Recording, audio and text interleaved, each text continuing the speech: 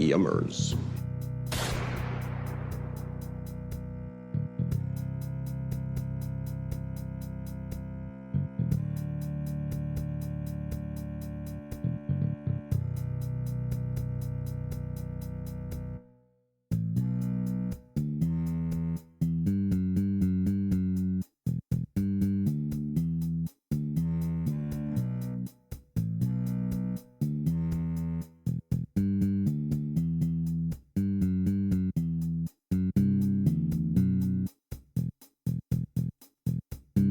Hello everyone, I am a bird.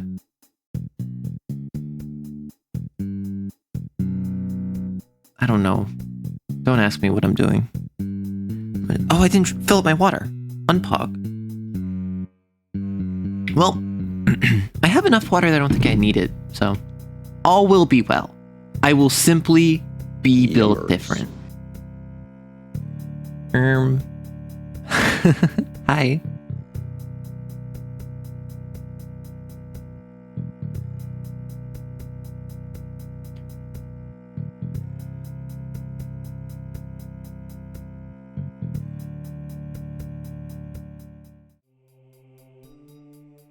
Hi. I don't have a plan for today. Like my plan was like TTRPG Talk, but at the same time, I don't really know. Gay! Okay. As you know, say hi in chat if you want me to say hello to you. But in the meantime, hi Corey, hi Shark, Spokes, War. Oh, I forget I have TTS. Edgy, Wolk, Yuzu, Claudion, GIF. Thank you, Maddie. You rocking that outfit? Thank you. It's a little like Christmas outfit, and I wore it for stream over on Wednesday. Hi. Play Killer Frequency. Is that the one where it's the radio? Like you're the radio host and there's like a serial killer? Do 6 backflips? Okay, if you have no audio, but other people are responding to me, then it should be fine. Hey, Akali. Thank you for saying I'm rocking this outfit. I thought it'd be fun for the holidays. And then, like, did I use this for yesterday's reading stream? I probably did. But anyway, like, when else am I going to use this? Like, yeah, this is cute. Yeah, I enjoy it, but when else in the year will I ever wear this? Yeah, so Killer Frequency, I watched someone play it like a year ago. And then just like a week ago, I saw a different other streamer streaming it. And I didn't watch it, but like I saw like a name I recognized that was playing this game. And I'm like, oh, right, I remember about that game. Did it have like an update or something? Or is it just, it's now making the rounds again? Because like I watched, I think, RT Game play it like a year ago. You got the new Pokemon game the other day? You've been having fun? Was it ZA? Oh, right, because you were posting pictures in the Discord. Declare it's an entire year of Christmas outfit. Who's going to stop me? I mean, out of every VTuber, I do believe I am uniquely qualified to be the quote-unquote like Christmas VTuber. Won't it be so funny? If I become like the Christmas VTuber and I make everything Christmas themed, and then in the holiday season I'm just completely straight-laced, like no gimmick. Like I don't celebrate the holidays, I'm not fancy, I don't have jingle bells or nothing, I'm just like my normal self. Do an entire year of Bastille Day instead? Yes, but that would mean celebrating the French, and that's, I'm sorry, this is Twitch, I'm not allowed to promote hate speech. No, I just really liked it and just remembered it. Honestly, I know the twist of Killer Frequency because I saw a playthrough. So, that's another one of those. That's a game where I feel as though you can really only play it once.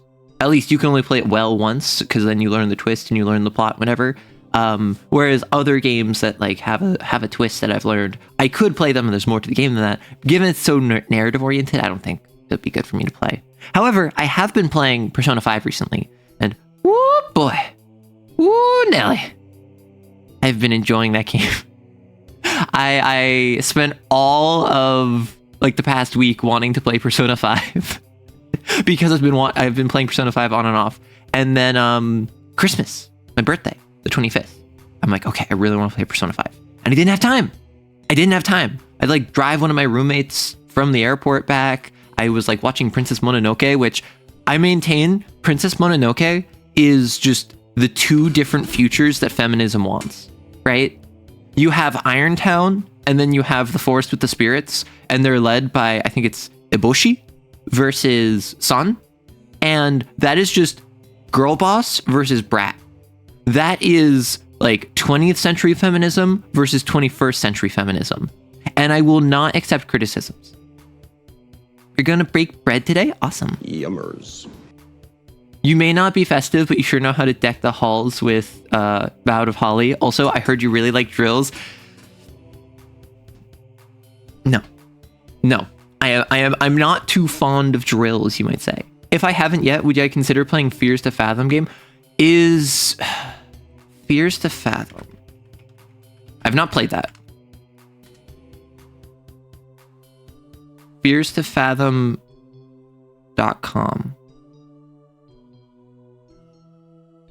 Let us hop on over here and I can just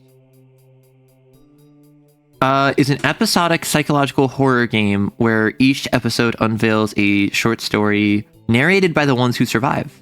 Oh, I actually don't know about this. I thought that I knew about this. So 2021, 2022, 2023. Oh, so it's like a once a year kind of upload schedule. They're fun. Yo, what's up? Hey, Sadistic. Hey, Dusklike. Hey, Golden. I'd like to remind everyone that in Lancer, falling is technically involuntary movement and can be immune to it. Yes, and a lot of rules mechanics specify that you cannot move them involuntarily and you cannot force them to fall. Oh, I love this. I watch people play it all the time. You should play one. I mean, Home Alone is free. Is there any reason I shouldn't just like grab it right now? It's been a while since the last one. There was only 5 right now. Yeah, the last one was top of 2024. So it looks like they didn't do one 2025. But very well, they could make one 2026. Unless the studio like shut down. I remember watching Princess Mononoke. That sure is a movie. Honestly, I really enjoyed it. Didn't Kion get a new update? Cyan? I am unfamiliar. Who's my favorite character in... For real? Who's your favorite character in Persona 5? Honestly, I'm loving Ryuji. Currently, I'm right outside Palace 1. I just beat Palace 1, and I'm in that intermediate area where we just had the dinner, and now we just went into Mementos for the first time. I met, not Jose, for whatever reason, and I am going into it on the first pollen warning day. Like I ended my play session like when I entered Mementos properly for the first time, right after that like first trial period with the Phantom Aficionado site. So that's where I'm at in the story. Ryuji is probably my favorite character thus far. Like he is my boy. The next one's said to be co-op. Oh, there's no reason why you shouldn't grab it. Yeah. Well, so my plan. How long are the Fears to Fathom games? Like how long does each of them take? Because I could very easily like hop in Harpocrates dossier, work on what's it called? The Cane Shadow, and then I could like play Fears to Fathom. But like Ryuji's probably my favorite character, just because he's so stupid. Like Ryuji is such a silly guy, but he's so sweet. And my main frame reference is like Persona 4, Persona 3, and something that I really like about Persona 5 thus far is that they took the archetype of the pathetic best friend, like Junpei Yosuke, they made that and they put it into Morgana, who also takes the archetype of the mascot character, like Koromaru or Teddy. And where Koromaru was cute, but didn't really have much to him, and Teddy was more annoying than anything else, Morgana, being the pathetic best friend, but also being the mascot, kind of makes him feel more unique. And as annoying as he is when he's the one telling you, like, oh, nope, go to bed, you can't do this today, that didn't bother me too bad. I actually like Morgana. Like I have been playing for 15 hours, and I like Morgana. And I feel as though I've been informed that's because I'm playing Royal, not Baseline. But that means that Ryuji doesn't have to be this pathetic, like, loser best friend character whose entire purpose is to make you feel cool by comparison. Morgana does that. However, Morgana also is like the mascot character, so he is the butt of like cartoon comedy, and therefore can be pathetic and can have a crush on that is not reciprocated, but it's not like him being pathetic as like a teenage boy that can't do anything. He's a cat. So it works better. Whereas Ryuji is allowed to like have an arc, have interests. He can have flaws that are more interesting than just like he has an ego that is greater than his capabilities and he doesn't know how to reckon with that. So like Ryuji is actually able to be really sweet on incredibly based. I literally just met Makoto. I know that she goes on my team. I haven't used her. She's not on my team yet. I've just met her. And the painter dude from the opening, like the guy with the blue hair that I think Matt Mercer voices, he was like, his peepers were on me. He was staring at me from a distance. So I think those are my next two party members. Every time Morgana says lady on, part of my soul dies. Listen, Morgana's like trying to white knight as a cat. About an hour, the later games get longer. Oh, I could do that. Bunger. Hey, Dynamite. Drake activating Fortress Protocol and just menacingly hovering in the air. I will stop chuckling about Lancer now. Listen. In Lancer the Mech TTRPG. Also, I don't know if you can hear. I feel like my voice is kind of deeper. And that might be because last night I did a recording where it's going to go live in half an hour. But I had like a more like a rasp to my voice, and I felt it in my voice. And now I think that because it's only been like 12 hours, it has not recovered. It does sound a bit deeper, but it doesn't sound bad. Well, I'm glad. Is this where I hit you with that, like, oh my, let me hit you with that ASMR? Matt Mercer is Yusuke? I think so. The Watcher. RT has infected Arrow with psychological horror AME for kids. Listen, RT game is pretty pog. And I need to watch his Persona 5 playthrough, because I've been playing Persona 5. I've been watching Mayoshi play Persona 5, and then I had to pause because she got to a point where I wasn't at social link-wise. So then I ended up doing the Confidant, and then it's been like a month, and I forgot that that I got past her point. So now I'm back to watching it, and I'm very happy. I don't know if you've experienced this. Have you ever like consumed a piece of media, and you just kind of like, your brain is like, I want more. So the first thing you do is look up other people playing this game or talking about this movie or reacting to this comic series, like whatever it ends up being. You're like, my first instinct after consuming this media is I want more consumption of the media, and I will live vicariously through other people experiencing it. Gambling. Sorry, what were we talking about? RT game, you know it? Wait, really? They called him the Drift King back in college? I didn't know that. Speaking of cats, I've realized one advantage of cats over dogs. If you have 3 boy cats that are neutered, you can call them your council of eunuchs. Well, you can do that with dogs too. Like, why do you think I associate with Neko Boy Blue? He's on my council of eunuchs. Bug Snacks reference out of left field. No, so I only did the reference because like Dynamite did the reference. What is the word under Lancer there? What was the word under Lancer there? Recovered. Who else is on my council? Well, so I have a council of eunuchs, and that is just anyone that has no balls. Because I feel as though to be a eunuch, yes, strictly speaking, you need to like have balls that were removed. However, I feel as though like most trans men would fit on a council of eunuchs. Post-op trans women would fit on a council of eunuchs. If you're like a cat boy and you got fixed, that's a council of eunuchs. And I'm inclusive. I'm tolerant. I'm with it with the kids. If you're like a cis woman, you can be on my council of eunuchs. If you are non-binary, you can be on my council of eunuchs. If you're a man and you fully just have your equipment down there, you can be on my council of eunuchs. We are tolerant because I recognize that if you diversify your eunuchs, all of them who are scheming to overtake you in a power jockeying like system of manipulation, they will all hit into each other, because if they come from different backgrounds,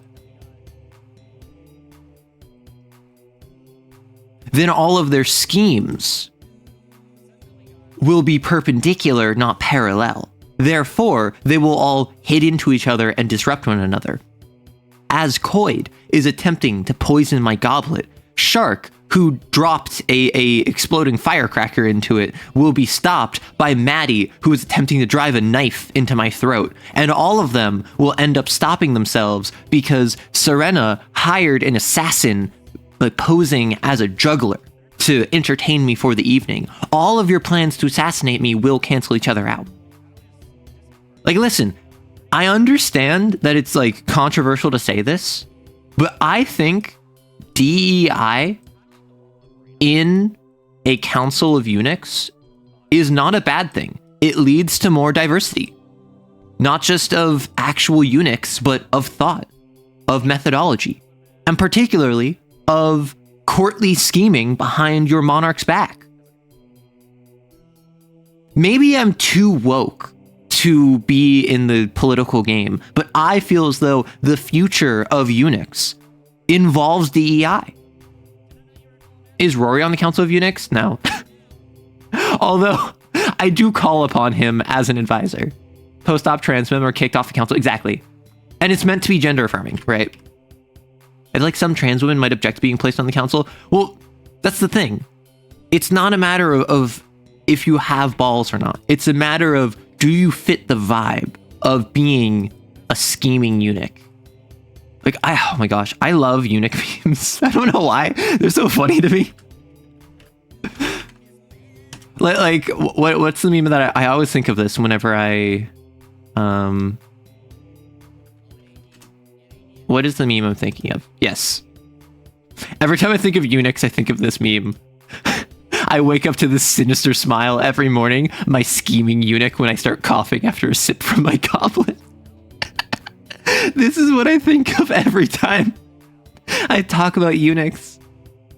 Rory confirmed to be a vizier. Oh, so true. He's my vizier. The one cis man with their junk intact in the Council of Eunuchs sounds like the one who actually is on the side of the ruler. Exactly.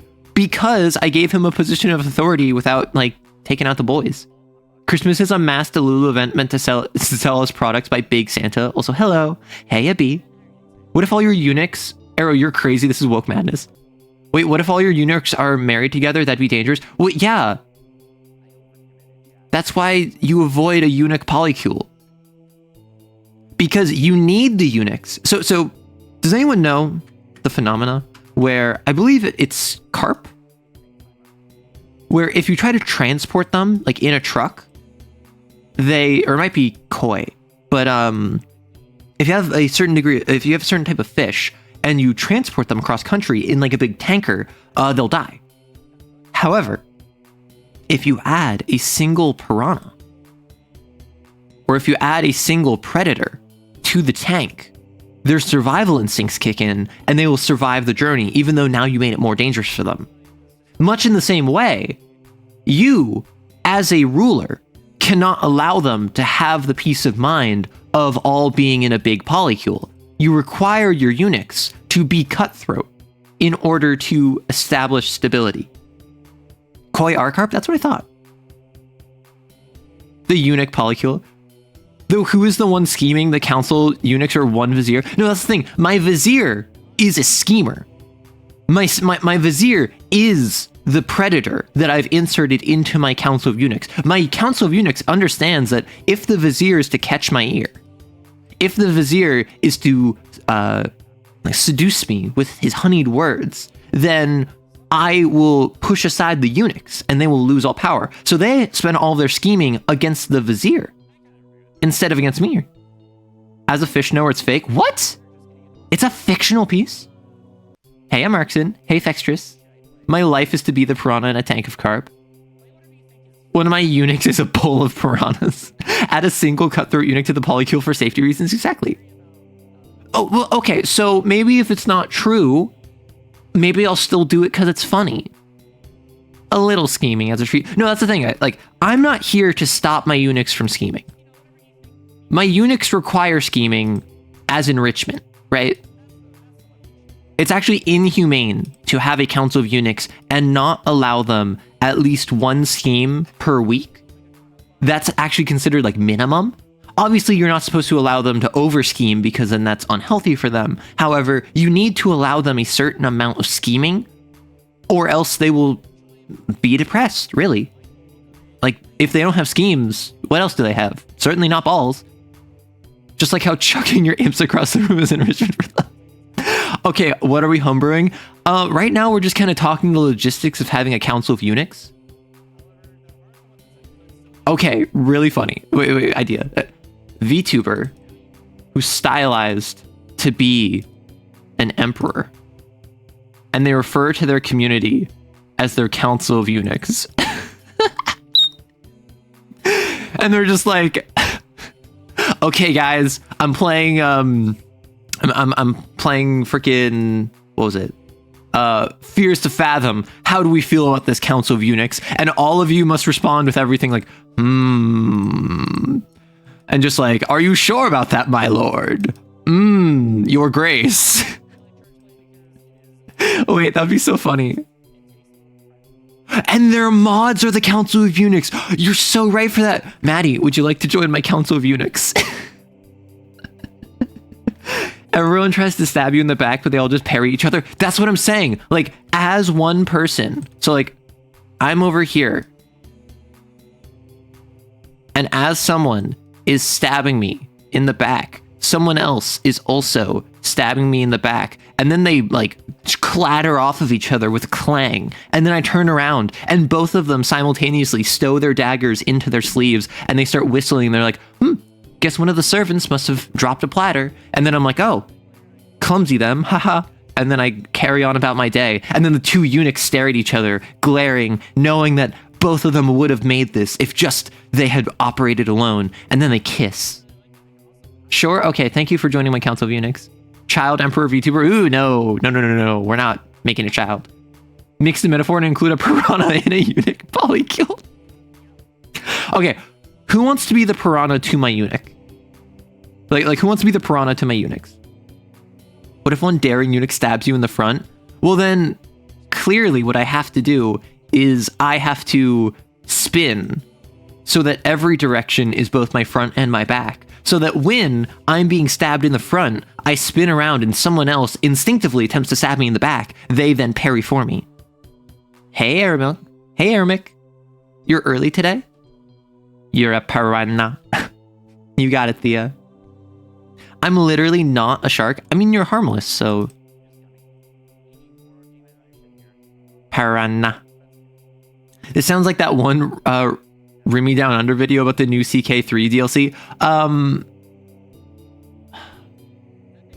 Kinda? I think, is it the one where it's just like, can you play CK3 as like a scheming eunuch? I would also not lie about being harmless. That's fair. What if we tried to assassinate the emperors and our daggers touched?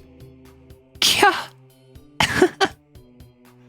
To gain entry to places where sharks are not welcomed. Listen, sharks are welcome here. Sharks are sea puppies. Like, honestly, sharks and dolphins should have a inverse reputation. Like, dolphins are as intelligent as humans. And then you're like, oh, that's cute. Wait, dolphins are as intelligent as humans. And like, that's how you know it's bad. Whereas sharks, they're just kind of dumb. They're just kind of like Dopey. Yeah, they can kill you, but so can most things. Dolphins are smart enough to choose evil. Exactly. My lord, you're a crazy man. I love it. And also don't mind the knife. Do you know about the Rubik's Cubes? I know what a Rubik's Cube is. Structures see cats. They love pet pets. Really? I know that they're like sea dogs and they love pets. Yeah, dolphins use pufferfish venom as a recreational drug. Dolphins also go around and like bully creatures of other species and will actively like assault them. Water is lethal and therefore evil. Thank you. Do you know how to do it? I mean, I know how to do a Rubik's Cube. I can't say I'm good at them. Dolphins are one of the few creatures in this earth capable of sin. Yeah. We talking about game design? Not yet. My plan was I was going to talk Harpocrates dossier because I didn't finish it last time. And then now 2.0 got released. So version 2.0, A Christmas Carol. Wait, that's so cute. There's a now playing section where the dev who was in chat last time, Svelte, I believe, included soundtracks, which are pieces of music they listen to while making the pages, and you can open them in hyperlinks. That's so cute. 2.1 got released today? Oh my... Oh, right, I forgot that it was like a hotfix. I should probably then... I should probably do 2.1 then, shouldn't I? Let me download 2.1.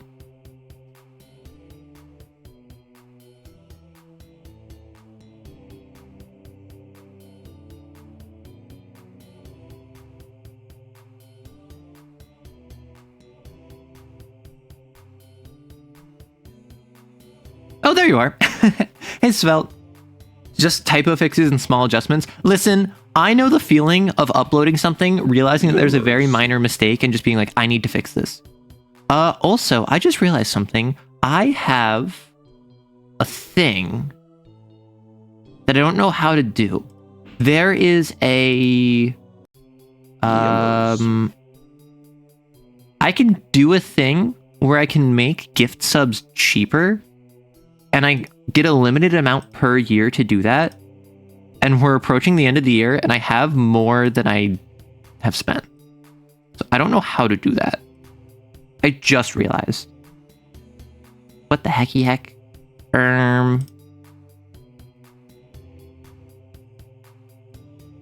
me check this real quick. Oh, it's based on Kane. It's already 35% off. Use them all. Yeah, this is a Kane supplement. Also, thank you for the Prime, Grum. I'm just checking this real quick.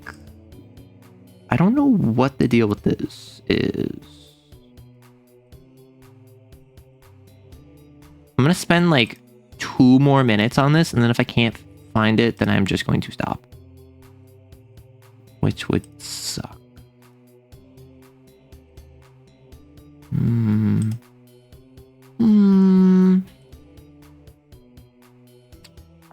Protective shield!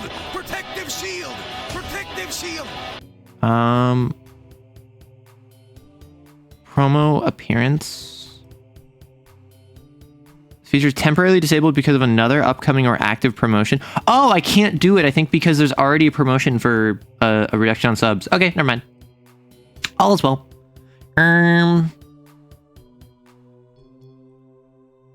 Yes, so this Harpocrates dossier is a homebrew supplement for Kane. It is a honestly really well designed and really well formatted piece that has new blasphemies. It has new exorcists or virtues, sins, agendas. It also has a bunch of jokes, memes, references, Easter eggs. How many of you are not familiar with Kane? There's already a gifted sub sale, yeah. I want to play Kane, but aside from the pilot net, I haven't found a good place to look. So people are saying that it's currently like 30% off on Chasm, the official Kane Discord server. There is a bunch of play groups. On our server, the Discord server, there's play groups. Bound Weapons 2, yes. The Arrow Cord, yes. I'm in Arrows and I've been looking there, but I was not aware of a dedicated Kane server.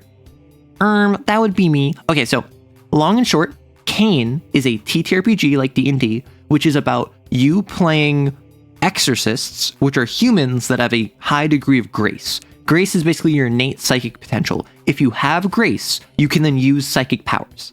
However, some people who have grace go through a traumatic event.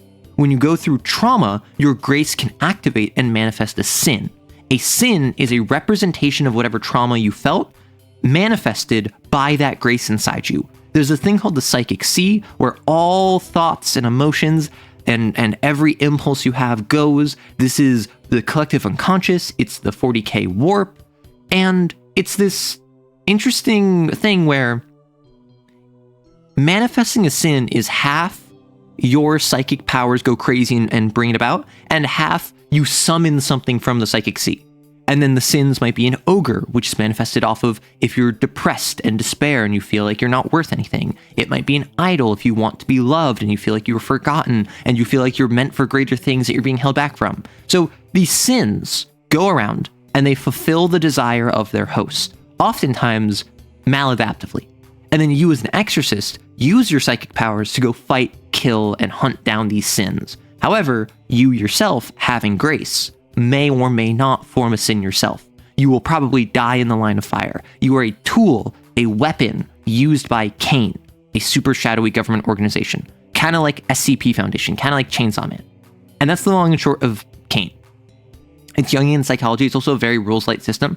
Yeah, I would say it's less rules light, and I would say it's more rules streamlined. I would say Kane is pretty good about having rules for a lot of things. It's just the rules almost always come down to you add +1 die. You add, you make a roll that was hard into a roll that was like normal. I wouldn't say it's rules light, but it's rules like super easy to hop into. 35% was subs for Twitch. I should have clarified. Oh, okay. Why can't I manifest Destiny Arrow? Because we tried that in the US and then it did a lot of bad stuff to a lot of different people.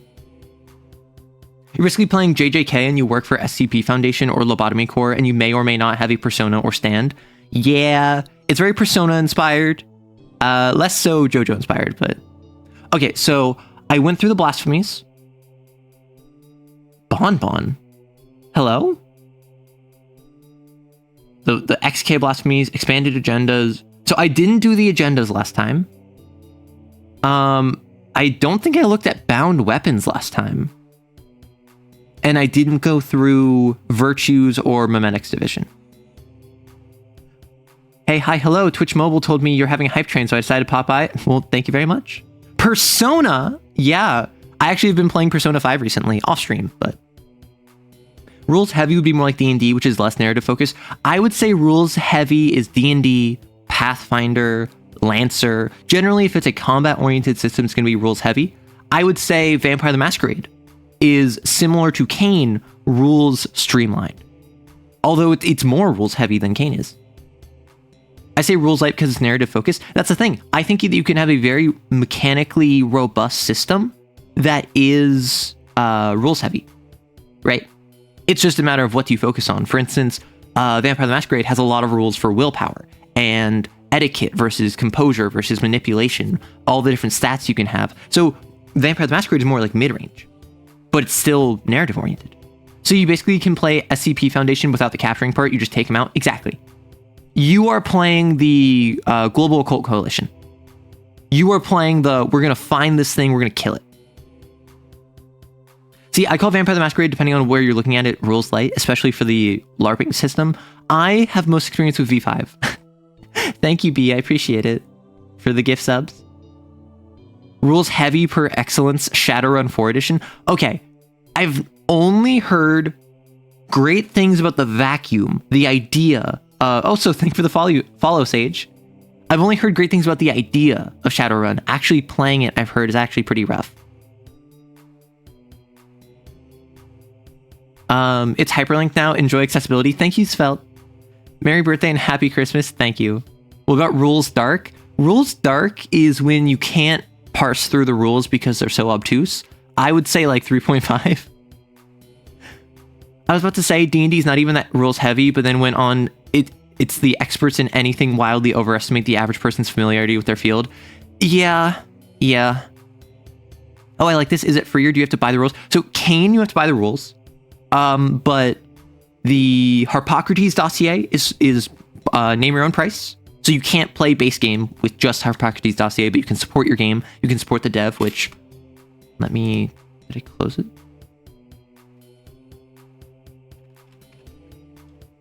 For anyone who doesn't know, anyone who is interested but hasn't downloaded it, this is the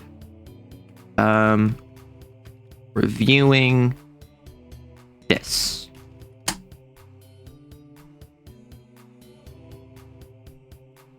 So I just posted the link for Harpocrates.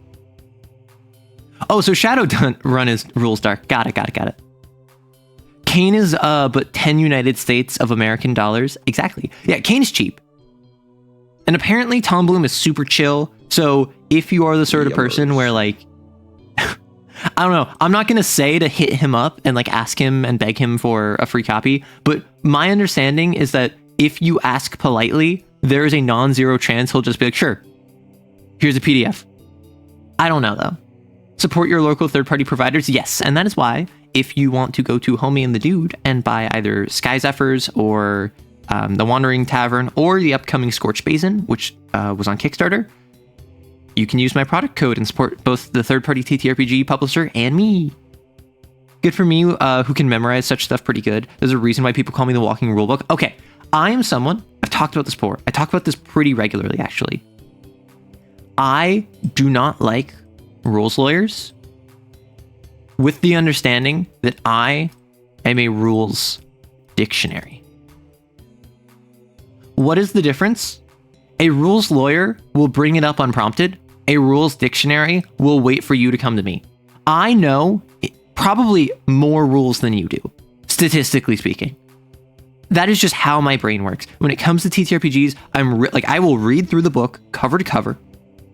I know how this system works better than you do. I might not have an exact answer, but I can tell you how one specific random gift for a werewolf works to a better degree of accuracy than you can. Most times.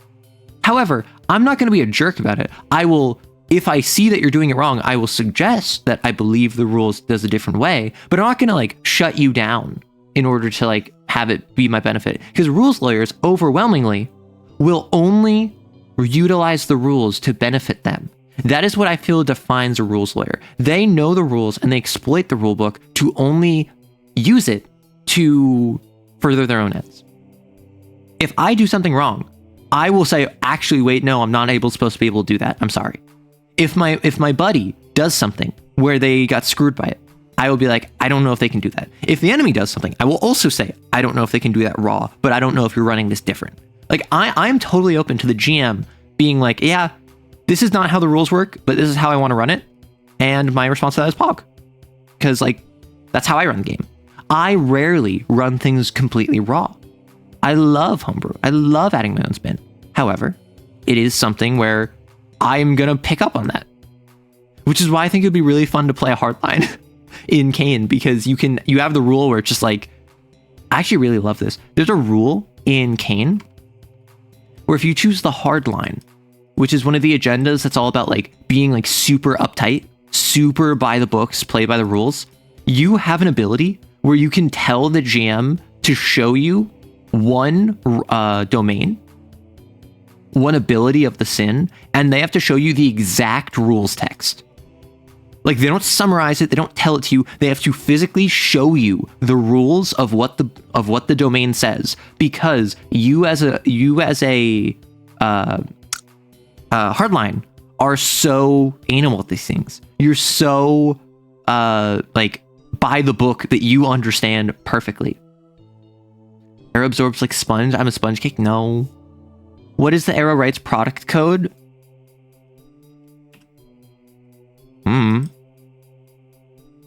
As a person hanging around his servers, yeah, he's chill. Which we love that, right? We love a chill dev. Shadowrun is very much a rules dark system where nothing is laid out well. I recommend, if you want to play, go through the book in PDF format, snipping tool, everything you'll need.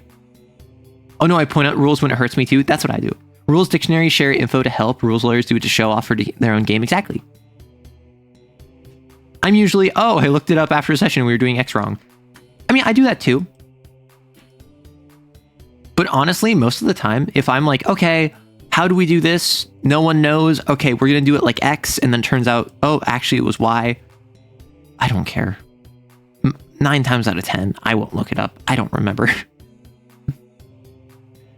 This is your opinion. I found it pretty clear, except when it's about the deep dive into the Matrix. That stuff is 4th dimension.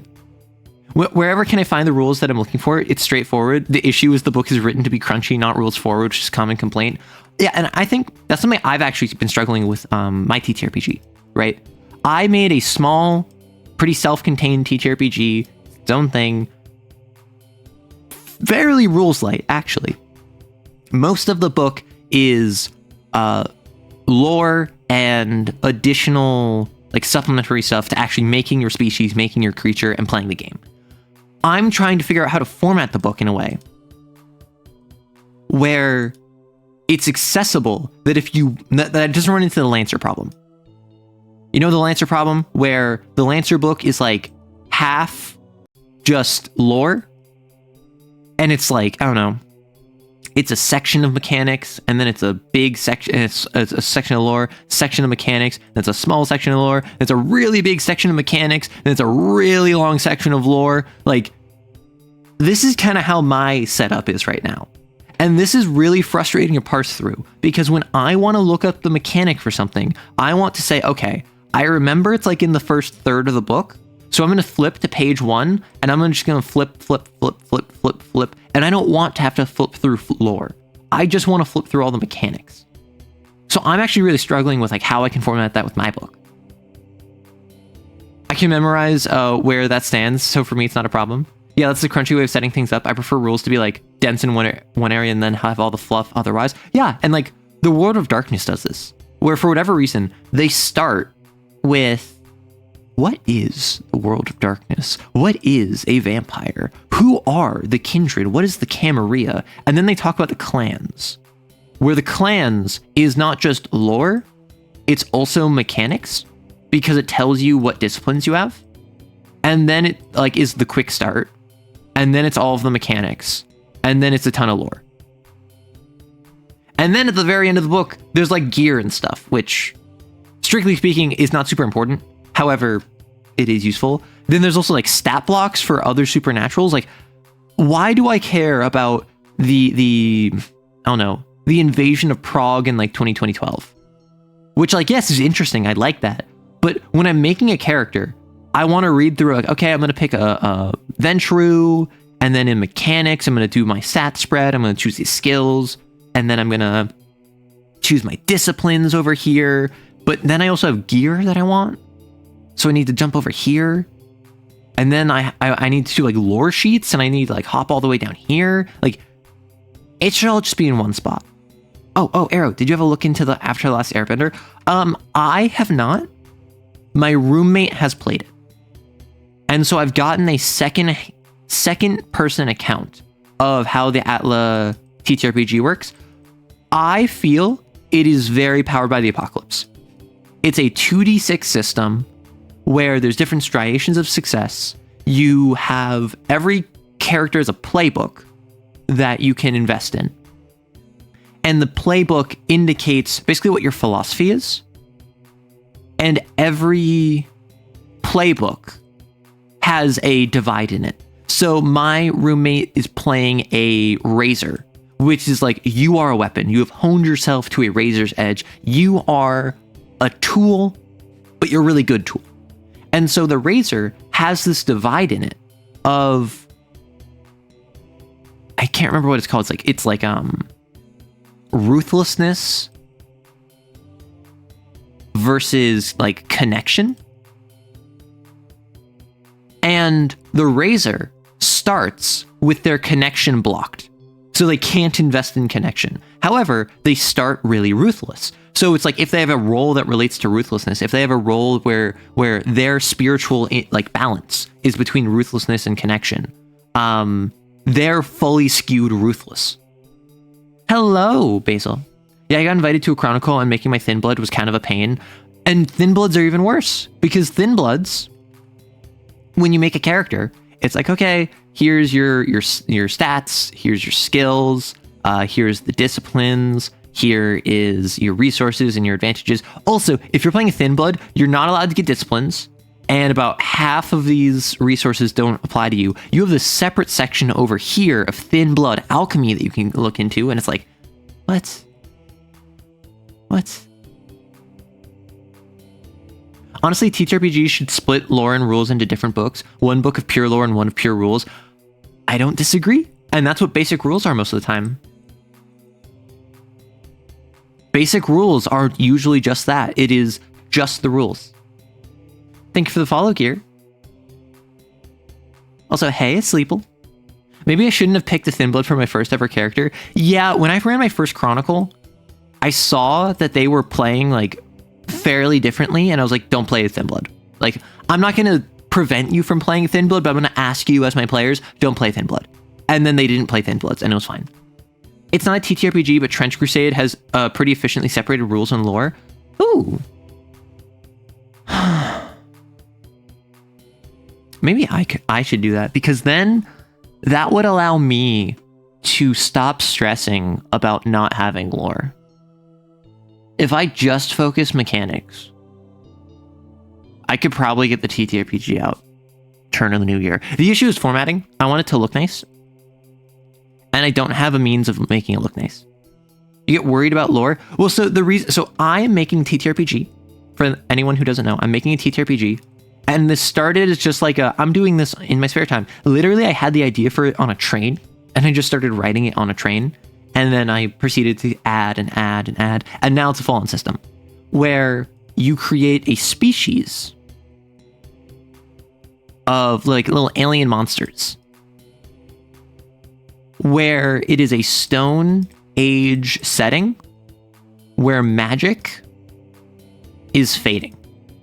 So you used to be able to rely on magic for reproduction and energy production and even temperature regulation. But now magic is fading, and as magic fades, you have to evolve and adapt and get new traits on your species. So you go from being like a blob that has like a mouth, eyeballs, hair, and feet, to you have to adapt to grow wings. You have to grow tusks and fangs and claws, and you have to learn to become a species that can actually survive for itself without magic. So what you do is you create a species, and then you create a creature in that species, and then you go around with other creatures from players playing their own species, and then you go off and do TTRPG stuff. And it's a setting that is completely alien. It's xenofiction. So I have felt pressure to like add in like lore and context and like a world to be set up in, which generally speaking, like I made like cultures for the different species that are in the book. But aside from that, I think I don't really need that much. The stuff you mentioned for formatting is ideally what an editor is for. Yes, but also, like, for instance, look at how pretty this is. Look at how well designed this is. Like, yeah, there's a couple bits where I feel as though there is, ooh, they put the psychic burst symbol, nice. There's a couple bits where I kind of got lost in the formatting, which is just how Kane is, really. Oof, loading. But broadly speaking, I think that this is it's just pleasant, right? Ooh, you completely redid the art on these. Nice. Nice. Actually, I don't prefer that design. I know it's pretty and some people are super into it, but I'm fine with just a simple text doc. I mean, for instance, right now in my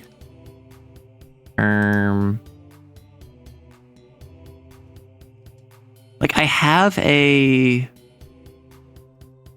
is an older version of it.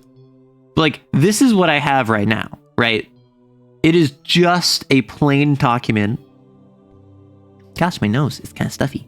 This is just a plain document with white text or a black text on a white background. It's not engaging. It's not accessible. It is just one giant like text doc. So I'm kind of worried about like, I feel as though that's not very accessible personally. That's fine. You're fine running that as a GM. And that's probably like, I'll probably not worry about that too much because this needs to be play tested. This needs to be actually scrutinized, where I feel as though I can worry about something like formatting after it gets play testing. That's more important. You're so sorry. You put me in a rabbit hole of Kane. I'm going to go be right back. Listen, 40K, I have Kane videos on the channel. So if you swing by and watch some of those, by all means, playtest. Yeah, it's a TTRPG. Yeah, so the world is big and scary. You are a blob. One of you needs to change. Creatures is a TTRPG centering around evolution in a world where magic is failing. Up until recent years, your species could rely on the rift for energy, communication, and even reproduction. But now the rift is closing, and the ether it blasts across the world is failing. Evolution is playing catch-up. Looks like you'll be the one changing. And that's like the pitch of it, right? That's the pitch of this system. And it's just, you make a species, and then you make a creature, and then you spore the TTRPG, 100%, Andy. Like, the spore creatures phase, as well as the tribal phase, were like really big inspirations for this. So to your worry about having lore and mechanics both to hook people, I'd counter with a good rules pique the imagination to where you can come up with whatever lore you want. That's fair. I want this to be at a certain bar of quality. Right? I want this to be a certain bar of quality because not only is it like perfectionism, it's I want to do this for the sake of me doing it. Also, I just think you deserve that. So for instance, this is an updated. Oh. So, like, if I just run through this real quick, and then we can get back to Harpocrates. I'm sorry. I know you care more about the actually good TTRPG, but this I made a quick start where it's when you create your species, you first have to choose or randomly choose one of your ether organs to remove. This is the things that help you do stuff with magic. So for instance, the Galbrox allows you to convert ether into energy, so you don't need to eat. The Jigglepop allows you to respirate, so you don't need to breathe. The Bamalam allows you to project your emotions and intentions, effectively allowing you to communicate, even without a tongue or pheromones or anything. So you lose one of those. So the first thing that you do in creature creation, you have organ failure. And then you choose 2 of the ancestors. There are 12 ancestors, and one of them you have to choose. The other one you can't choose. And then once you have those 2 randomly assigned, you choose 3 additional ones. So for instance, the Grogan, they determine what sort of traits that you can get from them. They have antlers and fur and feet and teeth and lungs and nails and milk production. This really feels like Spore. I mean, Spore was an inspiration. So if I want to have antlers, I would need to have the Grogan be one of my ancestors. So if I roll the 2d12 and I roll a 1 and a 2, then I would choose the Grogan as one of my ancestors. And then the Thissatrix would be my band ancestor. I wouldn't be able to take the Thissatrix, which means I wouldn't be able to have a rotating neck or chrysalis formation or echolocation. And then I might choose 3 and 4 and 5. So I have the Grogan, the Westwim, the Strovodellum, and the Kling as my 4 ancestors. In building my species, I would choose 1 trait from each of them. So I might choose antlers from the Grogan. And then from the Westwim, I would take hard shell eggs. And then from the Strovodellum, I would say compound eyes. And from the Kling, I would say eye stalks. So now I have a blob of a creature that has antlers. They lay hard shell eggs. They have compound eyes on eye stalks. And then I get 2 more traits from any of them. And let's say I also grab antenna and I grab milk production. Sure, so now I have a group of blobs that have antlers, eye stalks on eyeballs with antenna, as well as milk production and hard shell eggs. So now my species kind of coming together. They have things they can reproduce. They can see and perceive. They can defend themselves with their antlers. And then I create a creature where I choose, like, what does my creature do in its species? Is it a warrior, or is it a sage, or is it a leader? Is it a diplomat? And whatever it does, it's better at that. Okay, I was joking, but now I want to make a Death Worlder with no Bamalam as an almost solitary species, and some of the species in here are solitary. There's nothing forcing you to make a social species. However, when you make your creature, you have to answer a couple questions. Why are you willing to work with species other than your own? What goal do you have that requires you leaving your species to travel the world? Why do you continue to pursue your goal when others would have given up? And these 3 questions are tied to your focus. Focus basically lets you ignore the consequences of a bad roll. And you get focus back by role-playing one of these questions. So the idea being is that, well, if I'm playing a creature that the one I just described, and Golden is playing a creature that is their ancestors, the Vashzau and the Lenokam and the Alpip and the Klakauk, and then Edgy is playing one where their ancestors are the Strovadelm, the Vortboff, the Jirikiri, and the Lomp, why would our creatures work together? That doesn't make any sense. It's not like a D&D party where we can all communicate effectively and we are like, if I'm a human rogue and you're a barbarian half-orc and you're a elf wizard, we all can conceptualize on a higher level that we're working together societally. We're creatures here. We can communicate probably, but we're not like advanced. We are on the cusp of the Bronze Age. We are firmly in the Stone Age. So you have to think, why would I work with others? Why am I not just back home with my species? Why am I going out here and doing stuff? Why do I continue in the face of adversity? And so, yeah, I think it's... I like what I came up with, obviously, but you put a lot of work into this. It sounds like an awesome premise. I think it'd be fun to try. Devour the Week. Thank you, Golden. I appreciate it. I truly feel like I am harsher on myself than I think I ought to be. That being said, I feel as though the fact I'm so harsh on myself allows me to retain a certain degree of discipline. My brain is thunking. Well, the goal is that my goal is New Year. My goal is the New Year. Initially, it was top of the December, and then I pushed it back to Christmas. And now I'm thinking, drop this at the New Year. And also, one of the core parts of the game is trees. Trees are basically talismans. They're clocks from Lancer. And a tree is just, as you advance it, you fill in nodes on the tree. I liked the imagery of like an evolution tree, where there's like the branches of evolution because that fits thematically. And every game, there's a rift closure tree because the rift is closing. Magic is fading from the world. So as it closes, you lose more of those ether organs I mentioned earlier. But when it closes, because magic is fading, because it's unstable, because you're being blasted with pulses of magic, your species adapts, and that's when you get to level up. You can only level up in this game when the rift closes, which when the rift closes, you lose ether organs, which means that you're more vulnerable, which means you get more vulnerable and stronger at the same time at set intervals. Also, we're about to have an ad, heads up. So I guess, like, if anyone has any questions about this system, let me know. I can talk about it more at length, but I am kind of embarrassed. You want to be the evolutionary equivalent of a capybara? Yeah, you could do that. Nothing's stopping you. And like the actual mechanics of the game, very simple. If something is easy, you can just do it. If it is possible, you roll 1d12 or 2d6 if it relates back to your title. So if you're a warrior and you're fighting someone, it's 2d6. If you're a like researcher and you are trying to uncover ancient lore, you roll 2d6. 7+ you succeed, 6 or lower, you still succeed. However, you have a consequence. Let me actually, I'm sorry, I should have done this earlier. Don't be embarrassed whole stream about this system. No embarrassed, only kick-ass cool arrow. Can I play Turtle? Yeah, you can play Turtle. Okay, we have an ad break in progress. I'm gonna pause. I would absolutely love to do playtest for that if you're available. I'm hiding.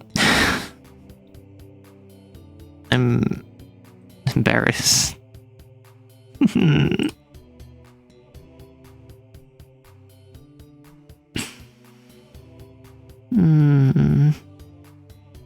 Yes, Maddie, I'm hiding.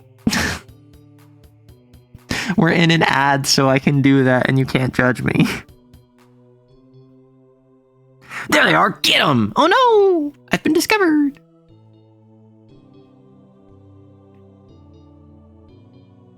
No. I get embarrassed. So I'm gonna wait until the ad break's done to continue talking about making checks. Yeah. Shut up. No. I don't know. I think this is a system that I'm gonna drop it, and I might get some playtests if I'm lucky, if y'all are free. And I'm probably going to have some major tweaks to it. It's probably going to be something like, oh man, I felt like the traits really didn't do anything. I really felt like the game was too easy. I really felt like it was too difficult. And I'm going to have to do some major revision to it because that's how playtesting works. But I'm excited. I'm down. I'm down to try it. I can do a few playtests. My plan is drop it for the new year and then basically say on the Discord server, like, hey, we have a Discord server. I encourage all of you to playtest it, and in order to incentivize this, I will make a unique channel where you can get a unique role, where you will just get a special permanent role that you were a playtester for this if you try it out in the first, like, couple months. Like, obviously, that's not a big deal. I'm not, like, paying you or anything, but I feel as though you should be thanked as best I can. Drink some water.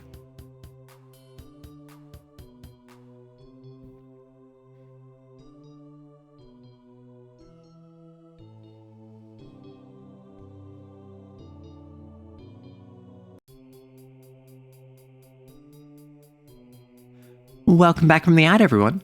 So, in the game, making checks, it is not powered by the apocalypse. However, it is a 2d6 system, broadly. So, if something is easy, if you want to do a task and it's easy, you just do it. Now, if it requires multiple nodes on a tree, you might not complete the task, but you don't need to roll. You just do it. There's no benefit for rolling like a 12 or higher. It's just 7+. If it's possible, you roll 1d12 or 2d6 if it relates to your title. If you're trying to fight something and you're a warrior, if your title in your species is warrior, you roll 2d6 instead of 1d12.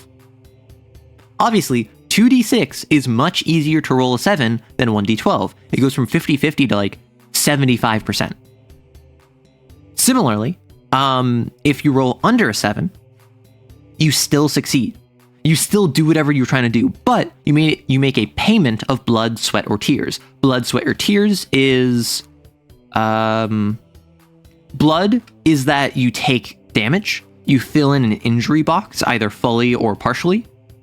Sweat is that it takes longer than you expected, and trees get marked off, nodes get filled in, stuff you don't want to happen happens, and tears is completely narrative. Maybe an item you own gets broken, an NPC betrays you, a secret gets revealed, or your home is attacked, a loved one disvalues you, someone else achieves your goal.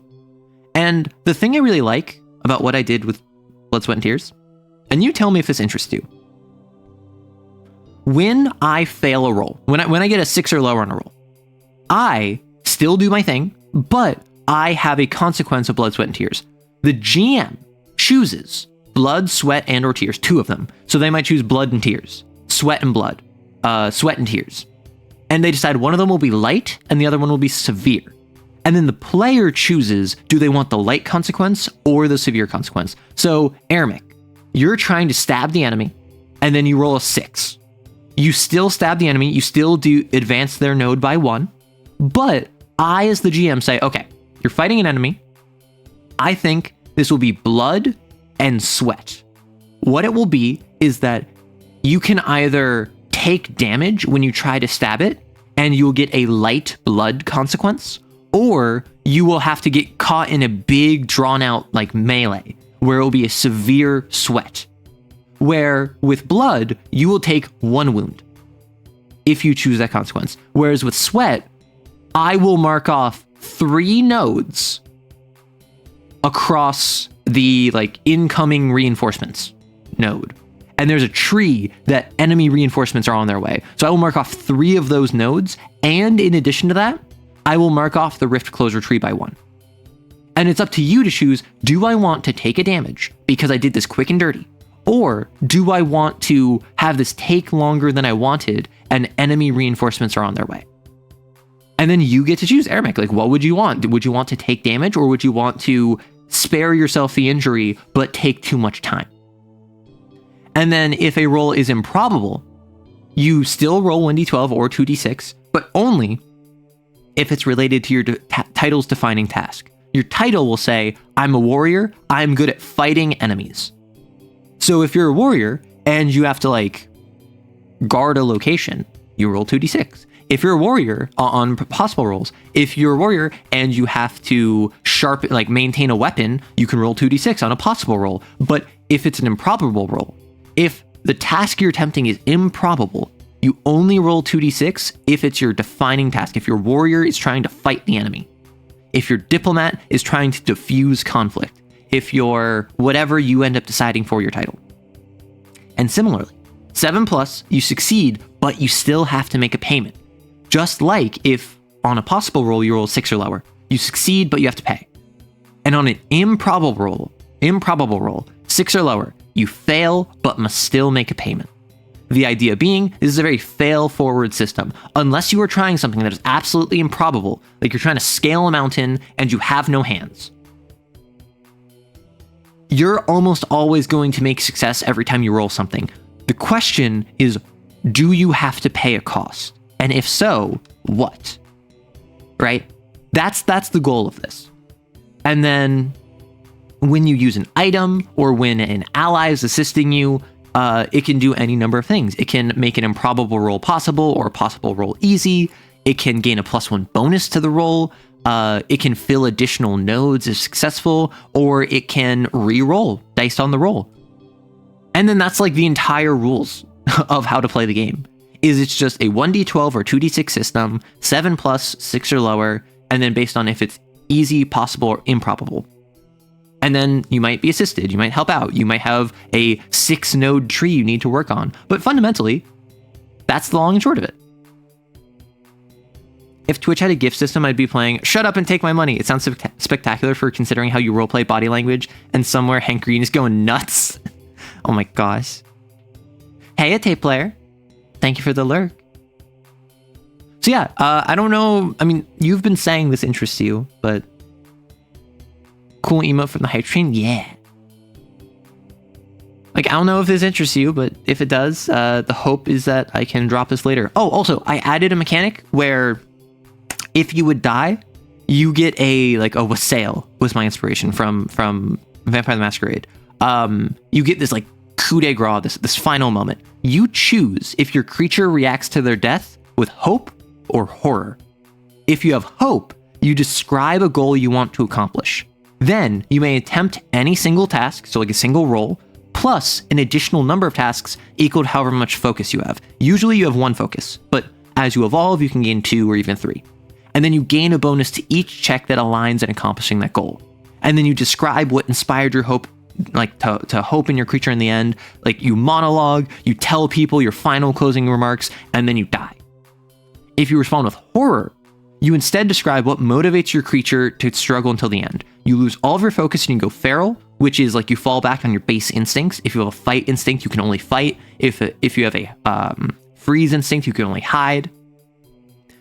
You may attempt a task plus an additional for every wound you take. So you die when your injury boxes, all 6 of them, are filled with either injuries and or wounds. However, if you have a wound in an injury box, you can add an extra wound to make it an injury. So basically, if I die because I had 6 wounds, I could take 6 additional actions because I take a wound, my first injury box is now an injury. My second injury box is now an injury on my second action. My third injury box is now an injury on my third action. So if I die because I took 5 injuries and 1 wound, I can only take 1 additional action. So basically, horror has a higher range that you can do. Horror, I can, if I die, quote unquote, early because I took a bunch of wounds instead of a bunch of injuries, I will be fine. Like I can do more with horror. Whereas hope is kind of more consistent. And then I can take additional tasks. I get a bonus every time that aligns with my motivation. And then you collapse when your injury boxes are filled with injuries. You describe what inspired horror in their creature at the end, exclusively via narration. This is your last stand. This is your, my Boromir, I'm taking arrows and like I can't actually talk or whatever, and then you die. And then once you die, your player is encouraged to make a new one at the end of the scene or session. It might be the same species, another player's species, or a new one altogether. So I might make a species, and Andy might make a species, and then Andy's character dies. There's nothing stopping Andy from making a creature of my species. And now we have 2 creatures of the same species in the same party. Neat. And then I added advice for like, hey, how can you run a one-shot with this? And then there's the proper rules of making your species. And I've already gone through this, but like I've read through the different lore of and the mechanics of the different actual species, like the Jirikiri, for instance. Oh no, dies off screen. But what I also did, and this is what's been taking my time recently. I've been making example conflicts, like basically quests for each species. So for instance, the Grogan. They are traditionalist. They are kind of dwarf coded. They're the ones with antlers that I mentioned earlier. And the example conflict that I set up for them is the Gravel family has lost its only elder, Noda. Elder Rafnor of the Mound family has offered to take control of it, given he is the eldest in the canal path. Yet the Gravel family refused. Loud Arkmal claims that despite her youth, she is more than capable of leading the Gravel family, calling Rafnor a failure even to his own family. The entirety of the canal path is divided between upholding tradition and allowing for a new generation to take power. While not yet violent, the lines have been drawn. And then I go into like, here's what Elder Rafnor and his supporters believe.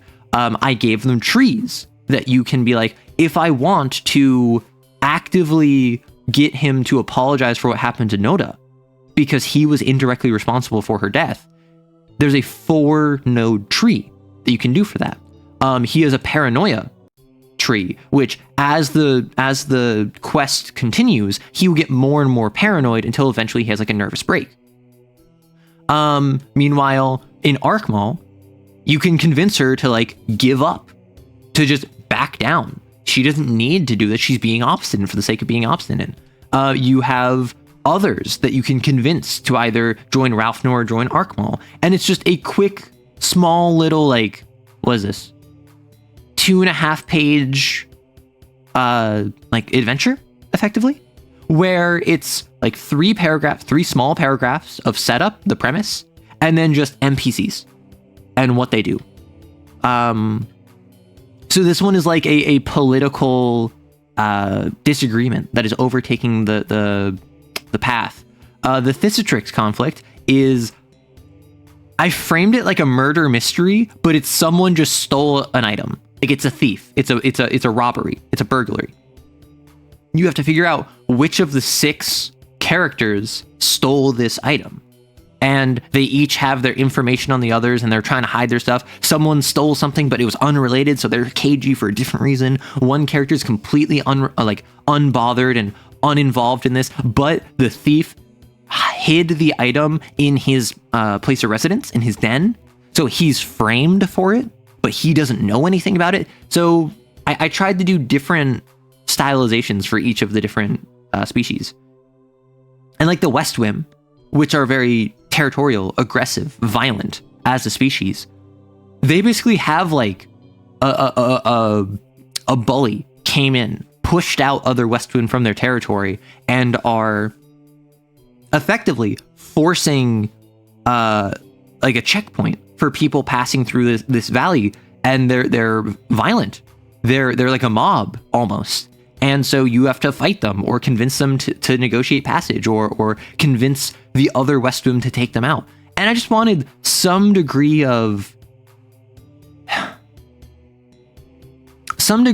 guidance on what sort of things you can get up to in this game. They're like us for real mob, exactly. And then like the Strovadelum, which are like aristocracy as a species. I basically made like a War of the Roses style. Everyone's betraying everyone. There's a Romeo and Juliet romance from both sides of like a brewing conflict. Like there's this marsh that has multiple different Strovadelum monarchies within it, and they're going to war, but there's lovers on either side, and at the highest level, all of the leaders have like a handshake agreement behind closed doors, and there's a foreign power like as an arms manufacturer. And remember, this is all Stone Age. So the arms manufacturer is giving them like spears and swords and like really sharp bits of flint and bone. But it's actively stoking a conflict in this marsh between these monarchies with tension. So I had a ton of fun writing these. It just takes a lot of time. And I currently have 4 of them. And there's 12 species. So this is something I wanted to include alongside like lore. But I feel as though this might be good for just like a separate second release. Here's a big stick. Yeah, no matter the tech level, business is business. You get it. You understand. Writing is, I'm not gonna say writing is hard. I'm gonna say writing is time consuming. Those are pretty well defined qualities for the different groups. I bet you can make some role tables for conflicts between them combined with NPC name lists. Yeah. That might be, honestly, like, I'm kind of liking the idea of splitting this up into 2 releases. The first release being the mechanics and the second release being like a setting primer, where the setting primer would be short. It wouldn't be crazy. It would just be like, here's what the different environments are. Here's different conflicts that you can have with the different species. The main book would just prioritize like, hey, here's the lore of the Westwim. The Westwim are, like, this is relevant to who you are and like what they might be featured in the game. My issue is that, I mean, you know how to play TTRPG. I don't need to explain to you how to play TTRPG. So I've avoided doing like what is a TTRPG in this book, but I don't know. I feel like if I run into the game and I release a document and it's just the rules, that feels kind of like empty head syndrome. Anyway, I'm done ranting. I'm sorry. I apologize. Harpocrates. It could be an expansion, which I probably shouldn't get in your head, but the system seems ripe for survival skills and animal behavior tables. I want to keep this simple, but just, you know me. I love inspiring creativity. If it is the sort of thing that people connect with and think is cool, I think it would be totally pog to just be like, hey, who in the community wants to contribute? If you want to make animal behavior tables, I would love to do to take credit for your work. I would love to do a thing where like, almost like a magazine where it's just like, hey, 4 community members each came up with their own ancestry, with their own traits that I didn't account for. Let me just release that in a drop and be like, hey, here's credit to all of the people that made it. This is not mine, this is theirs, but thumbs up, approval. Like word of God, this is good homebrew. I would love that, because that's the sort of environment I want to cultivate. I want to cultivate an environment where people feel comfortable homebrewing, people can be supported in their endeavors. And honestly, I'm a small creator. I'm not massive by any means. I think I'm larger than average. Also, I have a lot of subscribers, but no, I'm not one of the biggest content creators out there, particularly in the TTRPG space, but like, I would love to be able to support community members as best I can and be like, hey, you officially got published in the Arrow Rights community magazine or whatever. So with that done, let us go clearance level 4. I saw Bonbon. Ooh. Yeah, so as above, as within, so, or as above, so below, as within, so without, as the universe, so the soul. The Bonbon Blasphemy contains depictions of alcohol, depicts addition. The Bonbon Blasphemy. The Bonbon Blasphemy. The Bomb Blasphemy contains depictions of addiction and chemically induced mental control. Huh. Okay, I don't know if you... There was a word yesterday. There was a word yesterday that I was really struggling with. It was, magnanimity.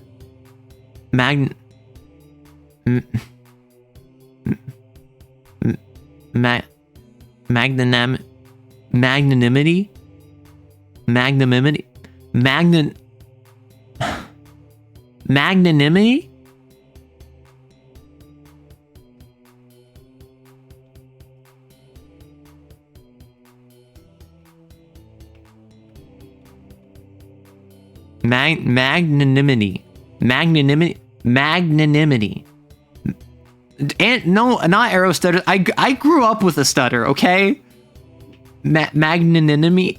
I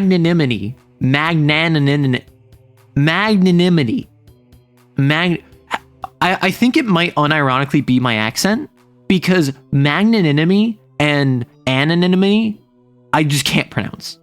I've tried this so hard. Magnanimity. Magnanimity. Magnanimity. Magnanimity. Magnanimity. Magnanimity. Magnanimity. Magnanimity. What if you try doing this in another accent you know how to speak? Magnanimity. Magnanimity. Magnanimity. Anonymity. Why did that work? Magnanimity.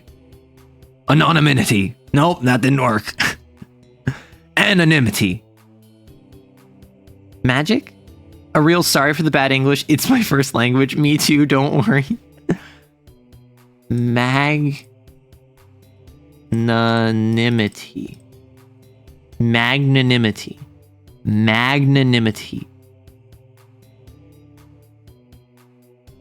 Magnanimity. Anonymity. Anonymity. Magnanimity. Anonymity. I did it. Okay, Bonbon. One for me, and one for you, and one for me.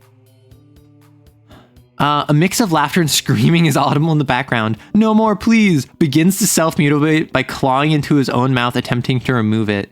Oh, so it's drugs. As the universe, you are always able to spend 1 KP to produce a small candy of your choice. Consuming it relieves 1 to 3 nothing, 4 plus 1 stress. Some of your powers inflict the overdose hook. When this hook fills up, gain the following affliction. Your body is overfilled with psychic chemicals which abuse your dopamine receptors and impair your sense of reality. Actions that require concentration or focus or thinking are always hard by default unless assisted by setup or teamwork. You may choose to take 1d3 non-lethal stress to ignore the difficult penalty on any specific roll. If you take a hook for this affliction while you have it, you take 1d3 stress instead per tick inflicted. This affliction appears after you rest. Interesting. Candy, sure.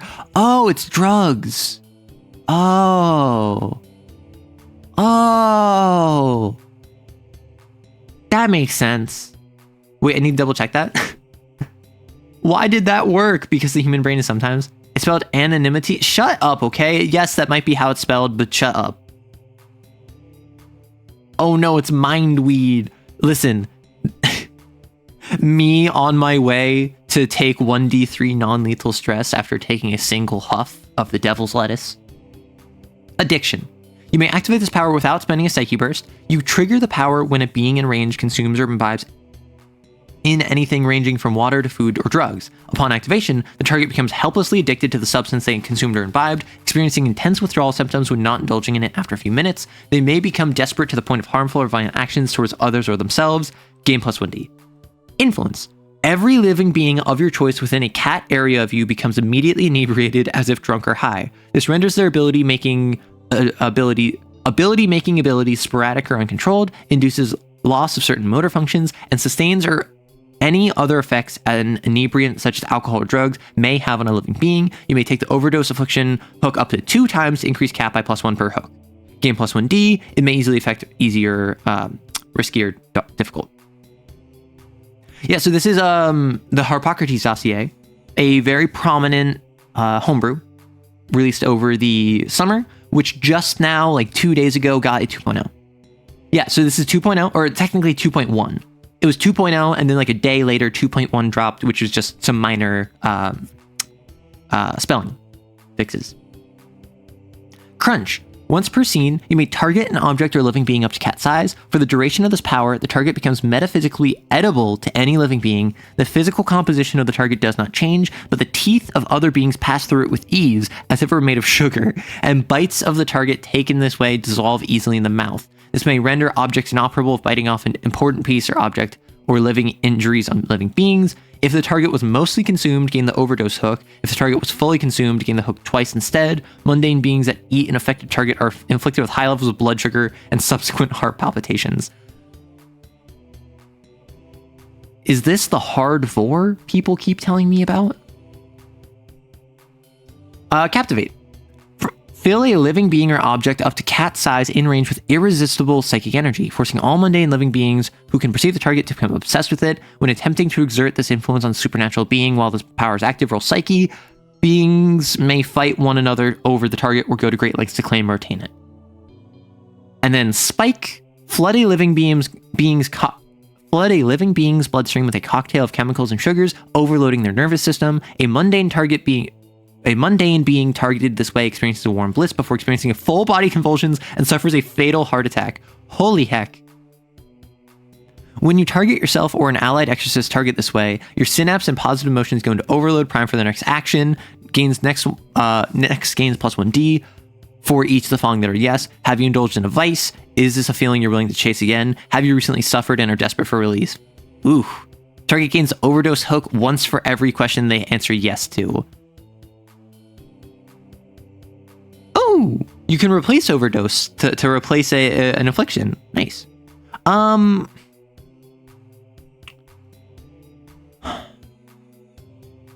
Of course you were listening to We Love Sweets. I don't even know that song, but that fits Bon Bon very well. As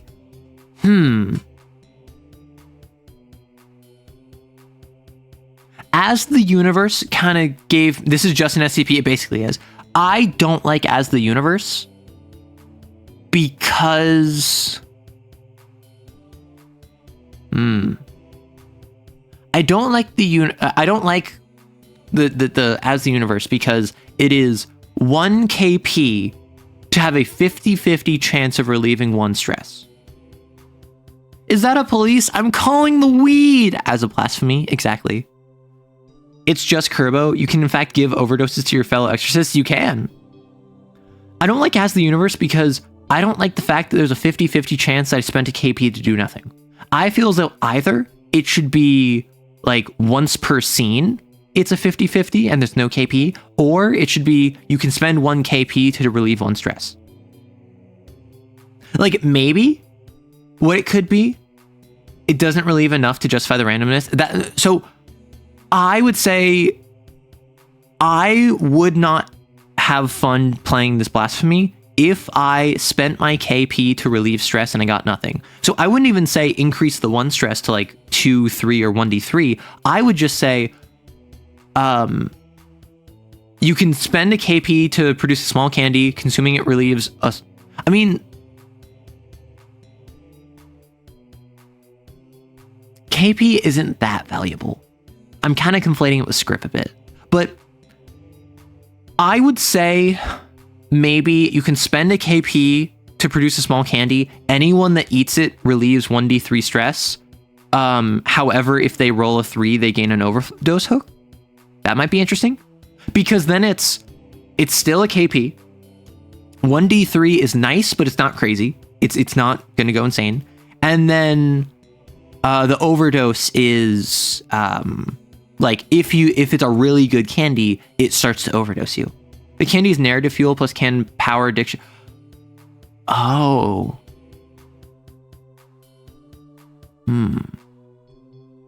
Well, so like I understand the narrative feel, but can power, addiction, attention, or combos with fate. So I wasn't thinking about that.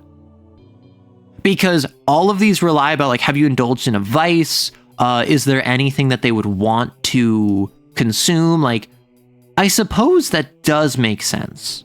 But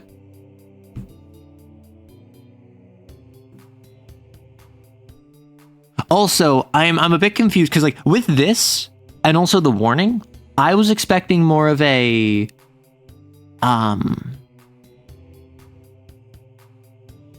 like a mind control, like I give you a candy and now you're under my control. I can like control your inhibitions or whatever. So helplessly addicted, everyone's drunk. Spike, which is like an overdose, captivate, and then crunch. This is another one where I like the ethos. Oh, my ring.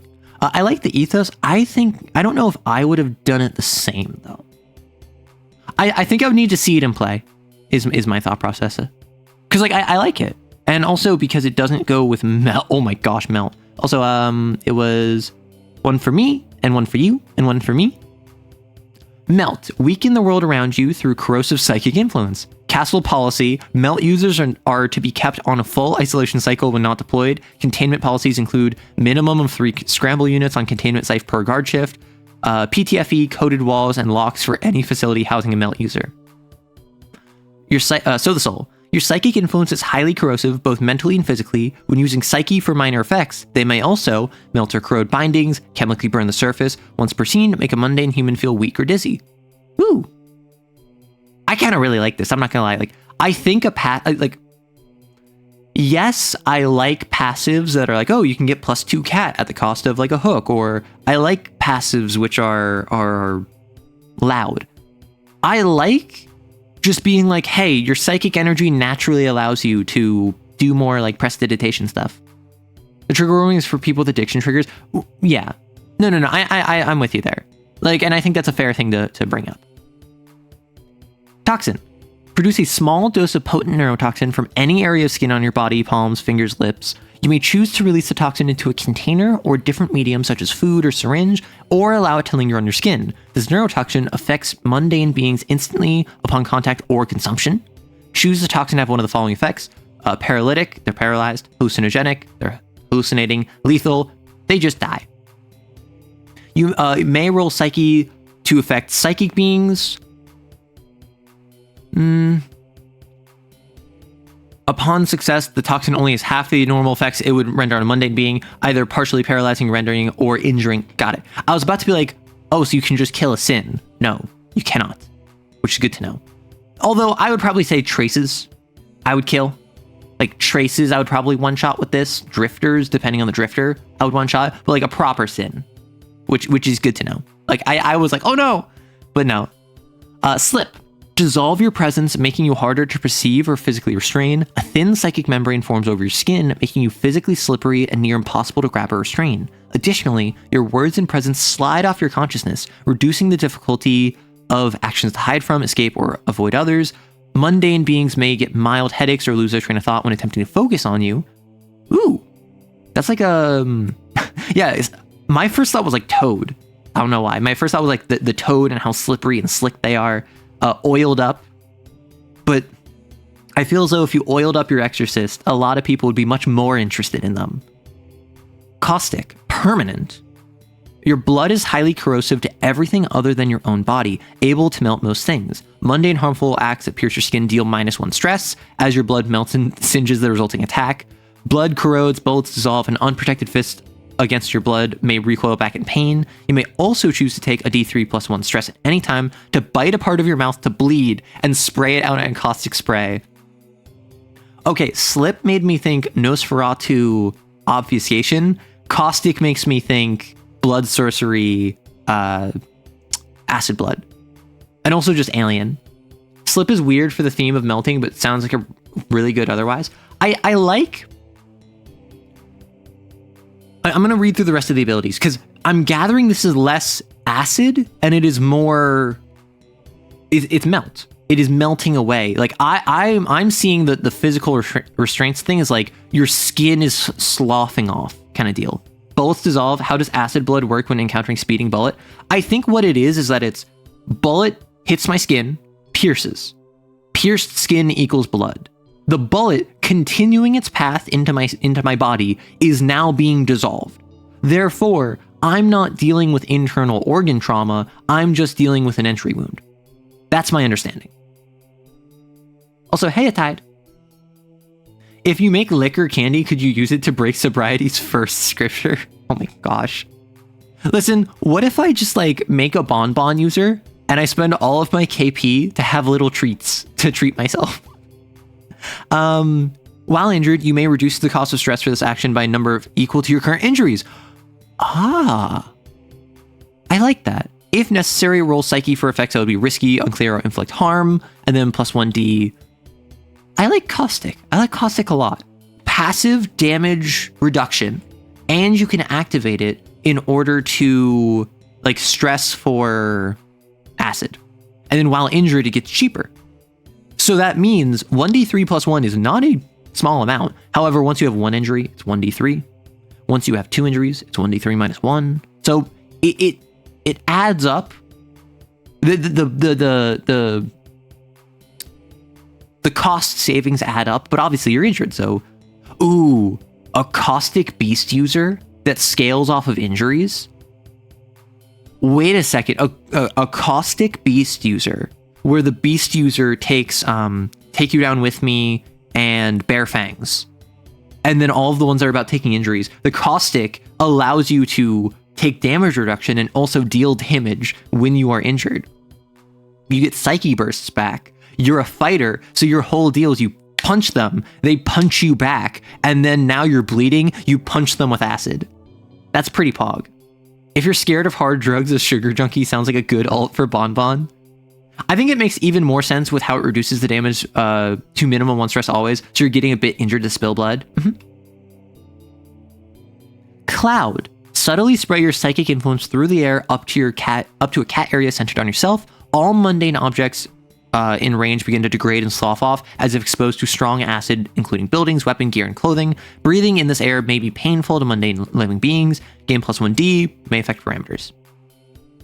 Soften. Mold someone's mind in your hand like putty. A mundane human being in your touch immediately becomes unable to focus on anything except for the sensation of your skin while you are speaking to them. While touching them, you can suggest a course of action that are not outright harmful to themselves, such as drive a car down the street or unlock the password on this computer, and they will willingly do so to the best of their ability. When you stop touching them, this power ends, may affect parameters. I really like Melt. Because you have Caustic, you have Toxin, which are the physical acid / poison. And Cloud is like acid rain.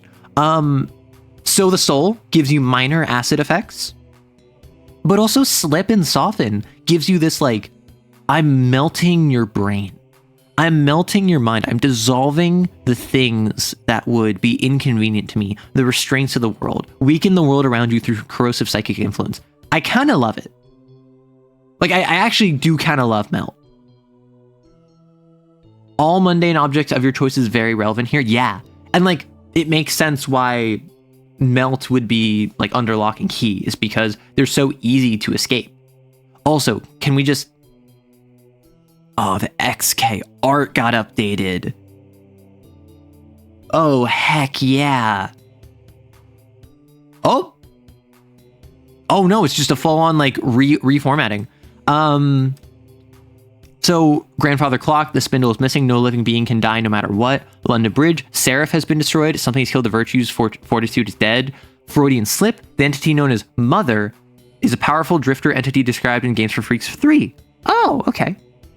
I have not read Games for Freaks Volume 3, I'm waiting to do that on stream when it becomes free. The entity known as Mother has infected multiple members of Authority, her plan is already set in motion. Eey. All tomorrows, something has come from space, it can manipulate Grace better than we can.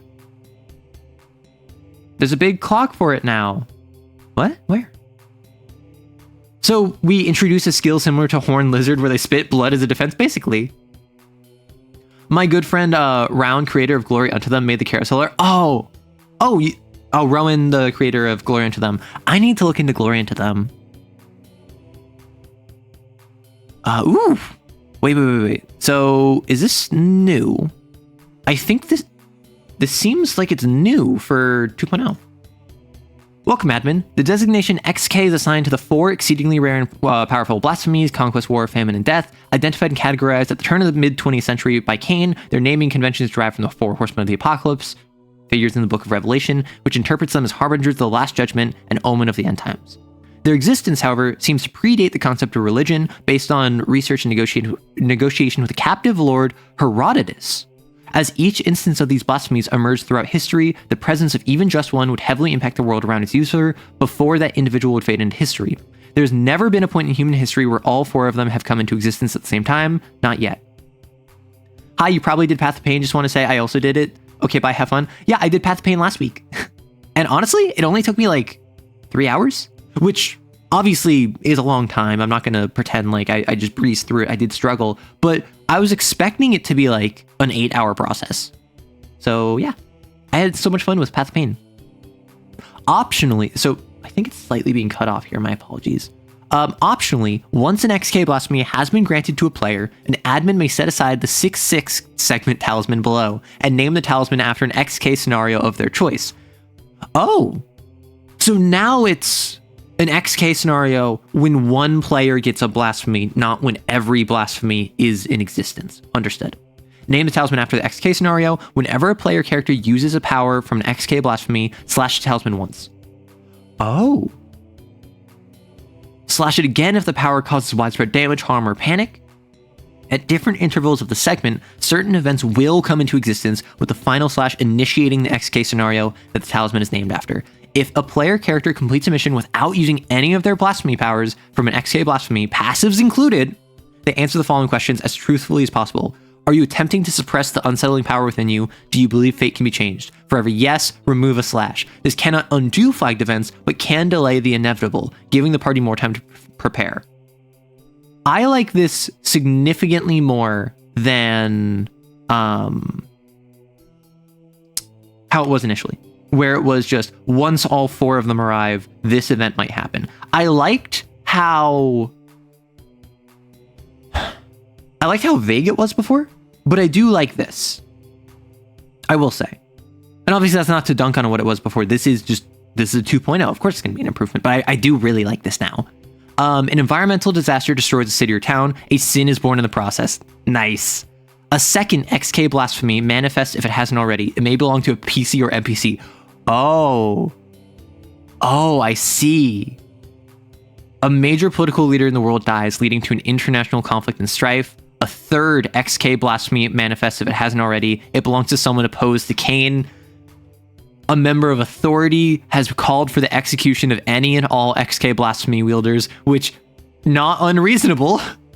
And then right over here, right on... slightly cut off. The last of the horsemen arrive. The end begins. It's also an optional mechanic, a suggestion. You can still run it differently. That being said, the big talisman is sick. No, like... Okay, so what I need to do... I'm going to look through the blasphemies again, the XKs. I want to see if they changed. Because, to me, making one of the binders hidden around an XK user, that would be wicked. I feel that as cool as they are thematically, the XKs are not worth it. Personally. From what I've seen, the powers did not strike me as like overwhelmingly more powerful. Now, obviously something like Tame was really cool, right? Where it's, you take a drifter or a bunch of animals or like, traces, like you can just control it like a Pokemon. Territory was awesome. Command, but the powers didn't strike me as, and maybe this is just me as a player, maybe this is just my temperament. I'm also someone that like hates taking sin when I play. The one time that I played, I mostly run. I am risk averse enough that I don't feel it's worth it. I feel as though I mean, narratively, they're pretty good. I guess the thing that really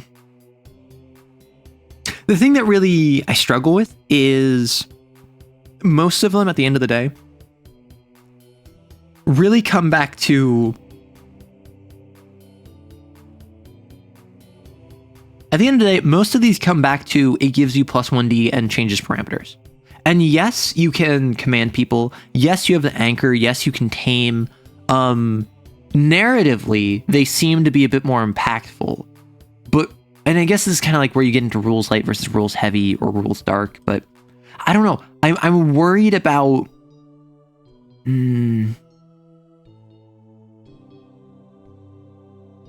I don't know. Am I crazy here? Where I feel as though, as cool as they are narratively, I don't know if the power level is enough. Oh, you added for the XKs. You added music. Yeah, nice.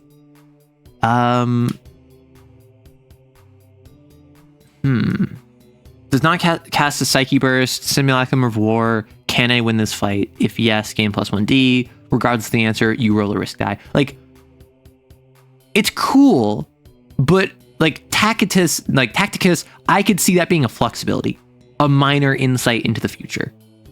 And that indicates to me this is not on a power level far beyond the other blasphemies. Which, I don't know if that's just me. I don't know if that's like just me being a bit of a stick in the mud. But eitherwise, I have not looked into these agendas. So I want to do that. Seers noticed a startling rise in more unique and innovative methods that castle exorcists take towards hunting down sins. After thorough study within Temerity through the Agenda 271 program, 16 new agendas have been added to Kane's registered list, ready to be identified among an ever-changing collection of exorcists. Every exorcist is different. Every problem is different. As new exos keep the field and conduct executions, keep in mind the differences between you and your comrades. That is your strength. But more than that, remember, sometimes the best hunter is the one with a few screws loose. Okay, para-romantic. Get intimate with the supernatural. Turn away a chance to breach the veil. Oh no. That's where we're starting. Sixth Sense. You always know when someone or something is watching you. When alerted by the advent of this, you may roll Psyche to determine whether or not it is supernatural and a success. Nice. Paramour. You always deal -1 slash to the supernatural and always take -1 slash.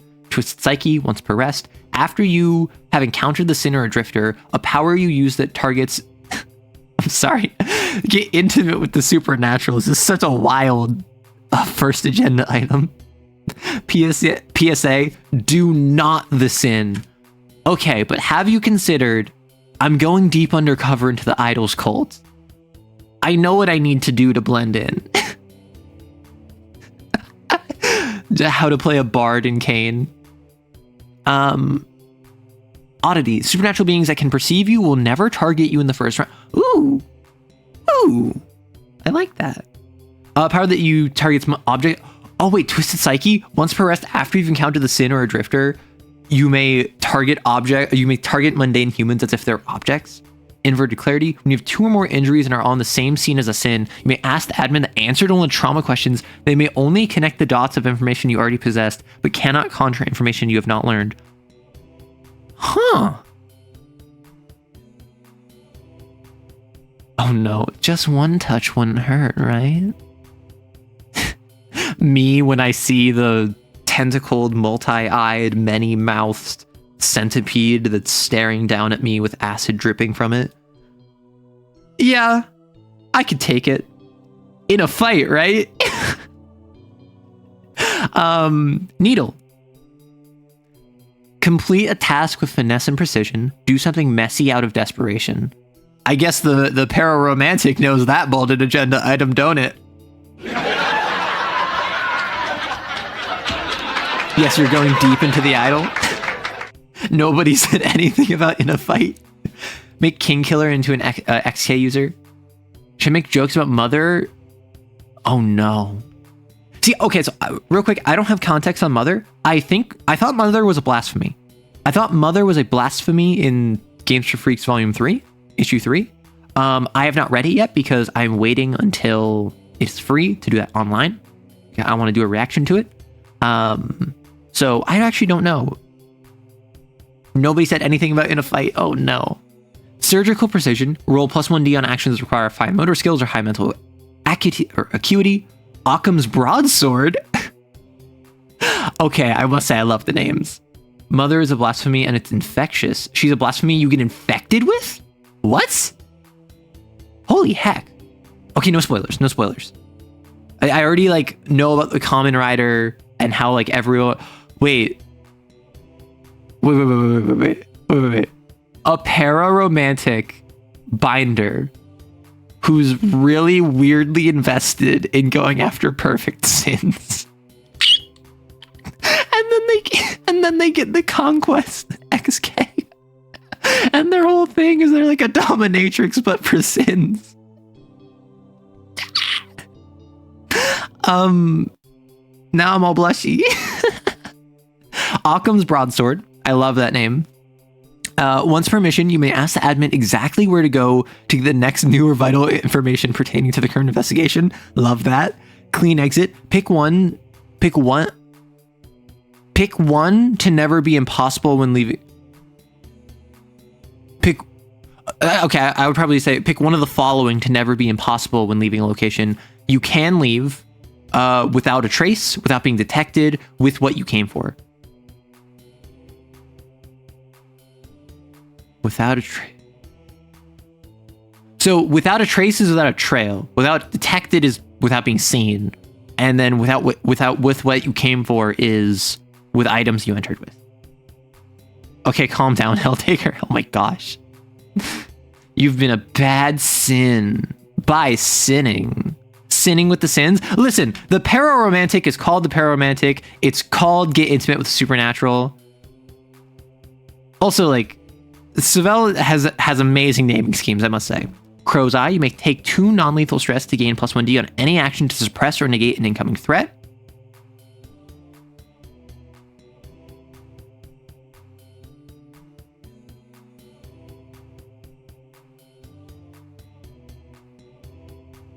That seems much more narrow than I think it should. Take 2 non-lethal stress to reduce or suppress incoming threat.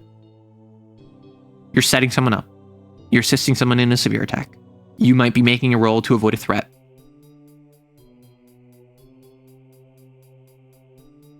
I suppose if you succeed and you do prevent it, it would be worth it. And like threats are something that I need to be better about doing as a GM. When I've run, I really only used stress damage and complications because I forgot about threats. And honestly, like I just need to be better about threats.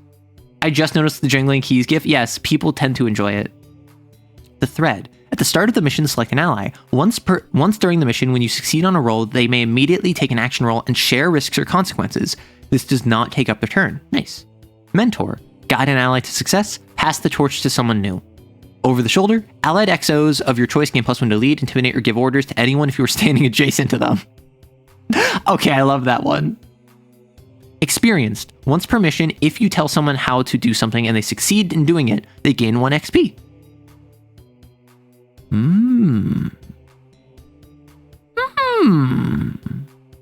Measured hand. Once per mission, when you set up or teamwork on an ally and they succeed, both of you relieve 1d3 stress. The long game. Once per mission, you may delay an ally's hook from filling up. It becomes fully slashed after you both rest. If the admin forgets to do this and you remind them, you and your ally gain 1 XP. I love it when rules include that, like with the... I think one of the sins had something like that. Second opinion, once per rest, when an ally of yours fails a roll, you may re-roll with +1d, but still suffers the consequences from the original. Okay. Also, haha. Haha. Point and laugh. Point and laugh. I see text box. Haha. No, that's... remember, as much as I will, like, point and laugh, haha, respect to the work. I don't want it to come off like I'm actually being mean. No keys, we riot. I don't know. There's been a couple streams where I just turned off the keys and no one noticed. The Lord has a domain like that.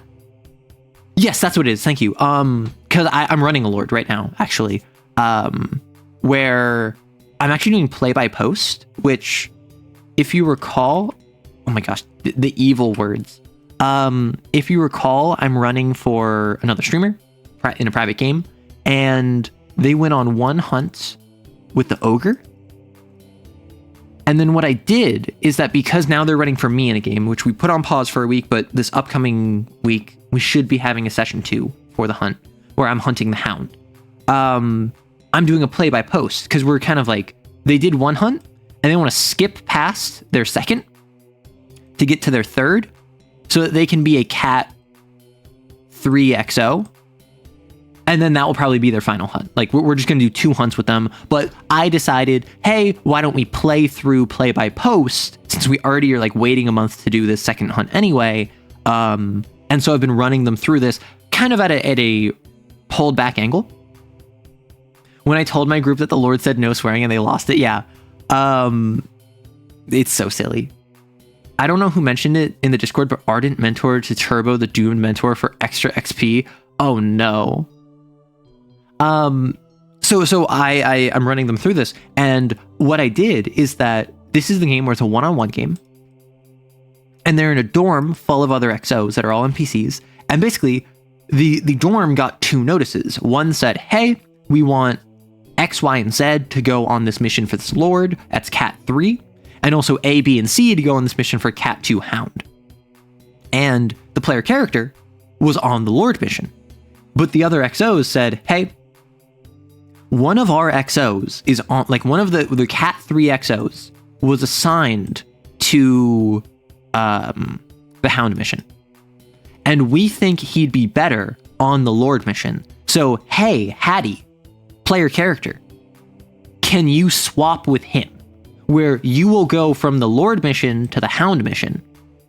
And then the guy on the Hound mission will come over to the Lord mission. Because the Lord is Cat 3, we think that you'll work better on the Hound mission. And then the player character is like, no, I want to prove myself. I want to demonstrate that I'm capable of playing in the big leagues. I might only be Cat 2, but I can assist you in Cat 3. We already have 3 Cat 3 XOs on this mission. We don't need a 4th. I can help better than he can, and we need a Cat 3 on that Cat 2 mission. That will help them work it. So then I planned on them to go on the Hound mission, and then they didn't. So I had to pivot, and I ran a Lord for them. And the premise of the Lord mission is that 3 days ago, the kingdom started expanding rapidly. But as it turns out, it's actually been active for like 6 to 10 months. And they literally just learned last night that the reason the kingdom started expanding so rapidly is because 3 days ago, the host got kidnapped by gatherers, which is a drifter in base game. So the Lord is like this 1890s to like 1910s Gilded Age, turn of the 20th century, like robber baron looking guy, like tycoon of industry. And he's driving around in an automobile across his kingdom, searching for the host. He encounters the XOs and thinks, because of the kingdom, that they're part of the family. And I've made it very clear that the assumption of them is that they're part of like the mob. For whatever reason, Cain is ascribed to be like the mafia in this kingdom. So they're basically, they encounter the Lord, and the Lord is like, oh, hey, you know what? This is a bit embarrassing of me to ask, but can I rely upon the generosity of strangers to assist me with a family emergency? Certainly, the family knows a thing or two about that. And so the player's like, what?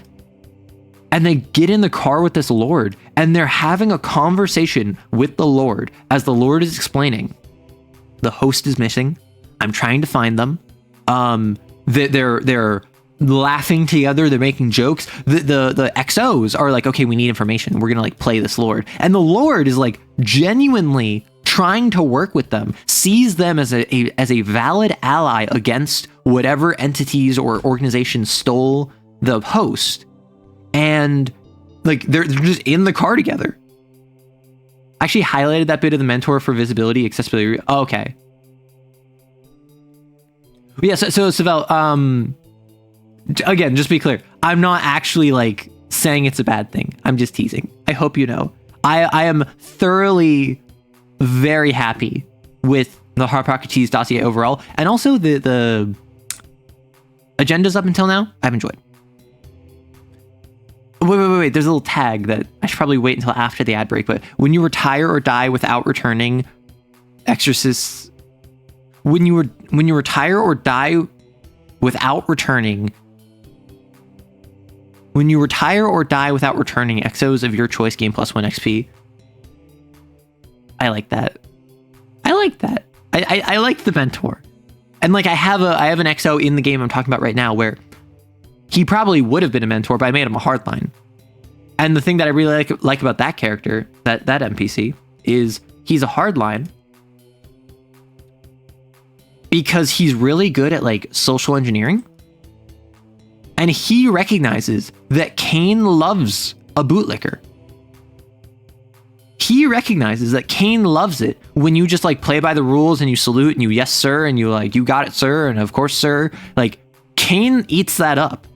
So off like in the dorm when he's not with Kane, he is super chill. Like he's not a jerk at all. Like he'll just like he's often put in a leadership role of the other XOs because he's Cat 3, he's a hardline, he's trusted, he's the second most powerful XO in the dorm, and so he'll like be responsible for training, and he's like, all right, if y'all want to take 5 and grab some water, I ain't gonna stop you. Like just make sure to do it before the handler gets back. And so like everyone stops training, they grab some water, they take a breather, and then he's just like claps his hands like, all right, back to it. I hear him coming. Everyone gets back to training. Handler returns, and then Handler's just like, I hope you didn't work him too hard. And then the hardline's just like, yeah, well, they're not gonna learn to hunt hard unless they learn to train hard. Think they should take a break? And then Handler's like, I think they earned a break. And then they get another 5-minute break because the hardline like cares about the dorm.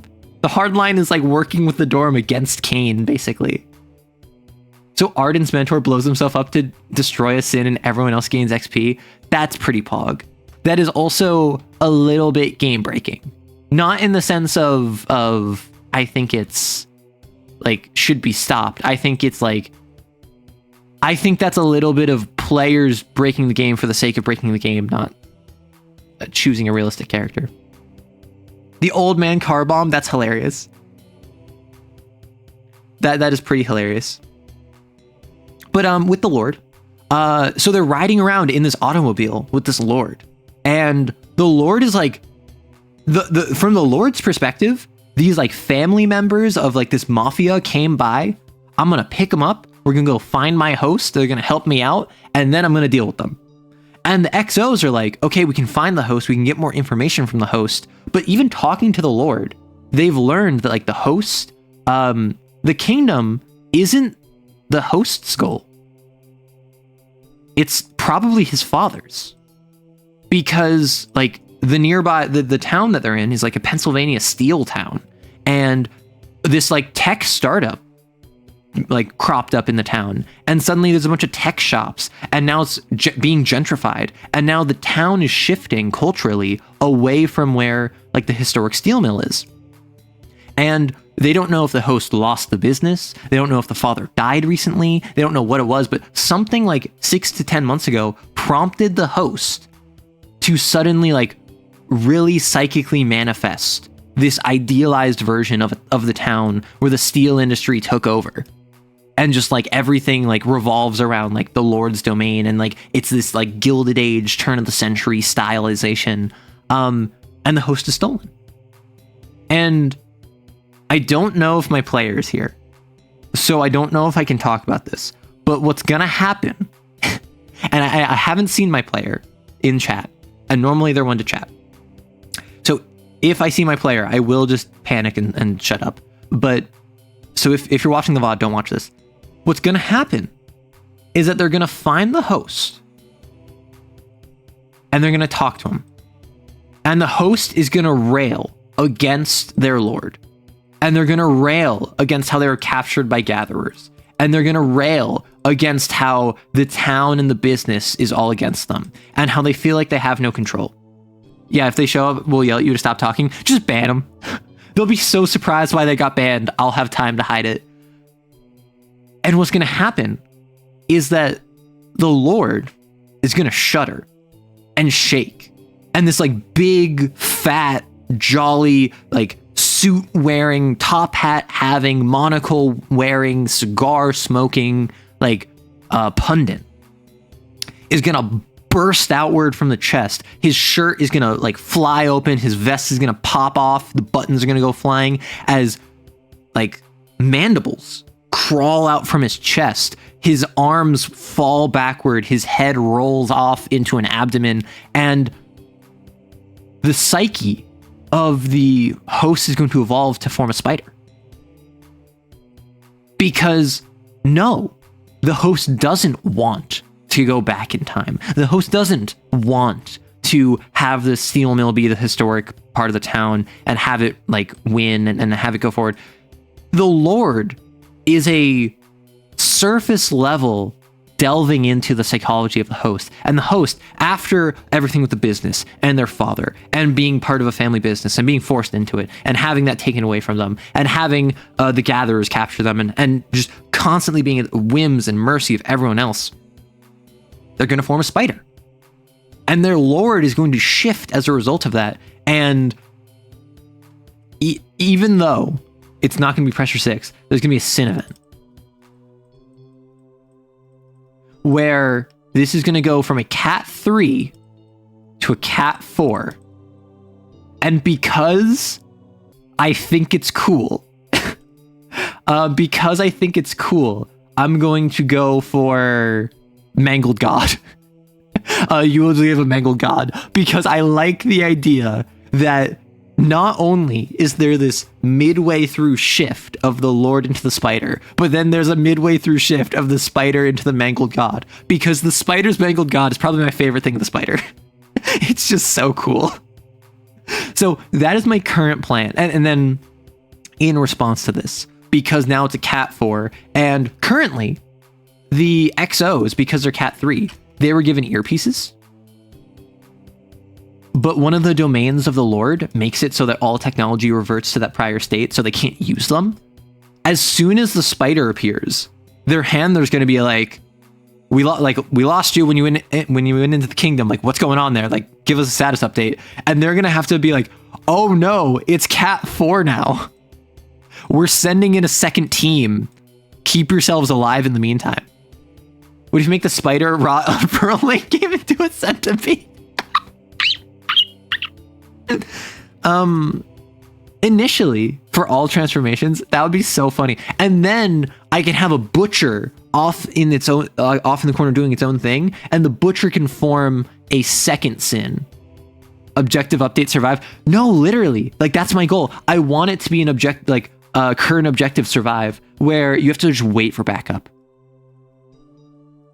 And it was like a 2.5 hour drive. It was like a 2.5 hour drive to get there. So you're going to have to like survive the spider that's cat 4 that just underwent like a sin event for 2.5 hours. Cat 4 when one of the exos is cat 2. 2 of the exos are cat 2. It's 3 cat 3s and 2 cat 2s.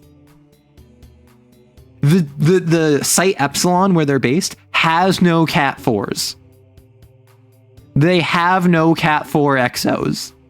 You know, at that point, just drop a rod from Seraph. That's the thing. I want this to be big. I want it to be scary. Because remember, this is the second hunt this character has been on. It's so silly. And so obviously the other team is going to be brought in. However, the other team is 1 cat 3 and some cat 2s. They have a single other cat 3 over at Site Epsilon who's currently busy doing a mission for Temerity. So yeah, at that point, basically what I want this to be is I want this to be a mission where everything goes wrong. And I want it to be a mission, a hunt, where the player experiences the despair of watching everything fall apart.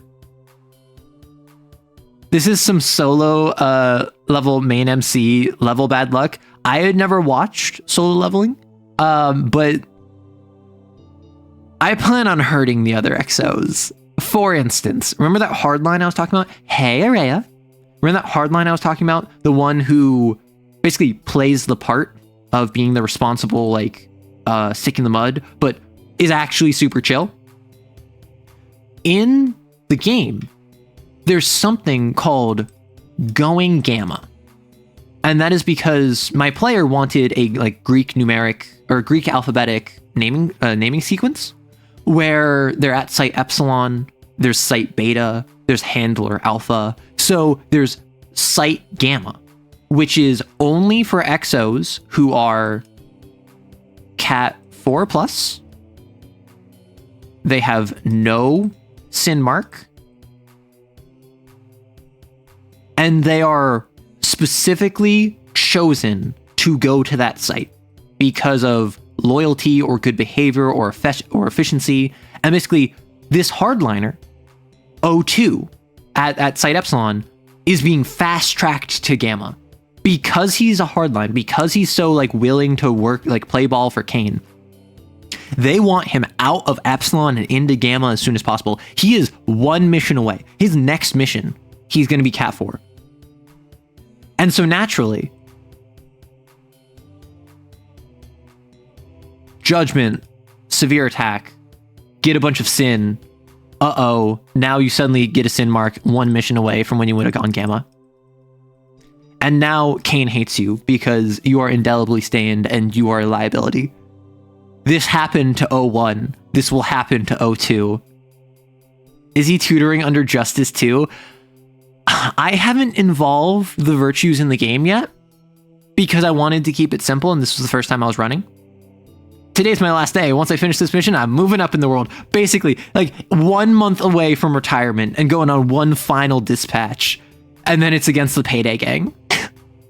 That's basically exactly what I'm going for. The other Cat 2 on the mission is someone that was on the first mission with the player character, with Hattie. So they're either going to get a sin mark or they're going to die because I want them to hurt. There's another Cat 3 on the mission who is like O1, is the most powerful XO there, has gone through some of the roughest stuff. They're not going to be in a good spot, but they're probably going to survive. The other Cat 3 who has been like an older sister to the character, she's probably not going to make it. like I want this to be an emotionally devastating hunt. Fight the crime! Fight the clowns! I love Payday. I got myself in a Payday mood. It's bad. Like, because on YouTube, I made the Xmas cover of 12 Days of Christmas for Payday. And then I started like reading some of the wiki for it and watching some of the videos about it. And now I want to play Payday. And which is why I'm so sad that Payday 3 is in the state it's in. Sadness. You're up against the wall, and I am the freaking wall. Kill the whole squad except the PC. That was my plan, except instead of killing the whole squad, I'm gonna leave Hound alive. I'm gonna leave O2 alive. Because I want the emotional beat of O2 returning back to Kane and Hattie, the player character, watching as the handler, or sorry, not Hound, K9, but their handler calls him Hound because initially he was called Hound kind of dismissively because he was a hardline. He's like, oh, you're just a Hound of Kane, you're Hound. And so he proved very quickly that he wasn't just a dog. He wasn't just a hound. So he started getting called K9 instead. But the handler heard everyone calling him Hound, and as a sign that like friendliness, he calls him Hound just like everyone else does, even though very clearly no one else calls him Hound. And so I want the experience of Hattie, or of the player character, watching as they return back to base and they talk to the handler, and the handler sees that he has a sin mark, and he calls him O2. Because he always calls him Hound. He always has called him Hound. And the handler to Hound is Jason. He's on a first name basis. Everyone else calls him Handler Alpha. But to Hound, he's Jason. And I want Hound, Canine, to call him Jason. And Handler Alpha just says, that's Handler Alpha to you, O2. And to just like have my player's heart break. Because that's what happens when you get a sin mark. You're already treated as subhuman when you're an XO. Now, you're not just a weapon, you're a broken weapon. How dare I? I know, it's gonna be so good. Every time I hear that, I just think, this one wall you won't climb, Spider-Man. Call them Handler Walter. No, I already have Handler Alpha and Handler Beta. I've been considering reinstalling Payday 2. I still gotta get DSOD. Oh my gosh. I don't think I ever went above Overkill. Like, I think 4 skulls was the highest I ever went. Payday 3 is still pretty fun, just very bare bones, so they have been adding a bit. Apparently new skills are great. Dastardly, evil, truly reprehensible. I love it. Yeah. And see, that's the thing, right? Like, this is a game about hurt, comfort. So I'm gonna throw my player a bone, because prior to the mission, they had a very nice interaction with one of the other members on their team. So they had a team with 3 people, one of which is the other Cat 2 on the mission with them, and the other ones are the Cat 3 they were going to swap with, and then another Cat 2. This one called Raphael, the other Cat 2, they had a very nice interaction with. They told each other their real names. They had a little bit of a heart-to-heart, and they basically said, like, see you at Cat 3, and they're going separate ways. Raphael is going to be fine. And Raphael is going to have a little bit of a gay awakening on her mission, because fighting the Hound is a type 2 Cat 2 Hound that is like in an office that is like cannibalistic, and it's based off of Butcher Vanity by Yishi, or featuring Yishi. And there's going to be a moment where like one of the other XOs on the mission with her is basically going to like be flirting with her.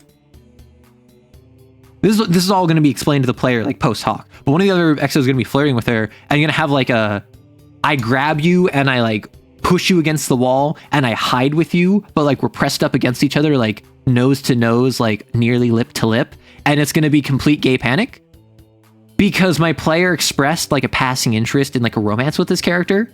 So I'm going to confirm that this character is in fact attracted to women and did not realize, and is going to have a bit of a gay awakening, and therefore is going to be able to comfort.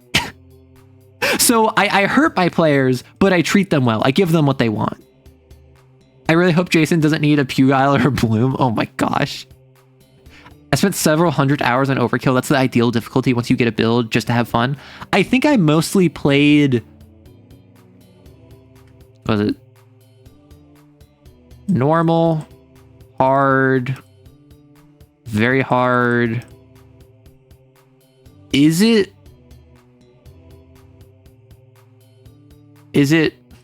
Overkill, Death Wish, 1 down? Is there 6 difficulties? I think there's 6. Or is there 7? Because there's 6 skulls and normal is no skulls? I hope a Pugile or Boom doesn't meet Jason so much sin marks. Yeah. So Handler Alpha has been, I'll say cordial. Very much Handler Alpha is like, I'm going to be polite to you. I'm going to be not kind or nice, but I'm not going to be rude. I'm just going to kind of treat this as business. I'm going to chat with you. Hey, when you're on my missions, I'll ensure that your mess is accounted for, and I'll make sure to schedule deployment around mess hall. And if it conflicts with when mess hall is open, I will literally like extend mess hours for you so you can get a proper meal before you deploy. Before they set out on this mission, Handler Alpha was like, hey, just checking, make sure, did all of you take advantage of the extended mess hours? One of them didn't because they're edgy.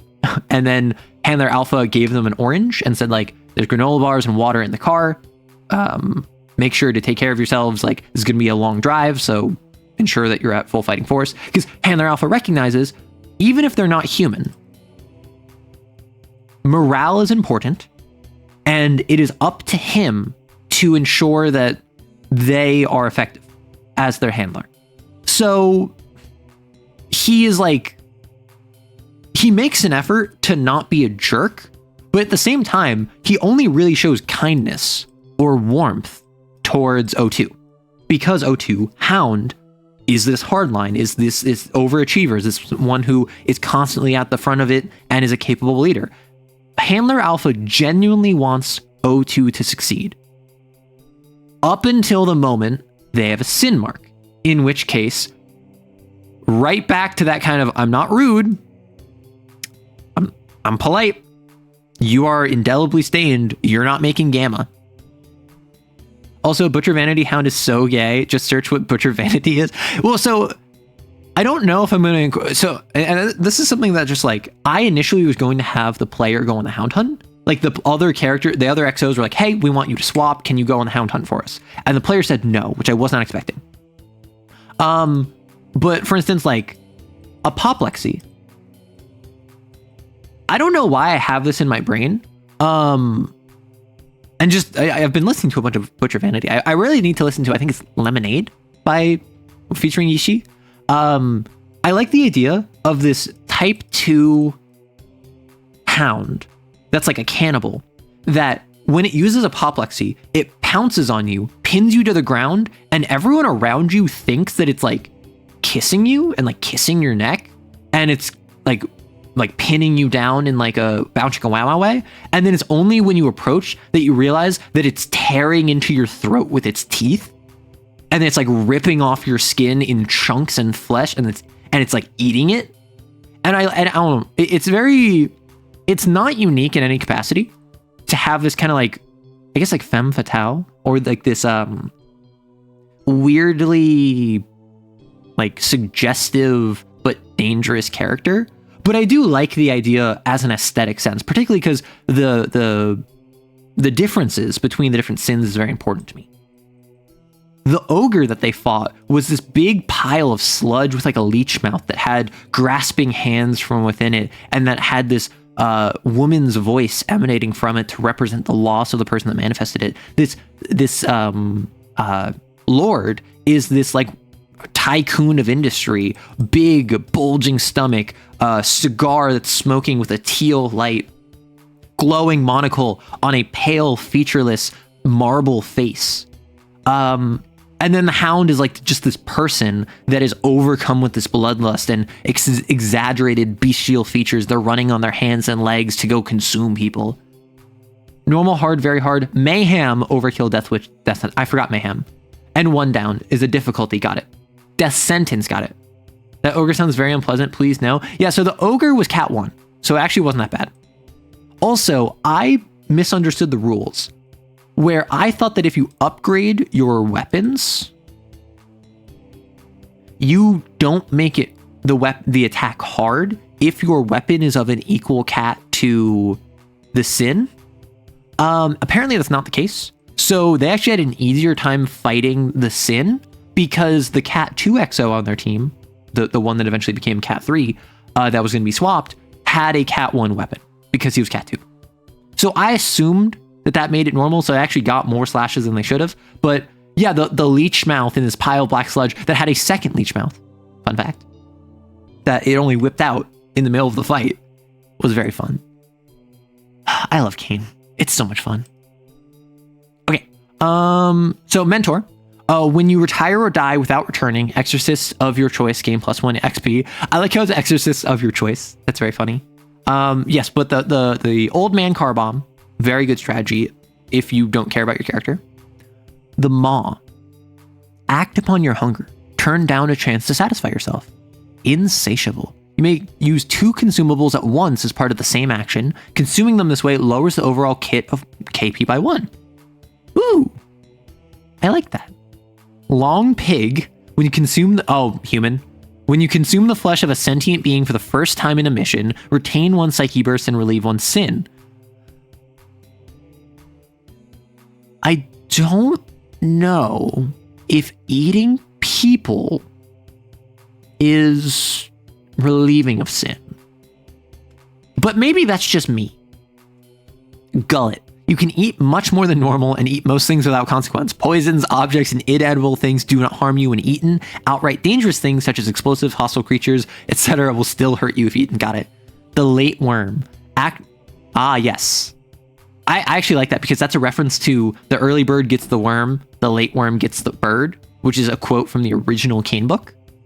Acting last in the round of any conflict scene slashes +1 segment on any complication you choose to deal with. Complication. Does that count the execution talisman? Because I feel like the phrasing talisman should be more applicable there. That fleeting taste. Pick one vice such as sweets, cigarettes, etc. Once per rest, when you consume your vice, relieve 1d3 stress and 1d3 sin. Every time you do, the admin secretly rolls 2d6 and adds the results. 2 to 6, you no longer relieve stress when you partake. On future rolls of 11 or 12, you regain the benefits of this effect. This repeats, and the admin only tells you if this ability worked or not after each instance. Okay, so I see the synergy with like Bonbon, but I also feel as though a ability like Bonbon's as the universe should have more of a defined mechanical impact, even if it is like 1 KP. Like my main thing with that passive is if I'm not a Maw, it doesn't do much. It's a 1 KP for a 50-50 chance of relieving a stress. I personally feel 1 KP, you always relieve 1 stress, or maybe 1d3 stress, and then you roll a d6 on a 1 to 3. Or I like the idea of like you relieve 1d3 stress, but if it's on a 3, you gain a overdose hook. Because I like the idea of the more effective the candy is, the more you overdose. But that's also just me. Prosecute with extreme prejudice, challenge your beliefs. Witchfinder. You always know, Persecutor. You always know when something directly in front of you is supernatural or mundane. I like that. Jury Executioner. If you reduce an execution talisman to 1, you can take 2 stress to inflict +1 slash, which cannot be reduced in any way. So if you get it exactly down to 1, you can take 2 stress to kick it over. I like that. I like that a lot, actually. You gain +2d, Exhibit A, you gain +2d on rolls to convince another individual of something if you have a form of physical evidence pertaining to the argument. Broken clocks twice a day. After briefing at the start of deployment, make 1 specific claim or belief about the mission at hand. Once per scene, gain +1d on actions to prove yourself right. If it is discovered you are correct, you lose this bonus but gain 1 Psyche Burst. Weighted Judgment. Once per rest, when you publicly accuse or shame another individual of something serious, regain 1 Psyche Burst. Primum lapidum mitat cadet cum itsuta. You receive only 2 script for Hazard Pit. Right. So if you forgive it, if you allow the sin to demanifest, you only get 2 script. The first stone sends its will. The first stone. This is just in Google. The first stone sends, it will fall when justice. That's not correct. I'm going to trust that you know what you're talking about because Google Translate is not the best. Just 1 touch wouldn't hurt, right? I'm still kind of obsessed with the pararomantic. Like, how? Like, outside of an idol, maybe a lord or a toad, but like, literally how? Throw the first stone, let it fall with justice. Thank you. I assumed it meant something that was more coherent than what Translate was saying, so I was going to believe that yours was better. Sorry, I walked away. What are we talking about? I don't even know. We were talking before about sins I was running in Kane. Like, okay. I have a genuine question. And I just, like,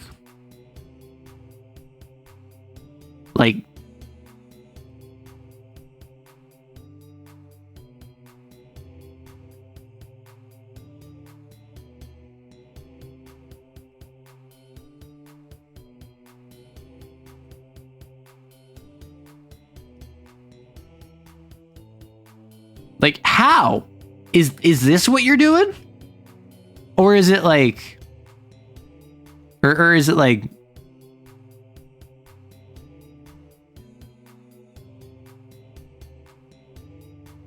But like, how does a pararomantic do this? Genuinely. Is it like... Are these spikes for...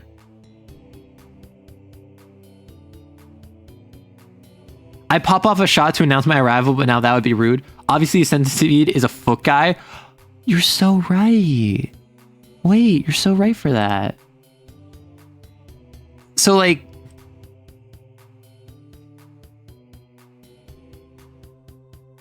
I mean, okay, this one kind of makes sense. Like, this one is humanoid, at least. Well, I have to take off. If you're still on, I'll be back. I'm gonna go for a few more hours, so probably. What's another, like, wild one? Like... How?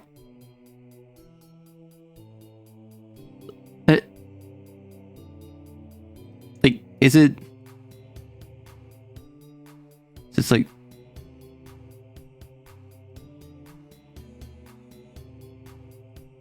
Like the kissing meme where it's just like... You know what I mean? Just like...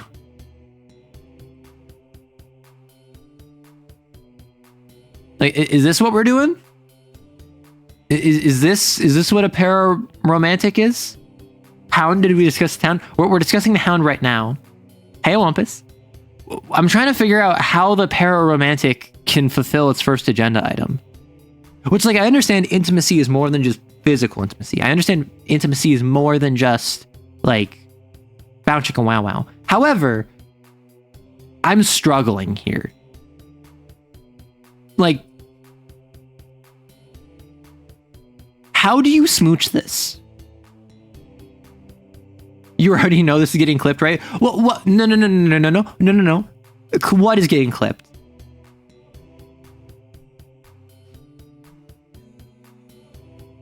So, like...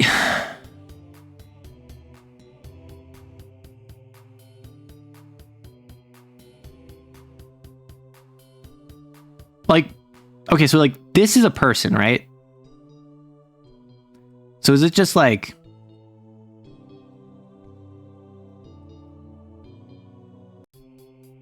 Like, is this what we're doing? Is this what we're doing? Are you just, like, going to town? Or is it like you climb all the way up here and it's just like it's like on the face? Like, what are we doing here? I see into their soul. That's inscription Leshy. No, it's not Leshy. Okay, I think that I should stop this train of thought. Scum. Demonstrate why you're the worst. Drag someone down to your level. Schadenfreude.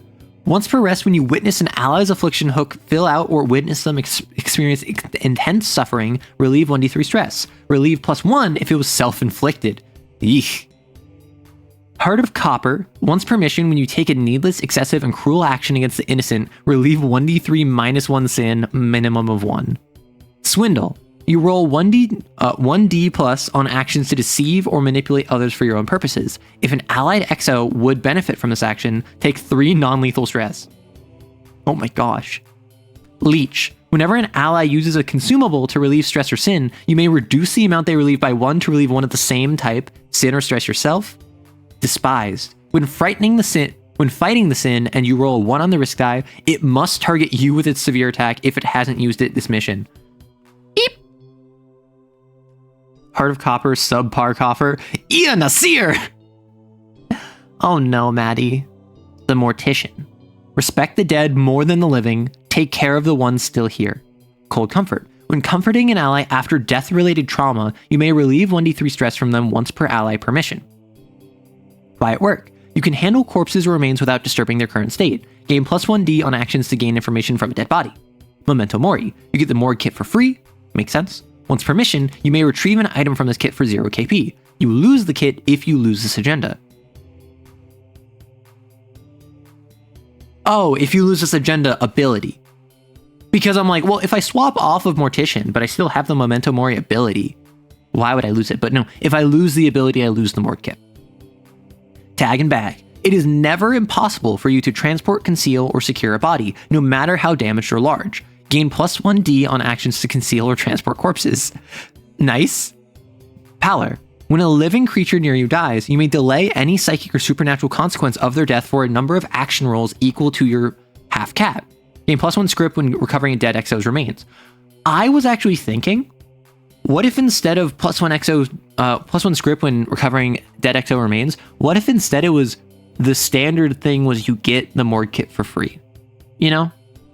Which I do like this, but I think that would be another thing where all Morticians get the Morgue Kit for free, and then Memento Mori is just you can get it once per item for 0 KP. Okay, I'm gonna wait on the Phantom. Ordained. Revere a higher power. Show everyone why you were chosen. Lay on hands. Gain plus 1d on actions to heal, stabilize, medically aid. Once per scene, consumables relieve 1 additional stress.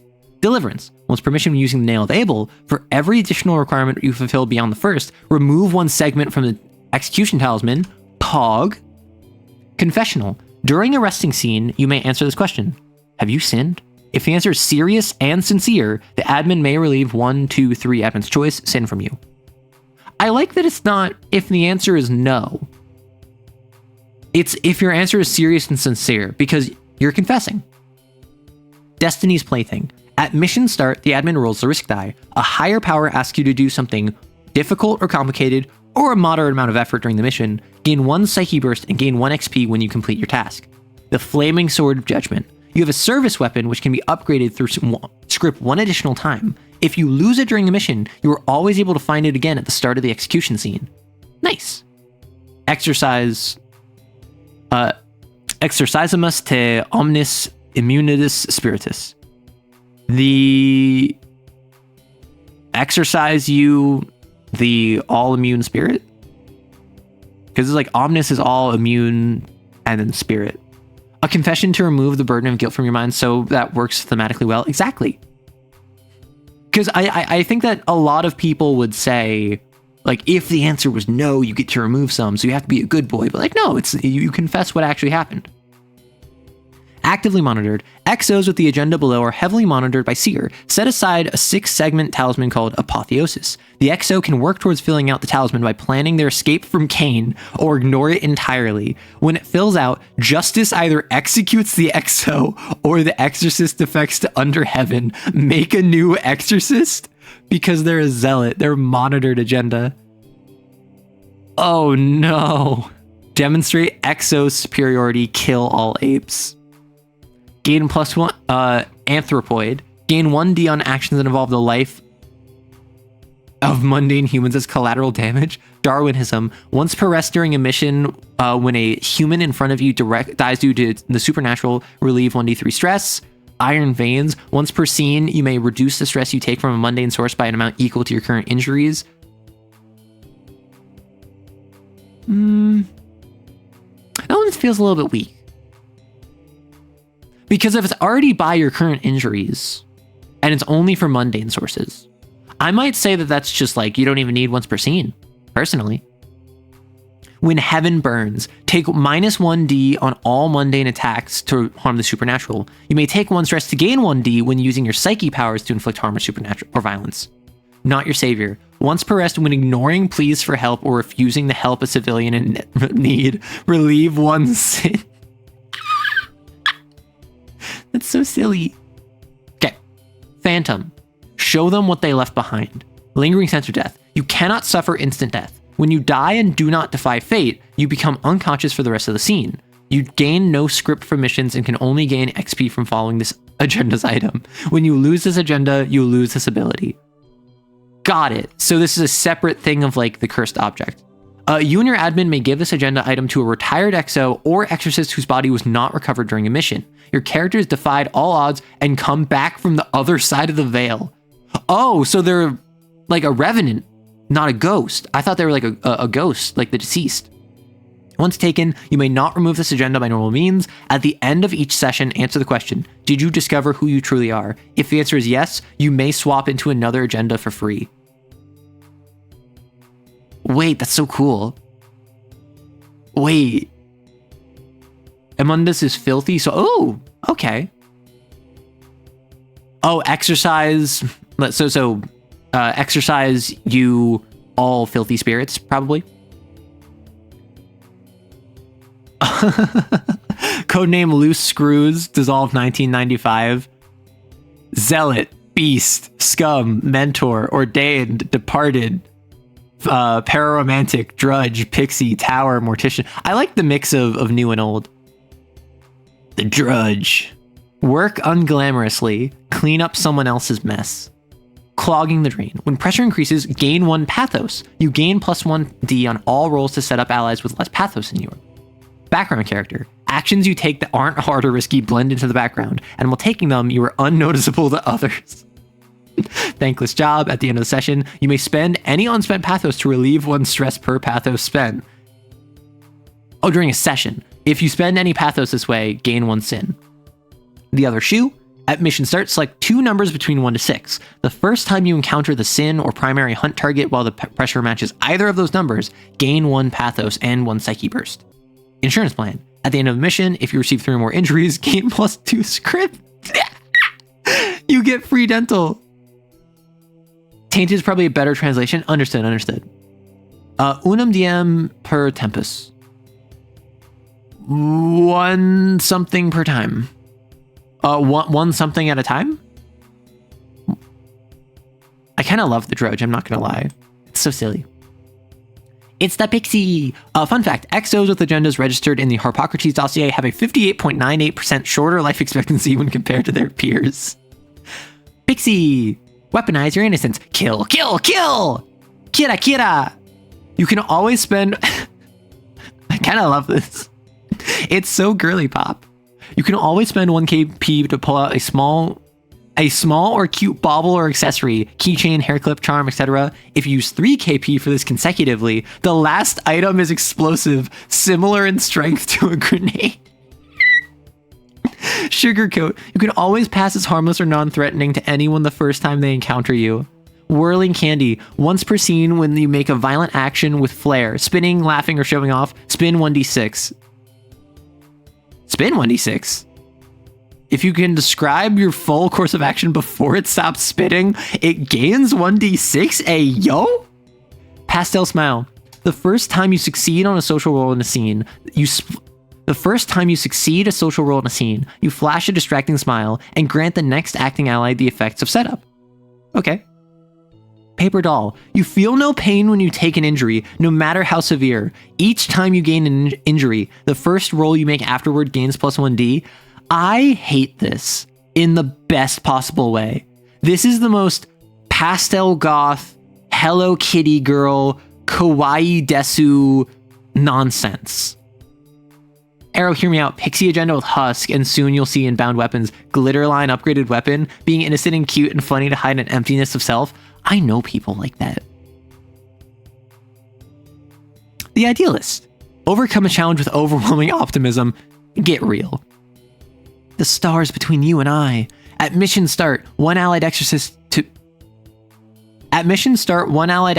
be your inspiration, so choose one. Whenever they pass a hard roll with 2+ successes, you relieve 1 stress. Whenever they take an injury, you take 1 stress. Greener grasses. Whenever you gain an affliction, every other allied exorcist may take down all of their affliction hooks by 1. Glittering hearts. When you and every allied exorcist has at least 1 injury, the first teamwork roll made the scene gains +1d.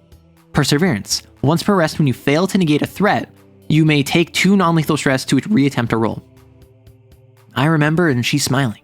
Once per mission, when you first enter the brink of death and have over half your sin boxes filled out, make a hard psyche roll. On a success, you may remove an injury. Nice. The Queen Bee. Win their attention, earn their respect. Wardrobe. Aesthetic options cost 1 less script for you. Let's go! Gain access to the expanded aesthetics below this card. This might be the best agenda. I love the aesthetics. Backhand. Once per scene, when someone insults or challenges you, gain +1d on the first action you take to get back at them. Lackey. At the start of the mission, assign someone to be your lackey. They gain +1d on all setup rolls for your actions, but if you fail the subsequent roll, both of you take a d3 stress. Mean Girl. Rolls to bully or degrade another person can never be hard or impossible for you. Flawless. When you make a roll 3 or more successes, you may relieve 1 sin. Whenever you fail a roll, you take 1 sin. Eep. That's rough, but I kind of like it. If you start a mission wearing aesthetics whose total original script value is less than your cat, start the mission with 2d3 stress. Expanded aesthetics. Fancy shoes, formal footwear for exorcists in the form of heels, oxfords, etc. Fancy undergarments. Underwear or undergarments for off-duty wear. Lingerie, briefs, garter belts, etc. Wait, briefs? Briefs are fancy? Why did my model break at that? I mean, I suppose it makes sense to include the ability to get like lingerie if you want, but also specifically off-duty. My first thought was the para-romantic. My first thought was that you go para-romantic and you take Queen Bee as a second option, where you get the fancy undergarments, and then you go and you seduce a sin. Or you probably do Queen Bee first, and then you swap over to para-romantic, and then like you seduce a sin, which would be very funny. However, it's specifically for off-duty, so like those exo dorms go crazy. Makeup options. A makeup kit that can be applied before mission. Cool. Handbag, a high-end designer bag that can carry small objects. It can be used when deployed. Wait, what happened now? You can wear off-duty stuff on duty. Screw your handler. Yeah!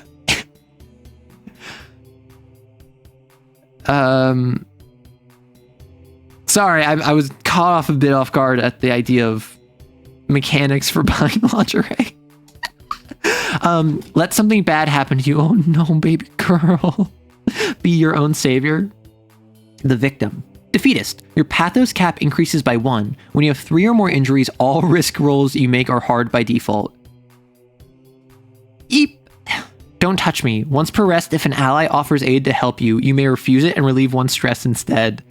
Numb. Once per mission, when a psychic effect would make a roll hard when it normally isn't, you may choose to ignore it. Damsel. Allied exorcists always gain +1d on rolls to rescue or save you from danger.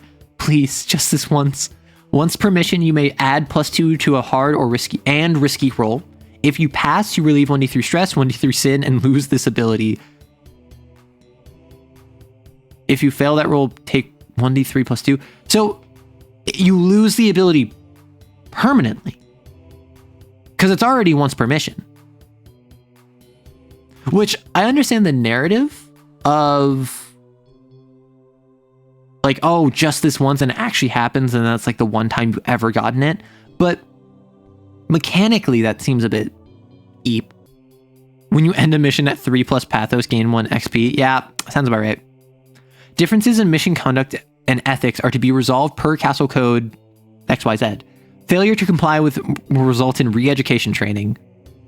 As within, so without. Okay, now let's talk bound weapons. Also, hey, a Raven. You and your model got caught off guard. My model is me. I am here now, and I was caught off guard. Also, Merry Christmas, Arrow. Merry Christmas, Wampus. And a happy birthday and a merry unbirthday to anyone who celebrates. Or not who celebrates, but like anyone who is relevant. Grace Binding. In 1670, oh my gosh, lore. I love lore. Oh my gosh, there's boards. I love this. I need to hit up my player with this. In 1679, a blacksmith off the coast of Anatolia injured himself while working a blade in his workshop, accidentally dripping his weapon in his own blood onto the hot steel before quenching it. The weapon was made for revenge. Was being made for revenge, and as a this weapon was being made for revenge, as a strange unknown beast had killed the smith's late wife just the day before, and all weapons he possessed at the time turned brittle against the creature's hide. He poured everything he had into this weapon, his soul, his body, and his grace. It was through fate alone that this individual was also psychically sensitive, and unknowingly had performed the very first act of grace binding.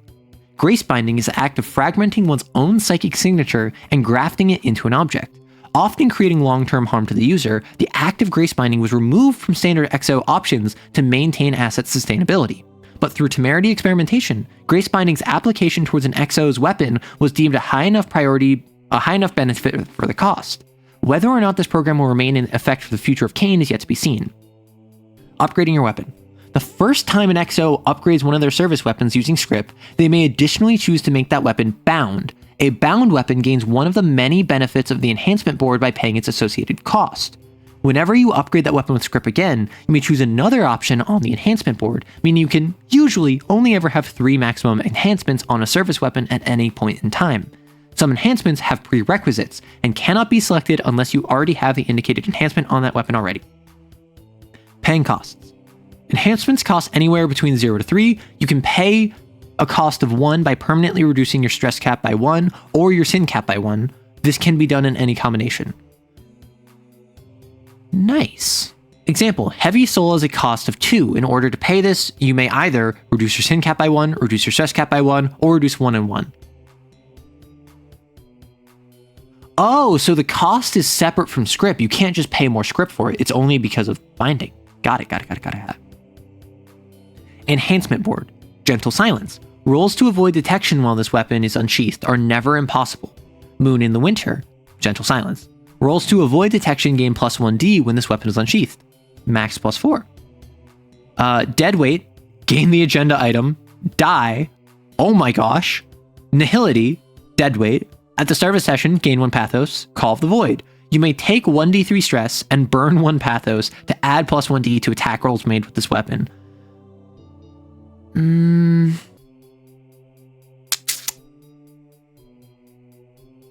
I like where it's going from, but at the same time, Deadweight is just the weight from the Ogre.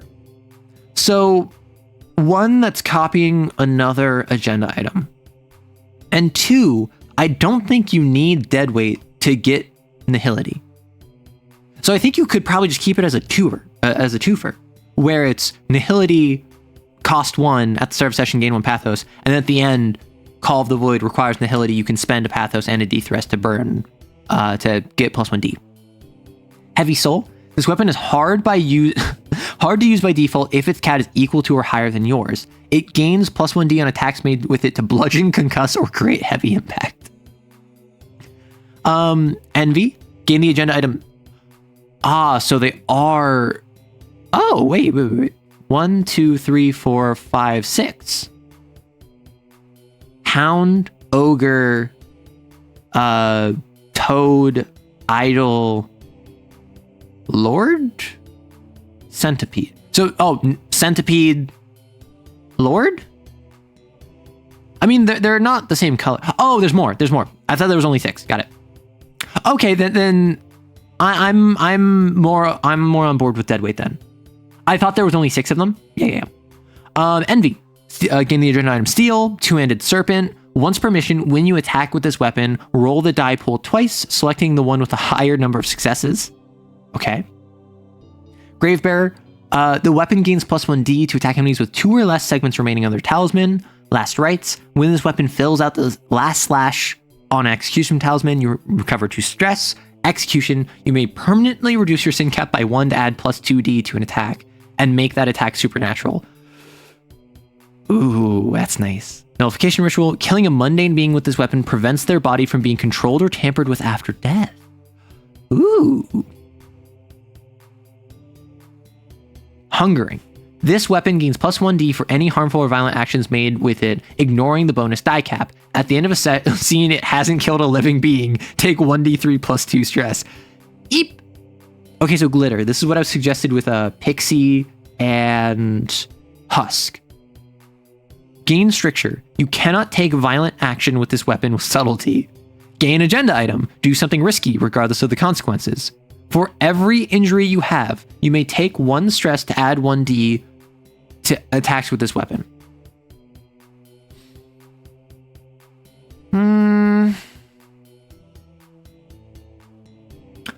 I already was less a fan of just getting the agenda item like die. But I think that if it's a single gatekeeper, a single bad one that you then can move from and evolve from, that's fine. I mean, gain the agenda item, do something risky regardless of the consequences. I feel like this is two negatives. You're just a silly, destructive gal. I mean, yeah, that's the premise. But I feel as though one or both of these, not both of these, should be here. Like one of these should be here, not both of them. Deluxe Deviant Death Monarch, and then for every injury you take, for every injury you have, you may take 1 stress to add 1d. I'm not a fan of this one. Because if I have 2 injuries, the way I'm reading this, I can take 2 stress to add 1 die. Similarly, if I have 1 injury, I can take 1 stress to add 1 die. Although I'm assuming I can add 2, if I have 2 injuries, I can take 2 stress to add 2 dice. But the issue is once I hit two injuries, that's not worth it. Usually, like obviously it's I can go crazy, go stupid, go violent, but I feel like scaling stress the more injuries you have should not be it. I feel like if anything, it should be like you take 4 non-lethal stress reduced by the amount of injuries you have, or maybe you take 3 non-lethal stress reduced by the amount of injuries you have to a minimum of 1 to add 1 die. I don't know. Like, I get that they have you take stress so you can't just do it on every attack, but I do feel as though that's too much on the back of 2 otherwise not pretty good upgrades. Gold-plated. This weapon gains +1d to violent or harmful actions. Whenever you roll to attack with this weapon, you must pay 3 scrip. If you cannot pay the full amount, take 2d. Sorry, I'm squeaking. I'm loving. I'm loving these. I'm loving the gold plated, the hungering, the ones where it's like just flat +1d, but there's some cost to it. So this is the Lord. Menacing. Your authority score increases to +1d when this weapon is unsheathed. Justicar. Gain +1d on attacks made with this weapon during the execution scene. If you ever spare a host, take 6d6 sin. Holy heck. Oh, wait, no, this is Justice. And then Heaven's Touch is going to be Faith. Heaven's Touch. This weapon gains +1d to attack binders or those who have defied the ethos of Cain. This weapon glows when a binder is nearby. Me taking out my sword that glows when danger is nearby. Why is it always glowing? Well, a sword is dangerous. Me with the bind blasphemy. This sounds like an evil RPG. This is Cain, the TTRPG. You are a psychic soldier fighting against the sins of humanity. And it's actually super fun. It's super cool. We're currently looking up the Harpocrates dossier. It's a homebrew supplement for it. And it's really good. So, sensitive. Gain agenda item, remain untouched. Oh, this is based off chastity.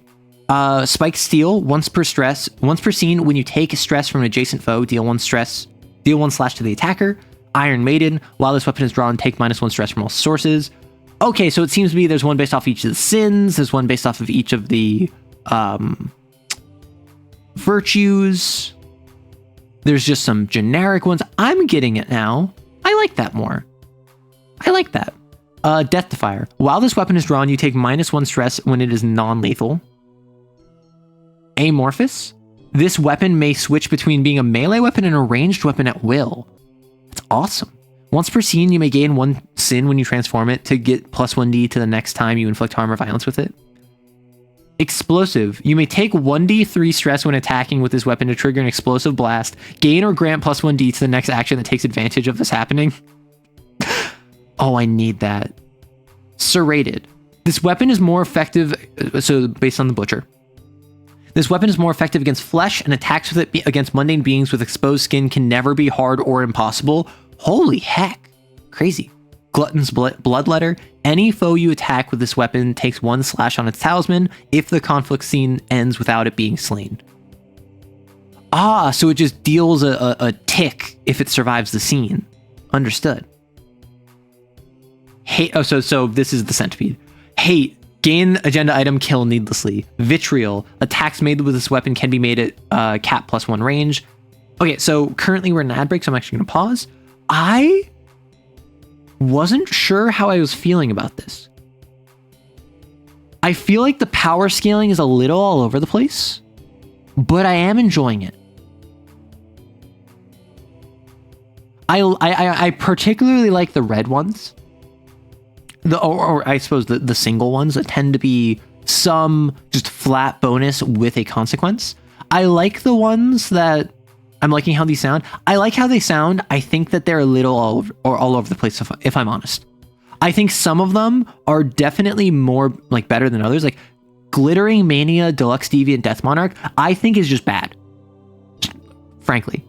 Because not only do they cost you stress or sin cap because it's sin binding, or it's a grace binding, they take all 3 of your upgrades. And Gain the Stricture is a negative. Gain the Agenda item is leaning negative, but mostly neutral. Deluxe Deviant Death Monarch, every injury you have, you take 1 stress to add 1d. I assume that means if I have 2 injuries, I can take 2 stress to get plus 2d. Which, when I have 2 injuries, assuming I have no upgrades to it, I have a max of 4 stress. That does not seem worth it. And so, like, remove Mania if it's just Glitter and then Deluxe Deviant Death Monarch and a slight tweak to how Deluxe Deviant Death Monarch is worded. I think that would be fine, because then that would just be 2 of them. It would just be Glitter, which is a Stricture, which is a negative, into Monarch, which could be good, but like compare that to the one based off Justice, Menacing and Justicar. It's just a flat bonus, and then it's a pretty good flat bonus with a pretty severe consequence for a specific course faction. Chastities, another one where it's just like, it's just the one agenda item kind of forces you to change your behavior, but aside from that, you get Thorns damage, you get damage reduction incoming. Like, it's all good, it's all pog. I like Nullification Ritual. I really like Nullification Ritual. Gravebearer Last Rites and Execution is really fun.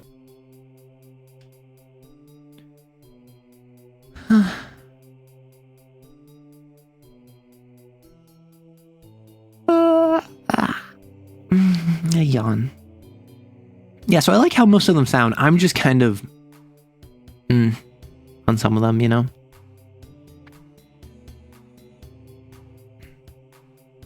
What do I have remaining? I have the Centipede. Welcome back, everyone. So, Hate, kill needlessly. Vitriol, attacks made with this weapon can be made at cap +1 range and become hard when used this way. Raw Unfurling. Once per mission, you can take 1d3 +1 sin to make any attack with this weapon supernatural. That's really good. Like, that's dangerous, but that's really good. Amorphous sounds very strong. Amorphous sounds extremely strong because obviously Amorphous is whatever. Like, I can swap my weapon between being a sword and being a gun. That's just cool. That's the sort of thing that, like, I think is cool. Same with, like, Nullification Ritual. I think Nullification Ritual is cooler than it's actually good. Gentle Silence, Moon in the Winter, I think are cool more than they're, like, definitely good, but useful with, like, a gun. Evolution seems kind of crazy. Once per scene, gain 1 sin +1d. Like, I'm not going to say that's overpowered, but that certainly seems powerful. And then Raw Unfurling is it's once per mission. Never mind. Because if you could do that multiple times, like, honestly, Raw Unfurling, where it's like a D3 and it's not once per mission, 1d3, 1d3, 1d3, like, actually attacking a sin normally would be pretty pog. I think a lot of these are pretty low power. I think a lot of these are lower power than I expected. And if I'm honest, I'm not a huge fan of anything that's more than cost 1. Because, particularly if it's like Menacing and a Justicar, this is reduce your max stress / sin by 3.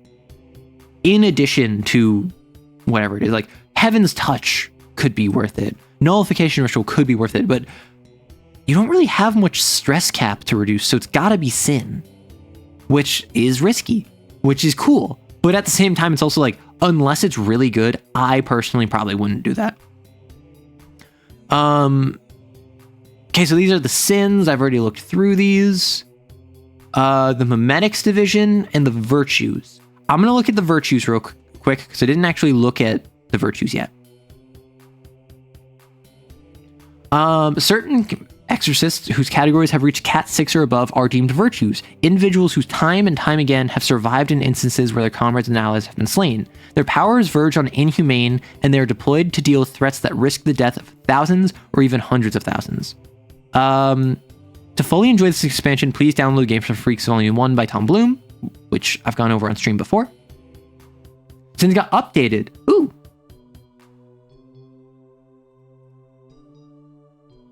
So this is the Butcher, and then this is the Spider. So the Spider, Strangle. Can use this ability on a roll of 1, target an XO, all those can fly to their aid. 66, you ask them 4 questions. Every yes, you remove a die from the pool, and if it is a no, you or someone that is helping you can attempt to do something to make the answer yes. Are you pulling your own strings?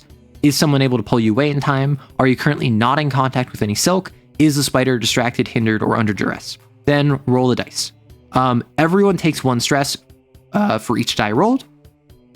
If at least 1 comes up, the target XO feels their bones snap and the silk reaches the deepest part of their mind. For the rest of the scene, up to twice per scene, or once at the end of the... Oh.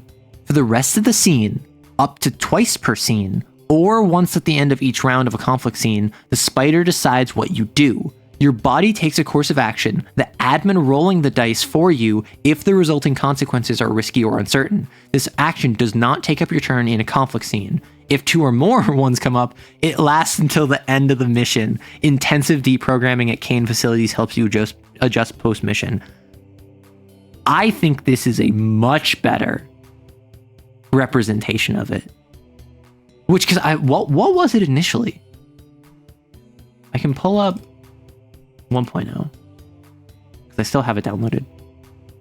I can't actually remember what the initial spider was. Let me grab it. It's just loading. What was it? Like 37?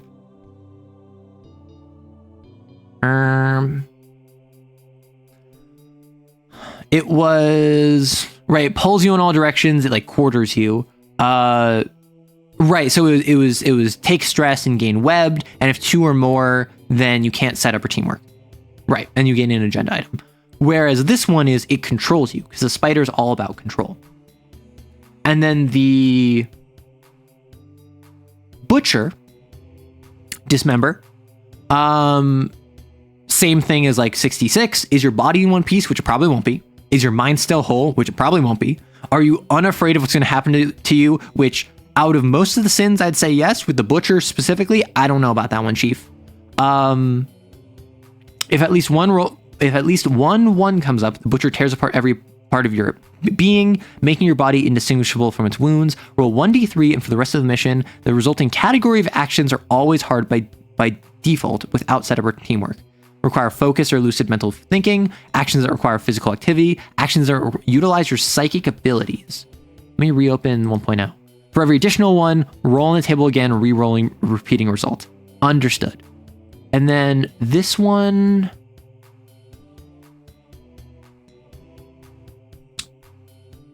I like that. I like this more, I will say. Like I was not shy about the fact that the Butcher I wasn't a huge fan of, and that's mostly because of the fantasy of it, the core conceit of it. I'll say, I don't vibe with it personally, and I understand that's a me thing, that's a personal preference thing. But the initial one was, if at least one comes up, reduce. This is exactly what my issue with it was, is that it reduces their stress cap by 2 and their sin cap by 1. And I felt that was too severe because there's a bunch of stuff in the Butcher about reducing sin cap. This, I think, is a fantastic means of reinforcing the fantasy the Butcher is going for while still not making it unfair to play against. Got new flavor text? Ooh. There's an update of descripting them, explaining their manifestation is similar to of perfect sins. Oh wait, did you incorporate perfect sins for them? Where is the flavor text? I assume you mean up here. So butchers are born from intense pain, either mentally, physically, or in some cases both. They seek out the agony that was once internal and humiliating to the outside, making it visible, deliberate, and directed. Butchers often go to great lengths to prove that wounds of their host will no longer own them, sometimes even refusing to let their victims die to elongate their torment. Similar to idols, their supernatural abilities allow them to warp flesh in impossible ways, and they use their power to usually more painful in varying degrees. Due to the latent psychic buildup that results in most butchers, some researchers theorize that their manifestation is similar to that of a perfect sin, which could explain their unique durability. Sadistic and brutal butchers are violent, hedonistic sins that revel in the harm and suffering of others, pushing the wounds of their host outward to seek a twisted form of empathy from its victims for its host. And then butcher hunts are at high risk missions, as their cruelty has the potential to cause other psychically sensitive individuals to manifest a sin as well, leading to mass sin events. Victims of torture, people with neurodegenerative disorders or lifelong pains, workers exposed to physical or mental trauma on a daily basis, construction workers, athletes, therapists. They can take on any size or shape imaginable, a perverse representation of their host's source of pain. The main consistency are their tools, either modified limbs or psychically manifested objects, whose only purpose is to inflict pain, serrated edges, hooks, other features. Butchers tend to have a great physical strength regardless of appearance, and often enjoy seeing victims or foes alike struggle to inflict meaningful damage. They're methodical, sadistic, and pleasure-seeking, taking whatever pain allows them to guarantee the most physical harm, mental or physical. Some prefer to go messy, ostentatious sprees to spread terror, while others are quiet and convert, using subterfuge to extract pain one victim at a time without alerting other humans. They can speak intelligently and will use their speech to give their victim hope, only to take it away quickly. I must say, and like I don't want to say like I am the only person to make this for, but like this instantly is much more interesting to me. Because it's not, I'm going to hurt you for the sake of hurting you. I'm going to hurt you because my host is hurting and you need to know what it's like to have the pain on the outside that my host has. Like, I'm going to manifest physically on the outside what my host is experiencing. I think this is a much more, not reasonable, but like a much more like response to trauma answer rather than just like not, just because like with this one.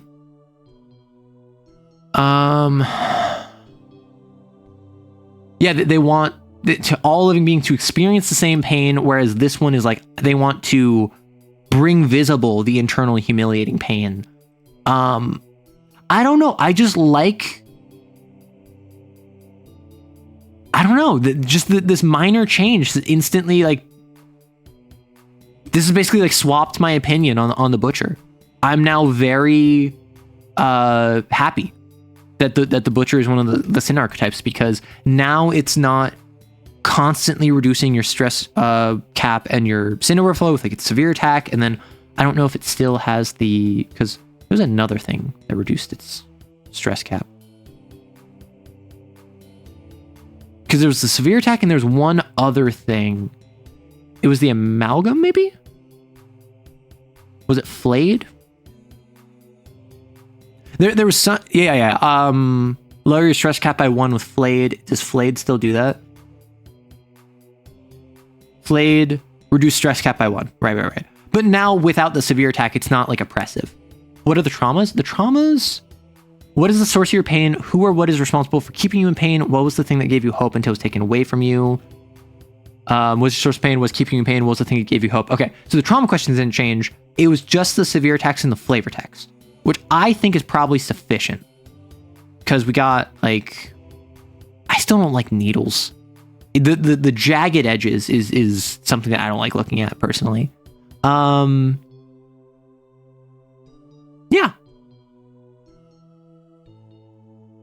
I am, like, I'm not the only person that is the target audience for this, but I quite appreciate that now it's a matter of, like, making the internal pain visible. It is the idea of, I was hurting and no one knew.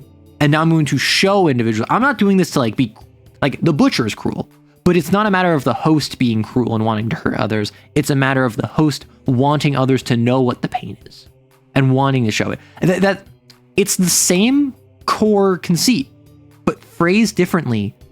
And I'm much more open to it now. I don't know why. I'm excited to see this used in a game of Cain. Yeah. And I was thinking with the hound I was describing earlier, on the mission that the player didn't go to, I was thinking of having it be a butcher instead of a hound. And I might have the exact same thing happen on that mission too, where their hound turns into a butcher. But I think that would be a bit too fast and loose with the rules. I think that one stays a hound. The virtues. I didn't actually read through chastity, sobriety. Oh, and absolution, right? I forgot.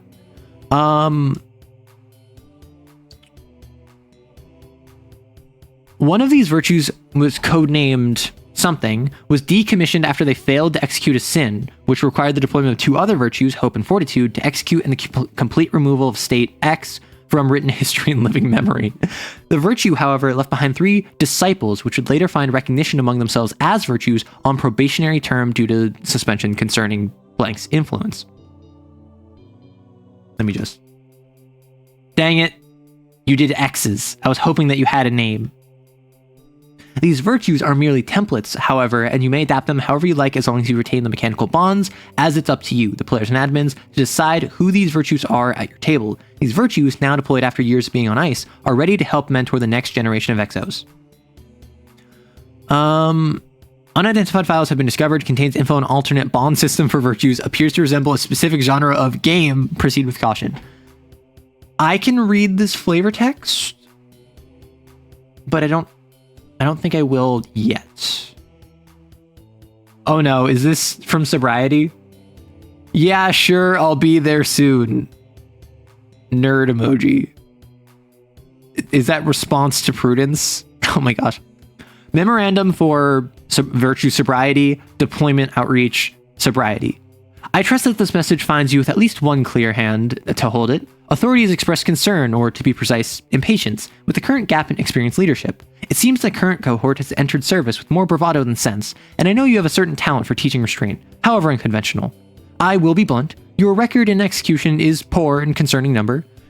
However, your survival rate, improvisation, and ability to keep volatile from breaking under pressure is unmatched. These qualities now more than ever. Under directive, I will personally handle diplomatic channels, authorize your deployment. You will be assigned to appropriate for castle units. Consider this not only a return to service, but opportunity to defrost for a bit before you head directly for a bar. In case you haven't forgotten our agreement, sobriety, remember to honor your end of it. Warm regards, Prudence. Which if you break Prudence's agreement, you're gonna die. On our way, absolution. The dog. Large dog area. I love that. Aw, Gilly brought me a gift and censored. Wait, that's so cute. Visual record of absolution sanctioned leave period, requesting redeployment. Wait, these are cute. Hope wasn't there to slay the sin. Hope is there to keep fortitude from killing anything that wasn't the sin. I don't think hope is there for the sin execution. I mean, hope is an XO. Hope is a virtue. And just because like hope is a cutie doesn't mean hope doesn't know how to throw down. Hope can throw down in Tekken and in real life. Hope will demolish you in Super Smash Bros, Guilty Gear, Mortal Kombat, Street Fighter, Tekken, Killer Instinct, and then also on the streets. I don't see why you're assuming that like hope can't hold their own. They're immune to sin. Immune to sin. Hey, old friend, I heard you've been screening outreach calls again, so they told me to give it a shot. Consider this the polite nudge before they send someone less qualified. Bucket of Bullets hasn't seeded up all that well. We got a whole new generation of Exos stumbling abound, and more than a few problems begging for an iron fist. You've been your Seraph pals for long enough to make people remember how to summon the dang suit. I'd appreciate it if you at least pretend to care. We both know, job to watch from the sidelines forever. To get in the maiden from Temerity, see your outreach program. To person from Get in the Maiden, Researcher Hune, I wasn't aware my absence was causing such distress to Kane's day-to-day operations. Maybe next time they'll ease up on the freezing cycle so we don't have to spend half our time awake readjusting to having a pulse. The Iron Maiden has not seized up, as you so charmingly put it. It remains in better condition than most of the so-called new generation you've described. Whether I'm inclined to help, this is another matter entirely. If I resume duties, you know full well I can do so from the comfort of the Seraph. If not, I will continue to ensure that my inactivity causes as little inconvenience as possible. Do let me know which outcome will quiet your inbox first. Wild. I thought this was Seraph at first, but no, get in the Maiden being Seraph makes more sense. Hope is... Oh, I thought it was Faith. What? Where was it? Hope and Fortitude. Oh yeah, you're right. Because Hope was the forget, Fortitude was the kill. Understood, thank you. I always mix up Faith and Hope. I don't know why. I also mix up Charity and Faith. I also don't know why. Chastity, the restraint. A mystery even to their fellow virtues, chastity is Kane's most reclusive yet vital asset. Born with an exorbitantly high amount of grace, their physical body caved in against the pressure of the psychic sea. When in contact with other beings with grace or sin, chastity becomes sick and nauseous, a glass of water about to overfill from the top. The deep desire to separate themselves from the world entirely awoke their blasphemy at a young age. Chastity's high blasphemy, Iron Maiden, was developed by them while they were only in their early teens, and creates a nigh impenetrable suit of psychokinetic armor with the sole purpose of preventing anything and everything from reaching its user. Now, as an adult and experienced agent of Kane, Chastity has the unique ability to control their Iron Maiden from thousands of miles away. Exos who bond with Chastity Exorcists who bond with Chastity do not have the needed levels of grace to replicate this high blasphemy perfectly, but rather project it on Kane-sanctioned technology, which is deployed from the field via orbital Seraph delivery systems. When in Frozen, Chastity prefers to stay on Seraph and has received special permissions to use enhanced uplink and downlink satellite systems. These allow for generally reliable internet usage and surprisingly low latency phone calls.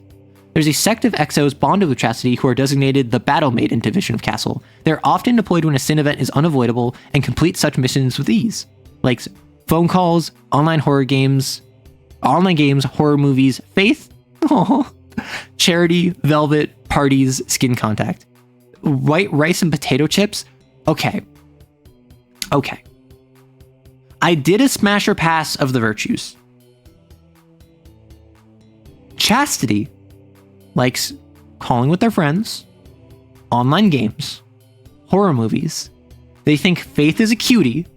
They don't like charity, or velvet, or parties, skin-to-skin contact.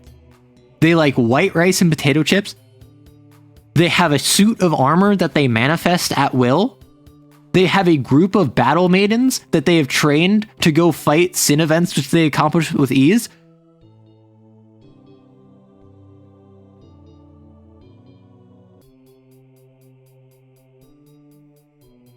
Why is my heart going doki doki? Like, hello? Chastity? Why are you looking kind of cute? Strictures. So this is where you can't do these unless you take 1d3 non-lethal stress. You cannot engage in immodest or indecent acts. I think I'm pretty good at that. Always roll 0D on actions that would cause you to touch skin with another XO. You can force humans to be unable to make skin contact with you, always hovering at least 2 inches away. You can do this once a mission and it lasts until rest. Yep, that's exactly it. Faith, Chastity, Yuri. I didn't even consider Faith, Chastity, Yuri. Wow. Wait.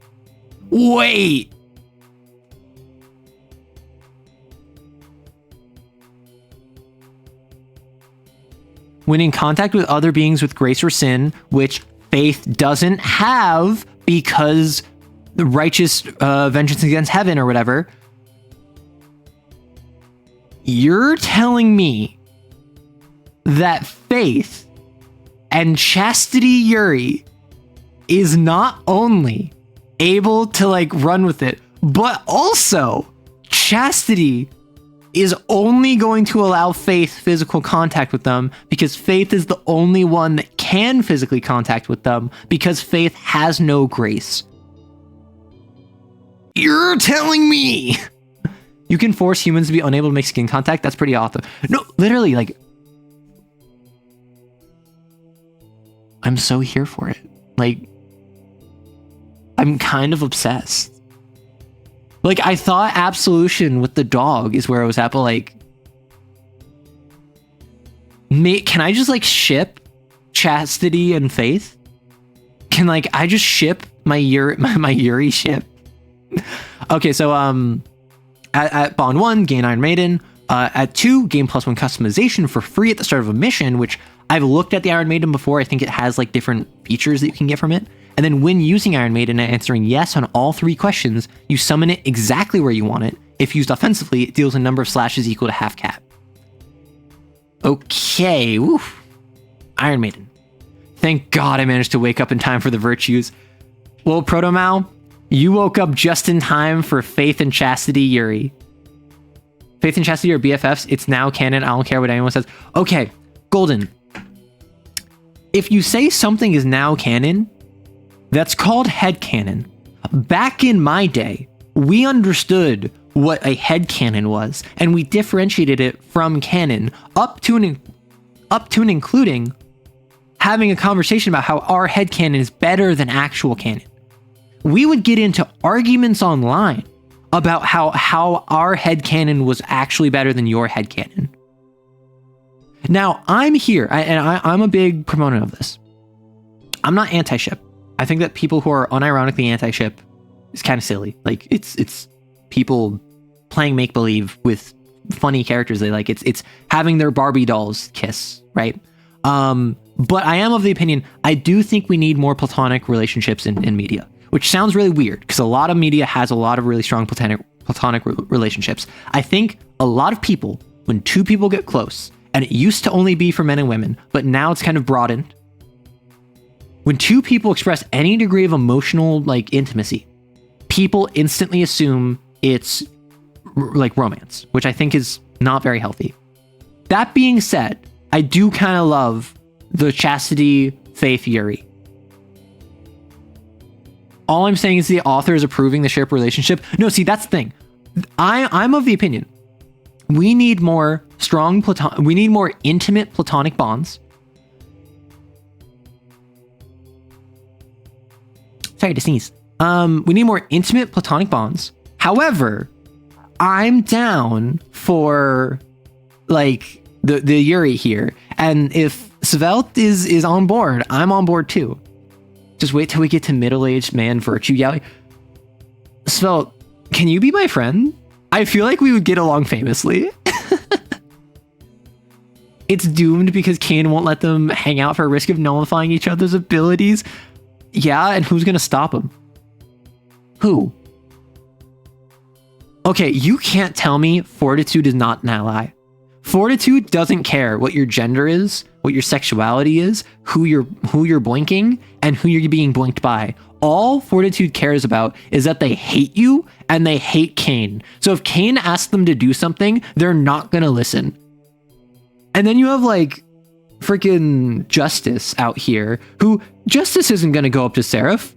Justice is freaking off gallivanting, like kicking dogs. Absolution must hate Justice. We love Absolution in this house. Iron Maiden. You summon an Iron Maiden to your general location via Seraph Orbital I can't speak.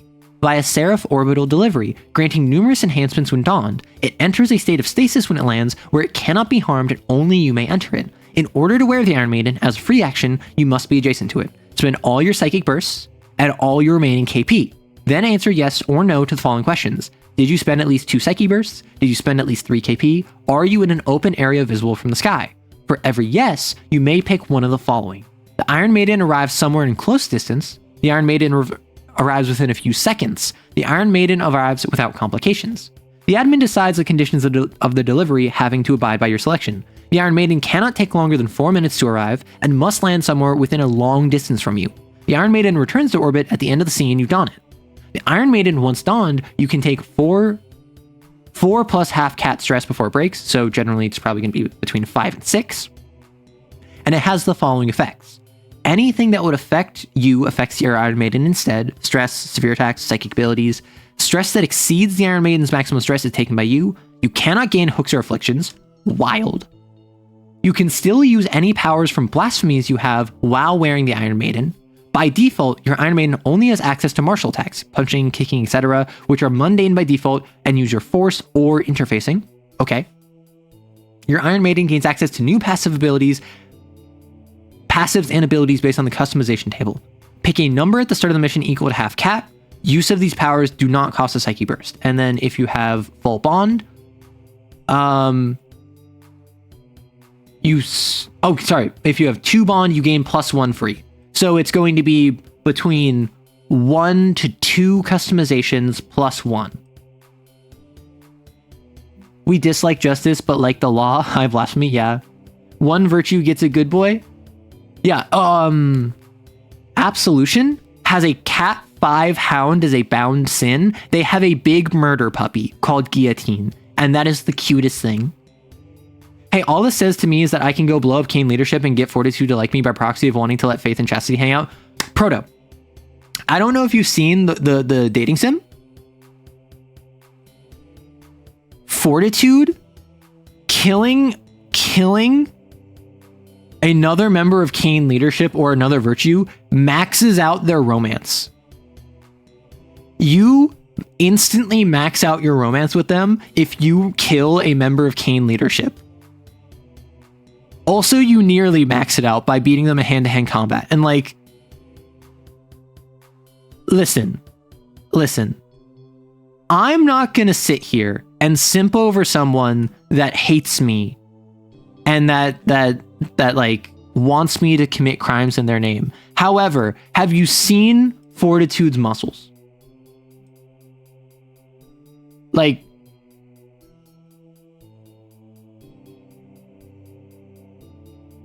all I'm saying is I'm no simp. However, I'm not going to say I'd never take out Kane leadership if it meant maxing out my bond with this person. You've played enough visual novels to know how to min-max. Does that include Fortitude themselves? I think Virtue's can. Listen, I think Virtue wants the sort of partner that will literally just kill them. And I think that I can't deliver, but I'll try. Not a simp. I am no simp. However, the way Fortitude's looking at me is making me reconsider. It is interesting how they haven't done humility, the opposite of pride. But then again, I understand, but I could make humility. I like the idea that humility never advanced like the XO that would become humility is like a Cat 5 and is completely not well known. Or like is they're Cat 6 or they're even Cat 7. Like they're really high Cat. No one knows about them because one of the things humility gives you is that you're very forgettable. You're very easy to overlook. You are never the center of attention. And the way the humility high blasphemy works is that you can, in the middle of a fight, you're fighting someone and they forget you exist. You can fight the sin and use your high blasphemy, and the high blasphemy will not target you because it doesn't know you exist because you're so humble. You are so you're so non-attention seeking that you're so comfortable with being in the background that you can literally shoot someone and they will not pay attention to you. The jangling keys keep getting your attention. That's the point of them. Chastity, sobriety, and absolution are aspects of temperance. Ooh. Very fair. Very fair.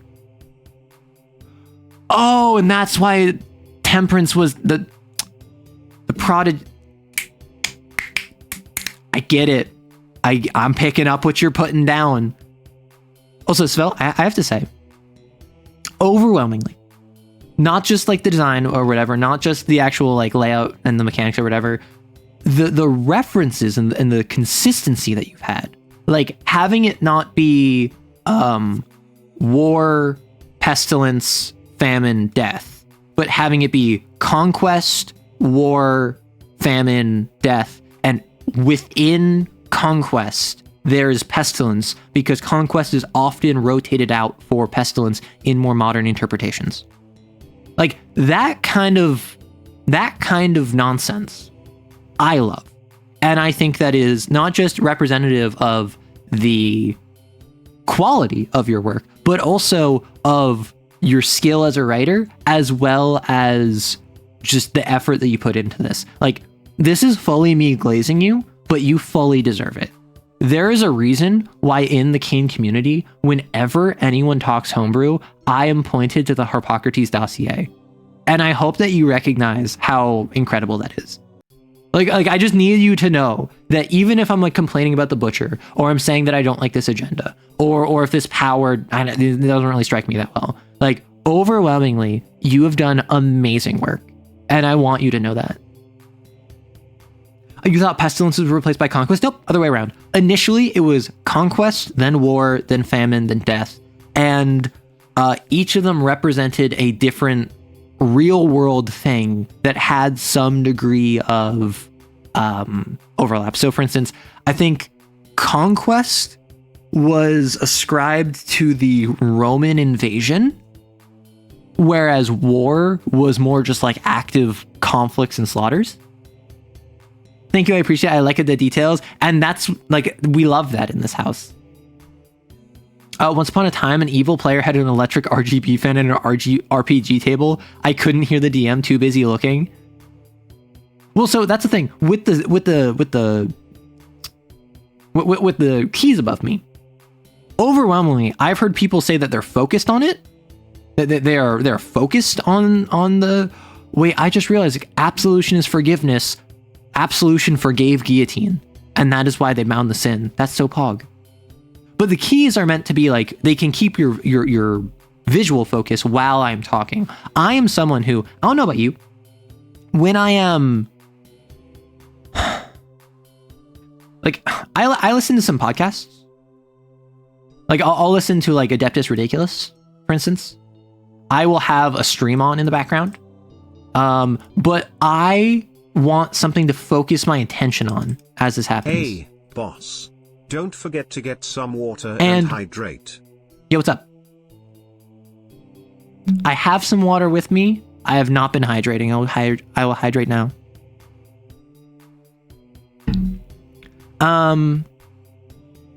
Yeah, so I need something to focus my attention on, but I'll like play a game. I'll play a video game.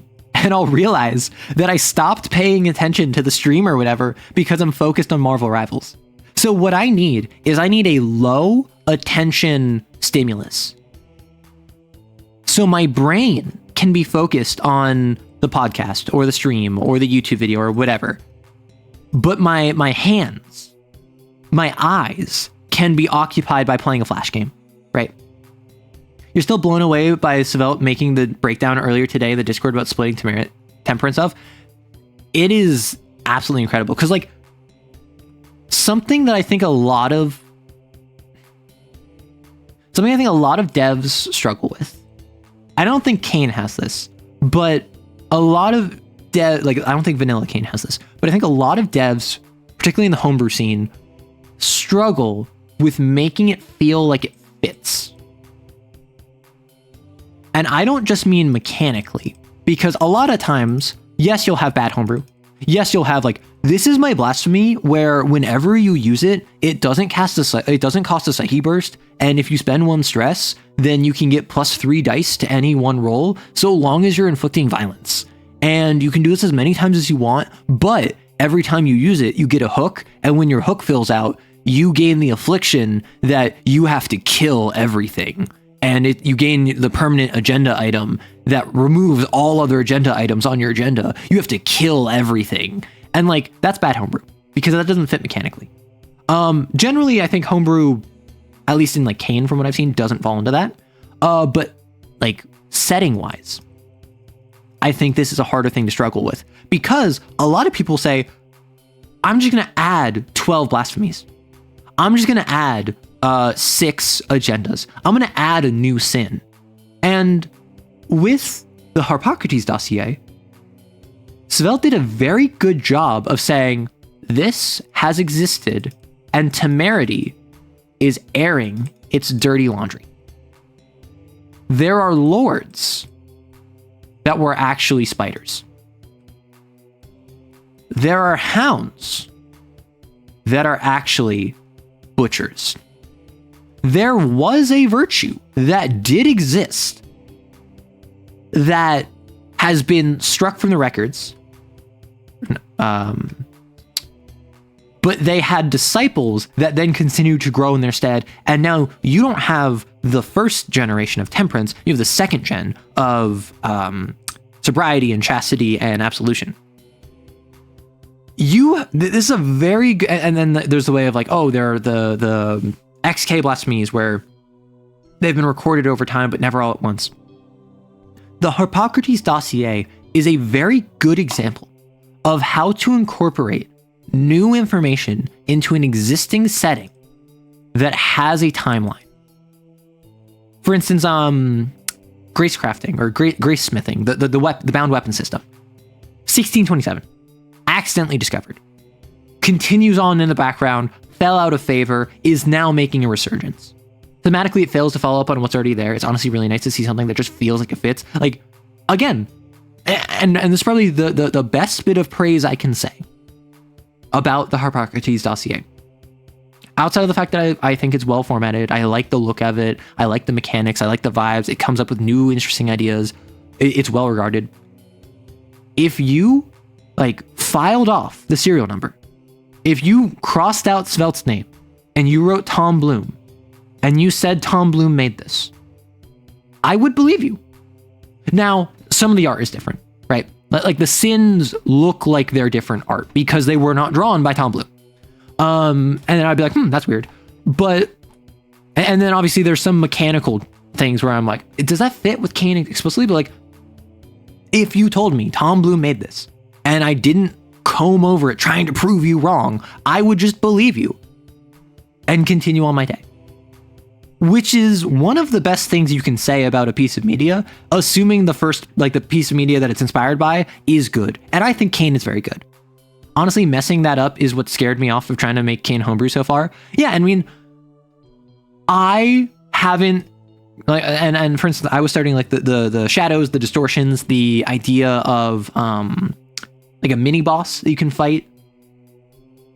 So if I, like, we did this on stream, right? Where I made up shadows, which I renamed to distortions because people brought up the very fair point that calling them shadows, there's already like two other things called shadows. Persona 4, the idea of your shadow self, your distorted self, that is a minor sin that won't approach unless you're category 3 or higher, and it's like a mini boss with its own mini palace that will follow you. And if you fight it, you get some bonuses, and if you beat it, you get some bonuses, and it has its own unique skills based off of whatever agenda and domain you have, and blasphemy you have.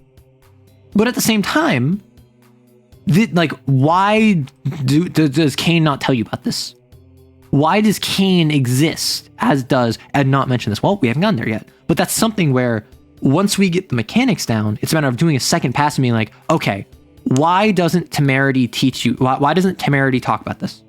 Is it because they were hiding it? Is it because it's so rare and uncommon? Was it thought to just be a representation of binders? I made the Hippocrates dossier with LibreOffice Pro, which is like a gorilla trying to paint with a hammer. I believe in all of you. I've never heard of that program. That's probably why it's a hammer for painting. Appreciate the vote of confidence. Yeah. So, customizations for the Iron Maiden. Atlas Enhancement Suite. Passive. Iron Maiden counts as cap +1 for size, strength, and attacks. Bishamonten Defense Matrix. Passive. Reduce all incoming stress by 2 to a minimum of 1. Reduce Talisman of your Iron Maiden by 2. That's fair. Sleipnir Propulsion System. Instant. Once during the scene, you may act without the admin spending a risk die. Spend 2 Psyche Bursts to use this effect again. So, like all high blasphemies, you must spend all of your Psyche Burst, which I do like the fact that the more you spend, the more bonus you get. My question is, how would you get Psyche Bursts to use it again? Because you spend all of them to summon it, and you spend all of your KP, so you can't use consumables. Right? You can't use was it like a Clipnor? The one that you get 1d3 psychic bursts? Hephaestus Deathmatch Protocol. Pick a target and roll Psyche. On a success, you are chained to each other, cannot move farther than a short distance. This may easily affect parameters. Ho Yi, 28mm rifle. Oh my gosh. Roll Psyche to deal damage. Roll +1d if the target is distracted or hindered in some way. Roll +1d if the target does not see you. Deal +1 slash if getting 2 or more 6s. Cannot use this power again without taking an action to reload. Oh my gosh, I love that. Cerberus 3-track chainsaw. Roll Psyche for damage on 2+ successes. The target cannot regain segments of its execution talisman until it has taken 3 reactions. Crazy. Eshu pneumatic pile bunker. Pile bunker pug! Sorry. AC6. Roll Psyche for damage. Instantly destroy any structure in range that is capped +1 or smaller. Sorry. I think chastity might be one of my favorite virtues. On the flavor perspective, on the likes and dislikes perspective, on the blasphemy perspective. Oh, sin, right. Cleopath. Yeah, I was thinking an ally could feed one to you. I didn't think about spending sin for it. Although you don't spend, unless, correct me if I'm wrong. You don't spend sin to get Psyche bursts. You spend sin instead of spending Psyche bursts for blasphemies. So, like, I understand what you mean, because you can spend sin to use blasphemies. I don't think that actually gives you a Psyche burst. What I just realized is chastity technically mexploitation, and maybe I need to lay off whatever I've been having. Well, Savelt, I have a question for you. Is chastity mexploitation? Because Kane certainly doesn't treat them well, and they're basically in a mech. They're dehumanized. They're in a mech suit. You can be in a mech suit. Get in the mech, baby girl.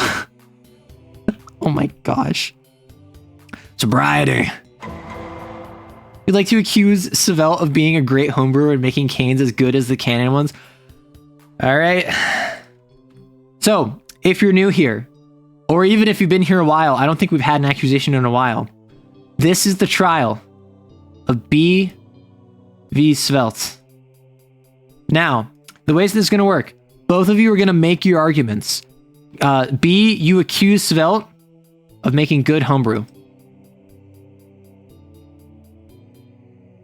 You and anyone else may provide supporting arguments, supporting evidence. You may draw attention to anything that the jury might want to see. Svelte, I assume you're here in the opposite corner. Anyone else can say how sucky your homebrew is.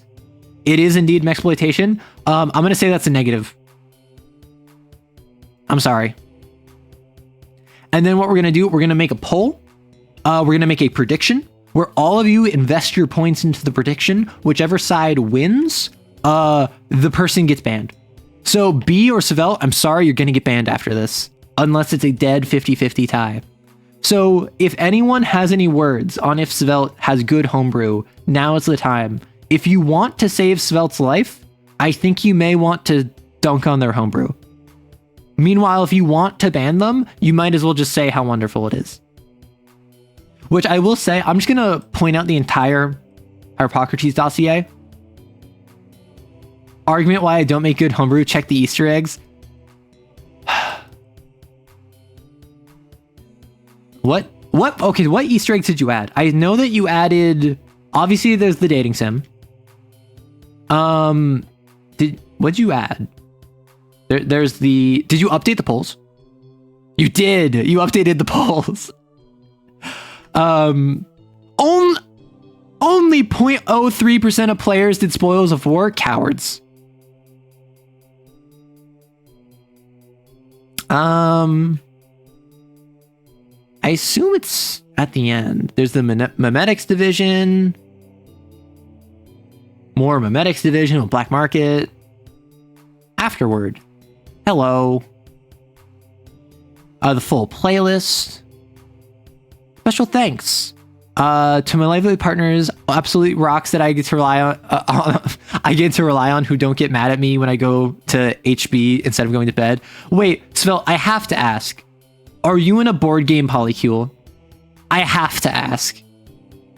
To Kowloon, Walled City Kane, Westmarch server, to which I spent many nights chilling in VC. That's cute. To Rowan Amon, the perfect rival. The sound of our blades still ring throughout history and our legendary battle's not over. Cute. Oh, into the extra files. Got it. Understood. This is cute. Although I'm going to go back to sobriety. I made the pants, peer, and drunk driver agenda. Oh no. Driving in my car right after a beer. Argument. You need to go into the extra files. Okay, fine. I'll go into the freaking extra files. No, I'm in a throuple and I'm the only one who's into Kane. Aw, I'm sorry. Because all I know is that apparently there's a massive culture of... Oh no, it's a zipped file. Why would it be zipped? Why would you zip the assets? How dare you? Let me unzip them. All I know is that apparently there's a massive culture of like overlap with polycules and board game groups. So I think it would have been really funny if you had experience with that.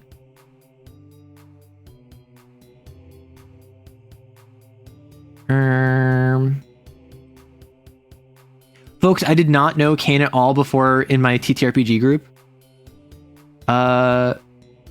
Wait, this isn't what I wanted. Okay, so these are the assets and the extras. Don't click on this. Turn left. But okay, I can't screen share this because it would dox me. However, why do you have a choose your own adventure in the extras? Svelte, why is there a turn left, turn right, don't click on this in the extras? Why is there binary? Did you make an ARG? Is there an ARG in? Okay, dog, stop for real this time. Okay, darn, you win. Easter eggs, ho ho ho edition. Agendas, I think. The pants peer. Pee your pants. Pee someone else's pants. You gain no script or XP when you end a mission with your pants dry. Take this agenda. It gives you this one segment hook empty bladder. When you pee /1 on it, you can remove a tick by staying hydrated. Wet the bed, +1 die resting dice if you pee yourself. Can I get in yours? Never roll 0 dice to connect with someone else, flirt, or read someone while your pants are peed in. Wipe the stain. Cleaning up after yourself when you pee your pants restores 1 psyche burst and removes 1d3 sin once per mission. Once per mission adds anyone's agenda. Pee yourself.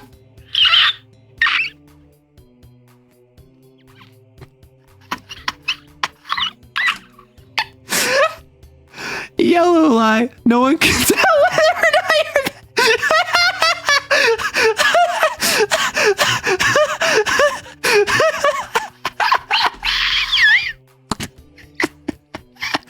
Oh, that's disgusting. The drunk driver. Let God take the wheel. Don't hit anyone with your...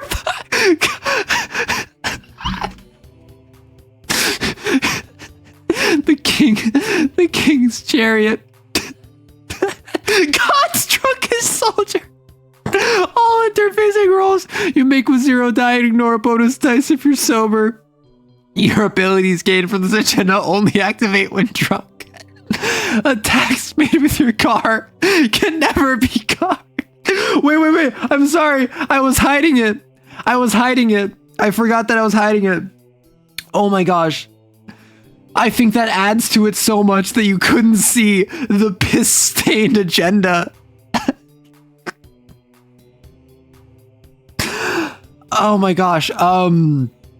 Drunk driver, King's Chariot. Attacks made with your car can never be hard. It costs +3 script to replace. Turning wheels. I laugh at their sobriety. When your car takes stress, roll 1d6. On a 5 to 6, reduce that instance of stress to 1. Final destination. When you suffer instant death while driving your car, you may crash it into anything, dealing 2d3 slashes or 12 points of stress. Airbags. You take no stress from damage or harm involved with the destruction of your vehicle. Question. Does Final Destination stack with airbags? Backwards from 10. You automatically succeed on rolls to retrieve your car keys from anyone or anywhere. Power Gamer. Metagame. Contribute to the narrative.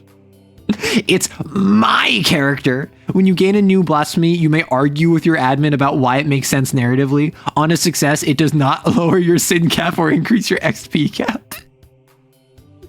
Force Man ++. Gain 1 die to your force skill. This may bring it up to +5. Socrates. Once per mission, you may attempt a hard psyche roll when arguing about semantics. On a success, you're correct. Too long didn't read. When you have 10 plus bolded agenda items, you always answer yes to XP questions considering your bolded agenda items. What? Mimic technique. Gain the mimic technique agenda from the sorcerer. You always gain the passive from the mimicked ability. This is agendas? Hey, you found my secret agendas. It's an Easter egg. Easter egg agendas. You know, Easter egg. Like the one plot point from player 1 or whatever. These are agendas, I think. If your admin lets you take them, go wild, I guess. Agendas. Okay, but the drunk driver actually goes crazy. Like, the urge is what killed me. Once per mission, add to anyone's agenda permanently. Be yourself. Now. And then the yellow line, no one can tell. You know, I was gonna say Svelte was guilty of making good homebrew. Now I'm not sure. Yeah, so I think with the Easter eggs, that kind of oh my god. Okay, so I'm gonna start a prediction, and now what I want you to do is that with this prediction, you can put as many channel points as you want.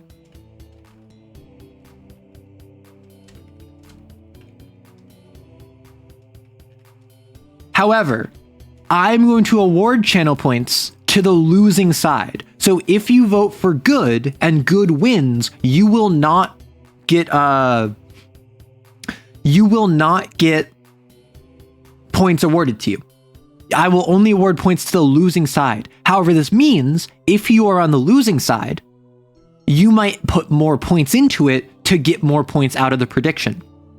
That being said, if you're on the winning side, and then you don't get points from it, you spent all your points.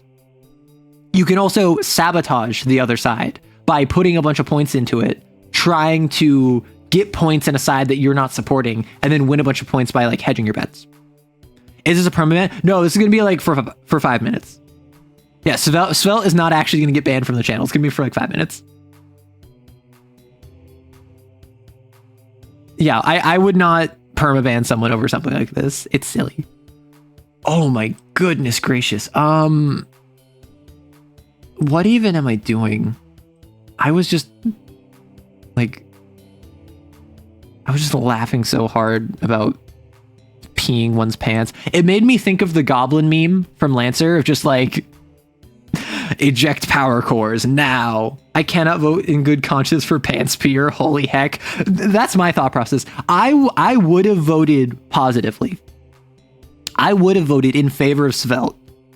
However, making good homebrew. However, with the pants peer, I just can't. I vote good because I think the Easter eggs are perfect the way they are. Listen, that is the hardest I've laughed in actual days. Probably in actual weeks. I had tears in my eyes from how hard I was laughing at that. I might have to make that a short for tomorrow. That would be so funny. You're a proud voter for the pants beer. Well, Kali, I hope you know that by voting in favor of having it be good homebrew, you are supporting the ban of Svelte. Because B accused Svelte of making good homebrew. Okay, we're also about to have an ad. Heads up, everyone.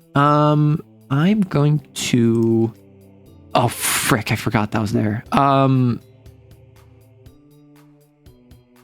gonna stay on sobriety, but aside from that, we have an ad. Whew, I'm gonna drink some water.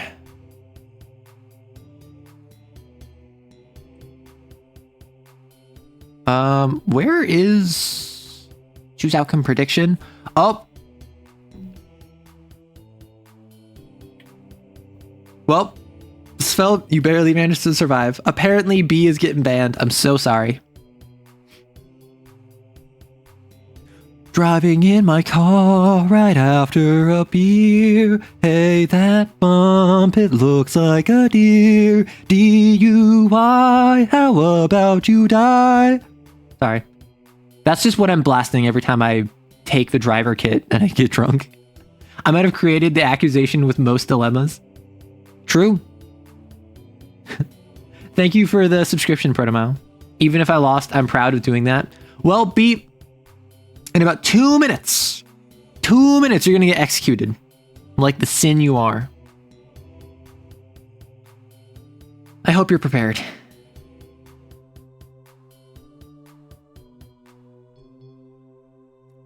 Little do you know, I filled up on gas. I'm up. Hit? I don't know. I have yet to play Deltarune. I played Deltarune Part 1 back when it came out, and then I just did not keep up with it in any capacity. Are they on like Part 5 now? Isn't out of like 6 possible parts? I have just fully not paid attention to it. I never really got into Undertale. I watched some playthroughs of it. I never got into Deltarune. Thank you for banishing Rory. I appreciate it. Drink some water.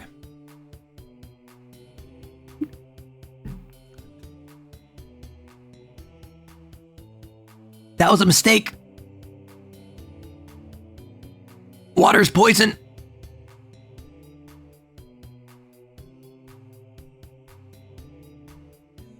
Yeah, B, of course you can. I'm gonna wait to ban you until after.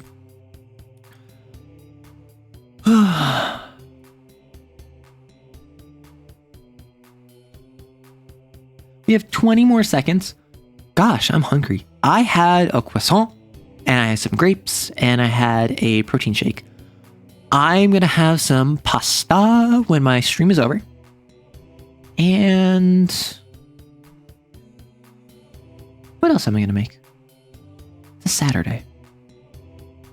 Welcome back, everyone. So, because with the prediction, bad homebrew won out. That means I'm going to award points to good homebrew. However, B, because you raised an accusation up against Svelte and you lost, Svelte was successfully proven in court to have made bad homebrew. What final words do you have? B, you're going to get banned.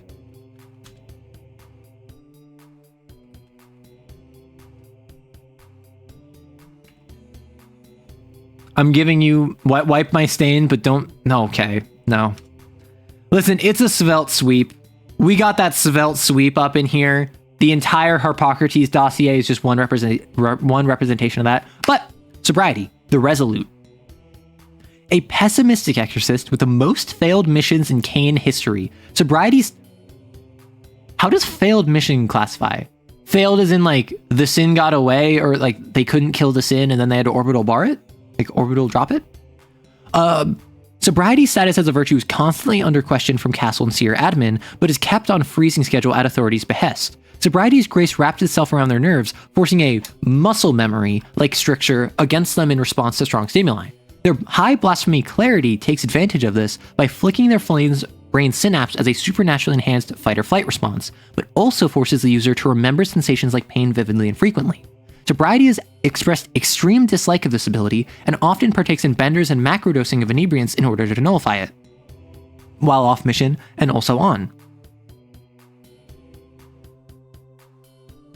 Despite this, Sobriety has survived more missions than any exorcist in the modern day, and is deploying in missions with high-profile assets such as politicians, strong strong XOs or other persons of interest in order to guarantee their survival. Sobriety's danger sense, while sober and injured, is unparalleled, and a precarious but valuable asset to Kane. Likes: alcohol, recreational drugs, film noir, prudence. Kane orbital lasers, carpet bombing, staying sober, pain, losing bets, faith. Aw, you don't like faith? Rare steak. Ooh. Cleared sobriety's 98 script debt to Castle. Oh, Pog. Sobriety remains the only known XO to have survived a Kane orbital laser strike mission post-mission failure. Heck. Not available due to meal budget plan. No! The rare steaks. I used to get my steaks medium because my mother told me that is what the chef wants you to cook. Or do what the chef wants you to order, because it's easiest to get medium, because if you get medium rare, that's one step off. If you get medium well, that's one step off. But if you order medium, really anything within that range is easy. I now kind of go medium rare. I prefer medium rare. I might even like a rare, although I haven't had one in quite some time. He doesn't like faith because jealousy of disconnect from Psychic C, plus seems to be way too optimistic. I noticed a trend of too many HB virtues liking faith, and that's fair, but I also feel it's fair to say,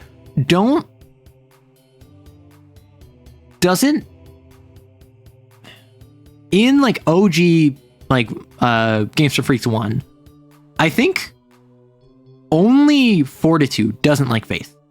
Charity is the one that like 3 other XOs besides Fortitude doesn't like.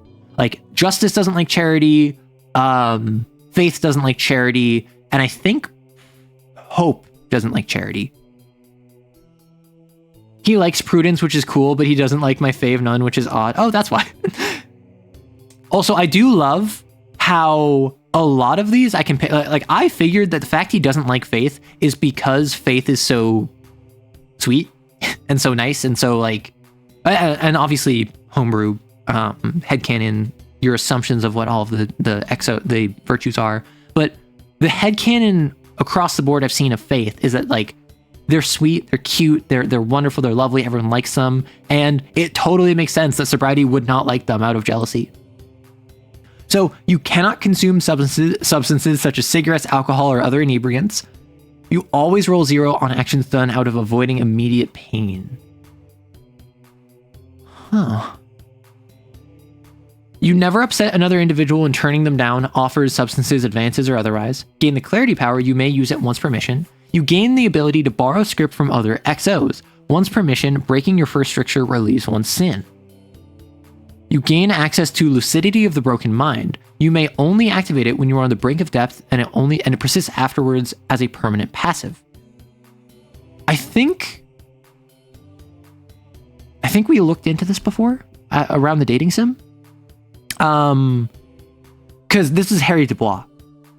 Mr. Dubois. You may only use this power if you have 2 or more injuries. The pain jolts your synapses awake and allows your mind and body to move in intuitive ways. You sear every available sensation into the framework of your grace, and your body speeds up in response. Use all remaining psychic bursts. For the remainder of the scene, your body instinctively reacts to and avoids danger. You gain the following benefits. Roll an additional risk die against your actions, only taking the highest result. Roll plus 1d on any action to avoid, defend against, or react to danger. This can also apply to rolls that negate threats, resolve complications, or the defend action. This breaks your second stricture.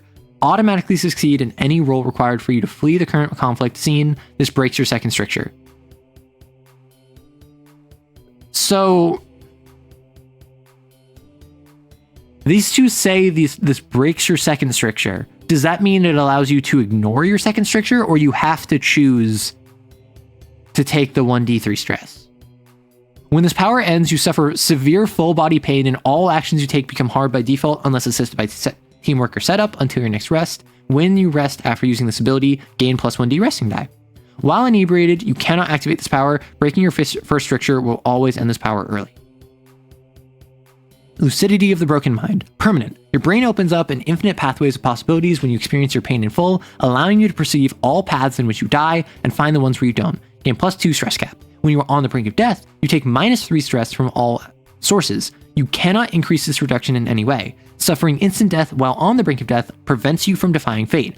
All attempts to revive you fail. Clarity also gains the following effect. Gain a Foresight talisman whose segment length is equal to the number of injuries you have when you activate Clarity. While the power is active, you may slash this talisman once to have you or an ally you can reach avoid any source of external harm, reducing the instance of stress by 3. When you fully slash this talisman, Clarity ends early.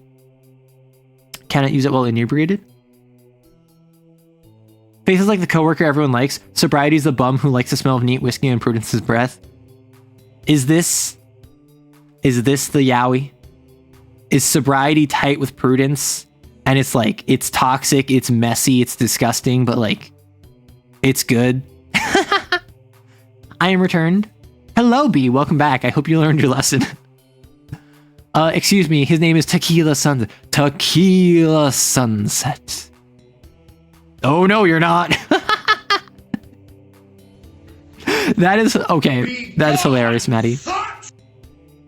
This is indeed the yaoi. Prudence paid off his debt. Okay, I have a question. Like, this is a legit question. Prudence pays off Sobriety's debt. Sobriety, out of their own free will and volition, and Prudence did this without any expectation of having it be repaid, engages in activities with Prudence as like I appreciate you and like yaoi and all that. Would that be considered quid pro quo? Because on multiple levels, first off, they're co-workers. Second off, Prudence paid off something for Sobriety that prompted this activity. Third off, Sobriety is in a state where their mental state is altered significantly, even when they are sober. Altered. So, like, it would be reasonable to say they cannot reasonably be expected to make this decision in good conscience for themselves. Prudence does love their contracts. Bring back the counter. The HR. I still have the. Nope, that's Path of Pain. Where is the HR counter? I didn't delete the HR counter, did I? Protective shield. Protective shield. Where is my HR counter? I did not delete the HR. Huh? No? Huh? I deleted the HR counter. Bring back the counter. Yeah, this is an HR violation. Totally. Interesting. Anyway, would this be quid pro quo? Because in the workplace, for instance, if you have two individuals and one does something for someone and then the other one reciprocates by like engaging in activities, that would be considered quid pro quo, particularly if the first action was done with the expectation or encouragement of that sort of response. Quid pro quo can also be, I give you a promotion in response for you taking me out to dinner. That would be quid pro quo. It doesn't have to be bow chicka wow wow, but oftentimes it is. This is indeed yaoi. We do love toxic yaoi. Like, we hate toxic relationships in real life, but like we do love toxic yaoi. Also, 98 script depth is a wild, like, I didn't even consider the scale of that. Hi, Absolution. Look at that smile. Oh, my heart. My heart. Wait. The Mourner. I think I read this before because of, I didn't know about Absolution. So, the Mourner, Absolution is considered one of the most powerful binders in the history of Kane, wielding control over a Cat 5 hound codenamed Guillotine that manifested upon the brutal and untimely death of their ex-spouse. Their strange and empathetic nature towards sins has notably earned them the wariness of authority, but their usefulness to Kane shines in their near zero civilian casualty rate and an execution record second only to justice. Absolution mourns the fate of sin hosts and their subsequent sins, and believes that the fastest route to peace for them is a swift and severe execution. Their high blasphemy guillotine is a shared contract with a sin of the same name, allowing users to summon a fraction of its power, becoming a more lethal if they mirror absolution in their actions and motives. Absolution also assists in the training of binders under Kane's employ, particularly assigned to assist binders whose sin capabilities have far surpassed their own.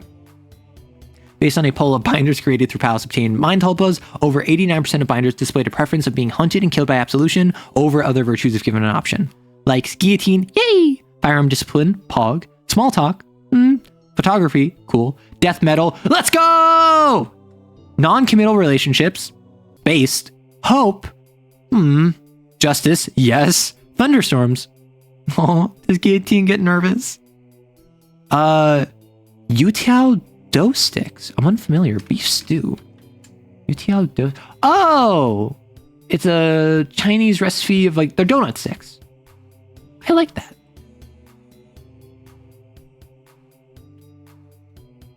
You cannot commit actions of cruelty or prolonged suffering. Based. You always roll 0D on actions that put civilians or innocents in harm's way. Inconvenient, but based. When someone tries to confess their truth to you, you can always hear it regardless of distance, physical, or psychic barriers. Wait. That's so pog. I don't like temerity taking my data / opinions without consent. Thunderstorms are cool though. Okay, thunderstorms are cool, but also if you have a dog, I get it. Like, if you have a dog and the thunderstorm is messing with them, I hate thunderstorms on behalf of my dog, right? I like thunderstorms. I like the rain. I will literally open my window when it's raining because for a while I would listen to like rainy jazz, like on like a YouTube stream or whatever. And then I'm like, why would I do this if I don't also appreciate real actual life rain? So I've gotten in the habit of whenever it's raining, I always make sure to appreciate or try to appreciate the sound of the rain on the window, the smell of the rain as it wafts in, the feeling of the dreariness outside, but the washing away of how the day was before. I just try to appreciate that. And something I did quite recently is I was in a big oversized sweater. I was in my pajama shorts. I went out into my living room where we have this big window that's like the entire wall, right? So it's like the full window. I hung up Christmas lights like this on the inside with some tinsel as well. And like the tree was here, like the tree was here. The seat was here.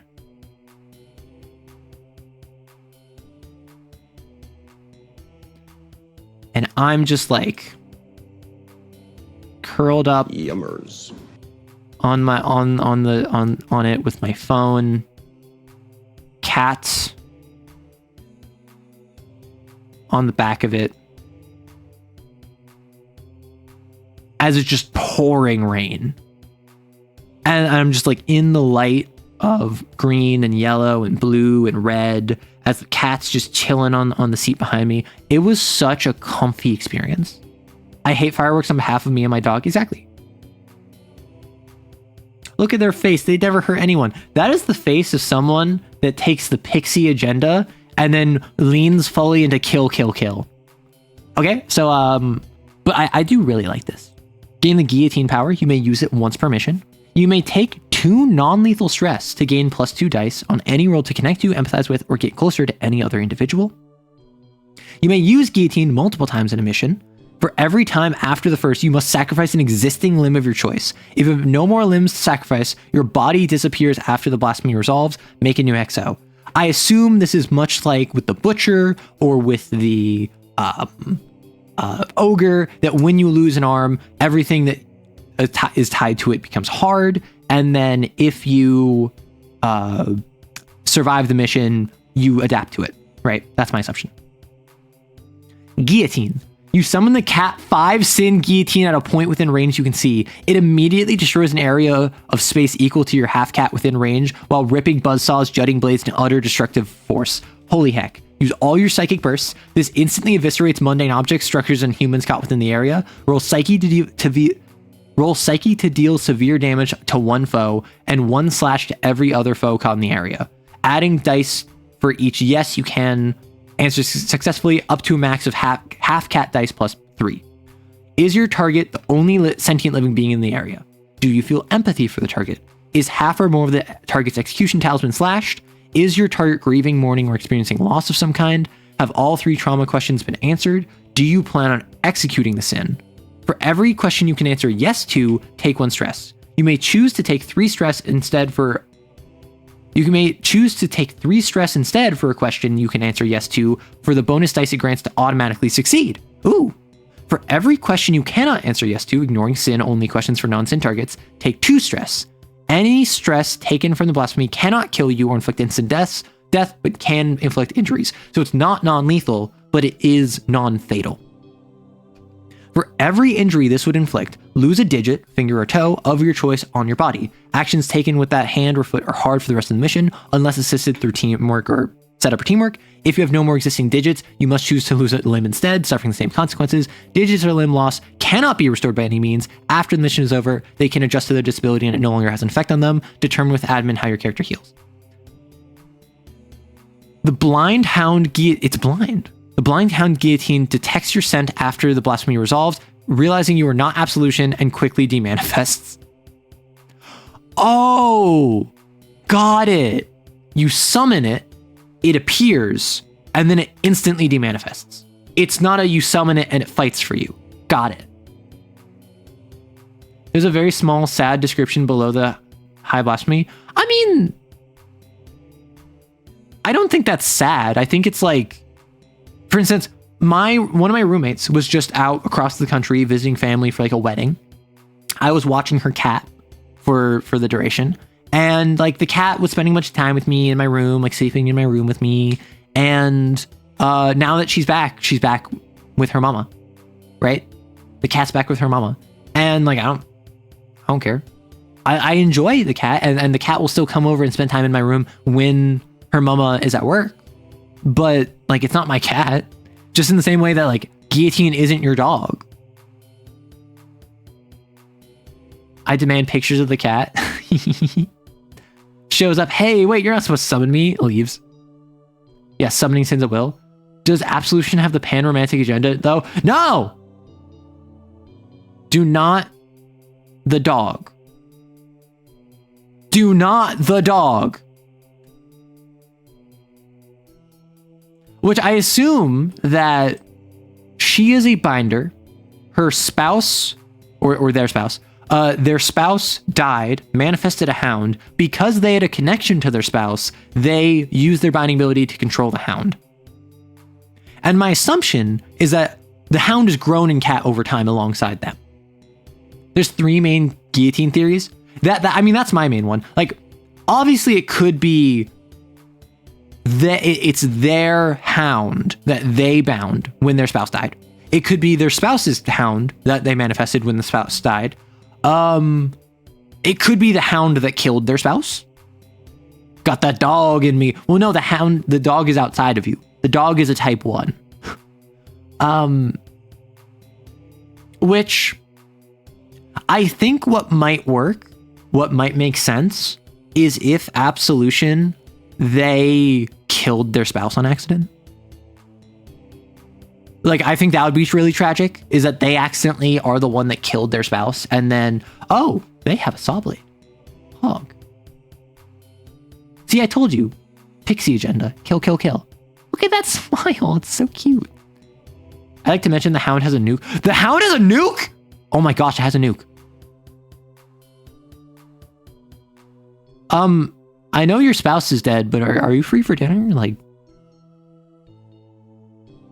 because like, consider, when it comes to pit bulls in particular, but all dogs are like this, the more devastating the name, the sweeter the dog. If I have a dog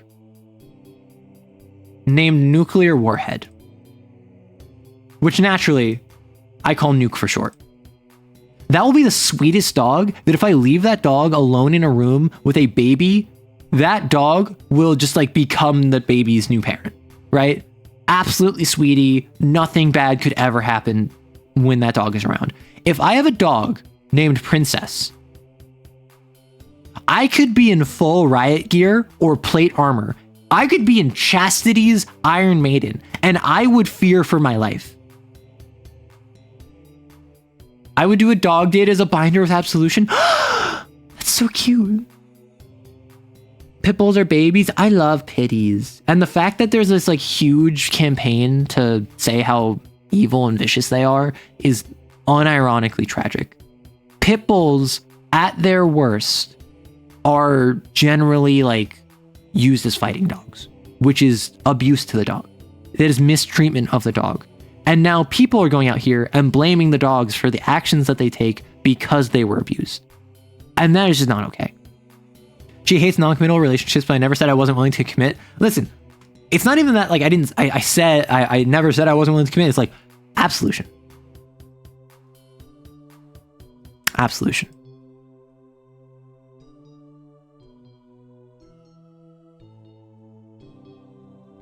I'm down. Now, what if we, okay.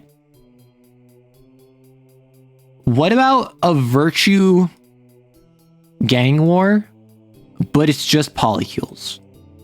It's just a series of polycules of the different virtues, and it's all like between 3 to 4, right? So there's multiple factions within it. So you have virtues that like each other and don't like each other. So you have like Prudence is over here in the toxic yaoi with sobriety, and they probably have someone else with them. And then, oh my gosh, what if? What? Okay, you have Prudence, and you have sobriety, and you also have Faith. And you have, what's it called? Chastity.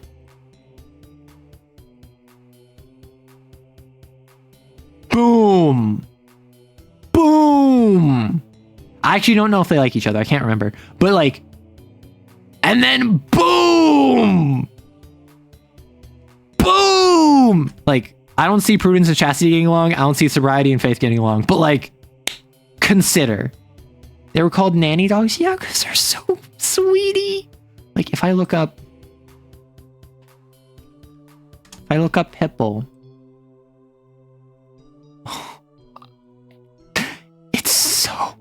It's so cutie. Look at this dog. Look at this face.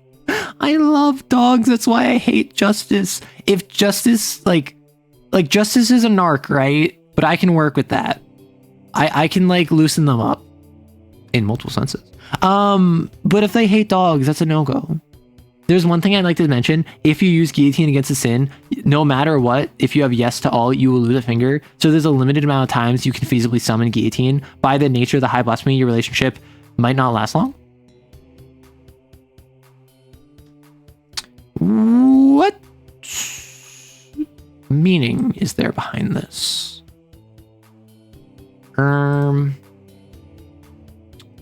Sorry. Is your target the only sentient living being within the area? Do you feel empathy for the target? Is half or more slashed? Is it grieving, mourning, or experiencing loss of some kind? If all three trauma questions have been answered, do you plan? No, you can answer all of these. So, like, Harpocrates counts sins as living beings. There have been multiple times where an ability references, like, choose a living being, and then it talks about the difference between if it affects a human or an exo or a sin.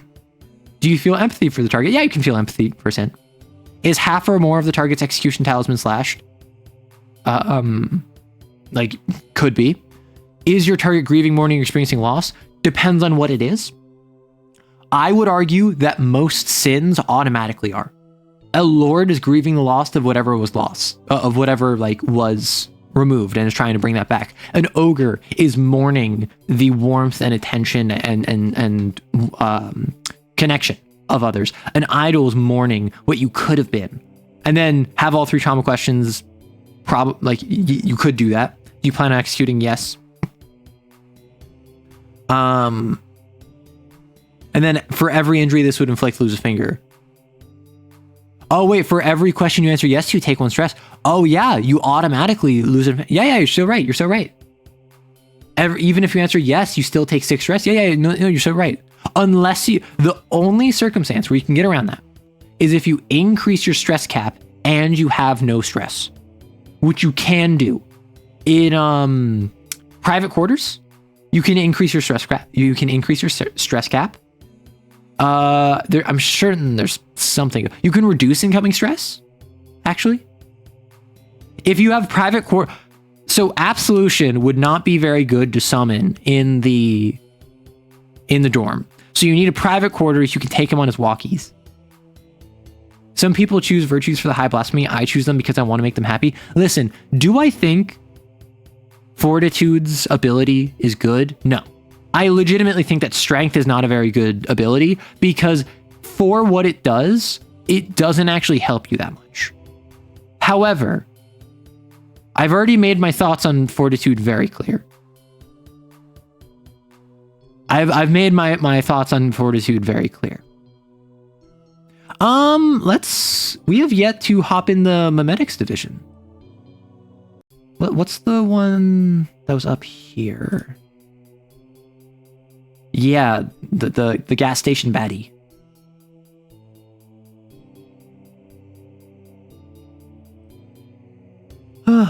Or did I read Memetics? No, I didn't. Only authorized personnel may read the following documents. This document has been laced with cognito-hazardous tracking agents. All personnel reading this sentence have been successfully located through Temerity Project. Unauthorized personnel will be dealt with accordingly. So, this is something that is a minor nitpick that I'm not going to bring up too much, but I am going to point out.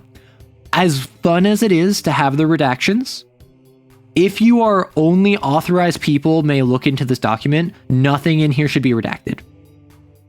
Because you should not redact information from people that are authorized. Like Temerity Project, blah, blah, blah, is a fair point. Is a fair thing to censor because like you haven't read the document yet. But like the date should not be censored. The name of the researcher should not be marked off because if only people who are reading it are authorized to read it, you shouldn't be redacting it. And if you're like, oh, well, what if someone who shouldn't read it does read it? Okay, what if someone who should read it reads it? They don't know what they need to know. Different levels of authorization, that's fair. But also just like, that's something that like SCP Foundation does a whole bunch where they're like, you need code like sigma beta in order to read this document. And even then, half of it's going to be censored. It's like, that's not how you should censor it. Do not complete reading the sentence pursuant to safety code. Doing so may result in incongruently placed future fatal harm or injury. Dang. Okay, SEER takes the responsibility of tracking and identifying supernatural threats within the greater world at large extremely seriously. They complete their work with immense omnipresence, powerful cognitive-based abilities, and a well-organized structure. Temerity prides itself on the consistent and evolving categorization and knowledge of supernatural threats within the greater world at large. They complete their work with diligence, boundless determination, and relentless inquisition. But some threats can evade all of this, regardless of the vast strength of either Temerity or SEER. That is why the Memesine division exists, for threats that go beyond the cognizance of the mind and dangers that disappear the moment your gaze is taken off of them. The virtue, hope, and the high blasphemy veil in and of itself the ability to erase memories through psychic phenomena.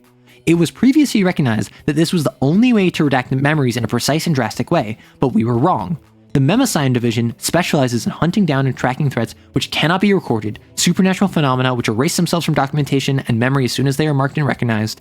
Through a careful blend of anti-memetic substances and routinely organized autonomous reminder software, the Memesine division can apply full force towards combating these threats.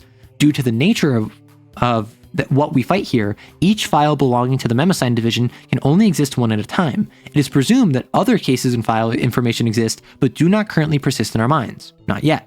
You will not remember the contents of this document. That is why this exists. I like it. Under Heaven Binder Catalog, codename Boogeyman, King Killer. Subject X713. Full name unknown. Tell Director B to resolve ASAP. Height, age, sex.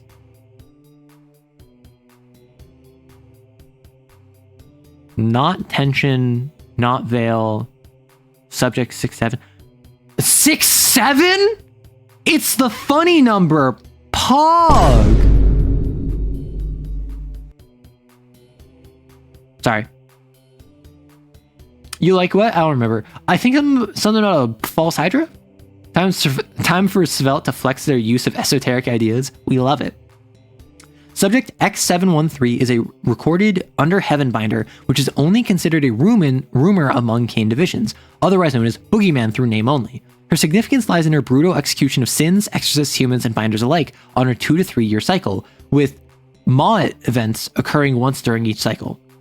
Ma'at events were designated incidents discovered before the first record of X713 were identified through severe and mysterious loss of life in deployed mission zones. Due to lack of information concerning these events, but a confirmed death of target sins, they were documented and kept on file with no further follow-up. These events also had connections to peculiar circumstances surrounding the manifestation of sins in these zones. Manifestations occurred in psychically sensitive individuals who suffered untimely and intense mental trauma, usually marked by death of close friends and family within the span of the same week.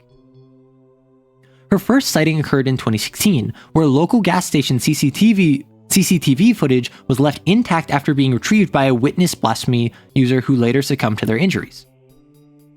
One of the blasphemies identified in the Hippocrates dossier specializes in the retention of memories despite psychic interference. That's the one that can see everything. And that's where you get into the question of, does I can see everything or I can hide from everything win out? And that's something where I'm of the opinion that whatever is convenient for the players. Every time someone says 6'7", I respond with 8'9". That's so funny. That's actually really funny. XO casualties within the investigation zone reached 12 total XOs, all deployed to hunt designated Cat 7 centipede. Frick. Which was also found executed at the scene. 3 under heaven binders who had been expunged from official Kane records were also found executed on scene. No civilians within 2 miles of the investigation zone were found alive. Further analysis of event and pattern conclusion through Seer linked 6 previous and similar incidents to subject X713, which were previously attributed to Ma'at events. Subject was previously thought to possess the tension and veil blasphemies. Her application of grace involves the use of severance, but with a further range and tensile strength that previously observed in graced individuals. Based on the speed and magnitude at which Ma'at events occurred, these uses of severance would in theory span the size of large skyscrapers while reaching lengths of over 580 feet and extending up to 2,500 feet in distance. Her abilities to withstand physical and supernatural trauma was also attributed to a modified version of the Aegis power. I can fix her.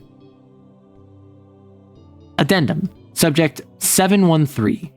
Subject's ability to evade detection was attributed to the Veil blasphemy. Upon further investigation, Seer discovered that Hope had trained her as a potential future Hope, but has later forgotten of her existence through mass memory rupture. Reasons for diversion from pursuing a position as virtue has not been cited. In reality, Subject X713 uses an enhanced version of the Severance power specifically to execute all of her abilities. The strength and metaphysical properties of her Severance can remove or cut out memories from other targets as a self-defense mechanism built into the existence of the blasphemy itself.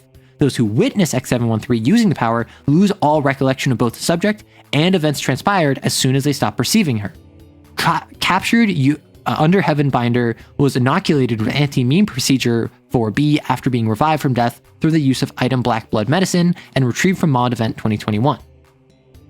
Through extended interrogation, it was revealed that Subject X713 is a loosely rumored among Under Heaven Binders as King Killer through name only. X713's sheer misanthropy, and in particular disdain for authority, has resulted in the death of over 78 recorded binders and specific binder titled as Vice. Specialized leadership identified within splinters of Under Heaven that possess cat capabilities of 6 or higher. Again, I can fix her. Which, I do dig it, because in my game I'm running, I am having a binder run around and get up to nonsense. I'm having a binder that is influencing sins. Boogeyman, King Killer. Cat 7, yeah. Execution Talisman 14 plus pressure. Regains 1d3 plus 1 segments when the exorcist rests. Regains all segments between missions. When fully slashed, they go unconscious and can be executed or spared. A highly dangerous rogue XO. Purposely finds psychically sensitive individuals and creates intense traumas for them to create sins in order to bait XOs to investigation zones. This is done through deliberate murder of close friends and family, followed by mental torture. When encountering XOs or other binders, will relentlessly aim to kill through powerful blades of psychic energy. While not initiating a Mollet event, is noticeably less hostile and unaware of her true identity. Acts of violence or other triggering events may cause her memories to return suddenly and severely. When no longer perceiving Boogeyman Kingkiller, XOs, binders, sins, and mundane humans will forget their existence. Fighting, tracking, or identifying her is always hard unless benefiting from the effects of Anti-Meme 3X. Boogeyman Kingkiller will always work alone and act without affiliation. They will attempt to flee combat scenes early and aim to wear down XOs over the course of an entire mission. Once per scene, if bringing an XO to the brink of death, Boogeyman will ignore and not harm the targeted exorcist until another XO in the same scene is on the brink of death. Boogeyman Kingkiller is prone to severe bouts of identity loss and loss of long-term memory, which can interrupt the train of thought or current course of action. Actions that take advantage gain plus 1d. Due to severe brain damage and mangled psychic signature, they are immune to external memory erasing or memory-altering effects. They are also immune to psychic abilities that would alter their state of mind or emotional state.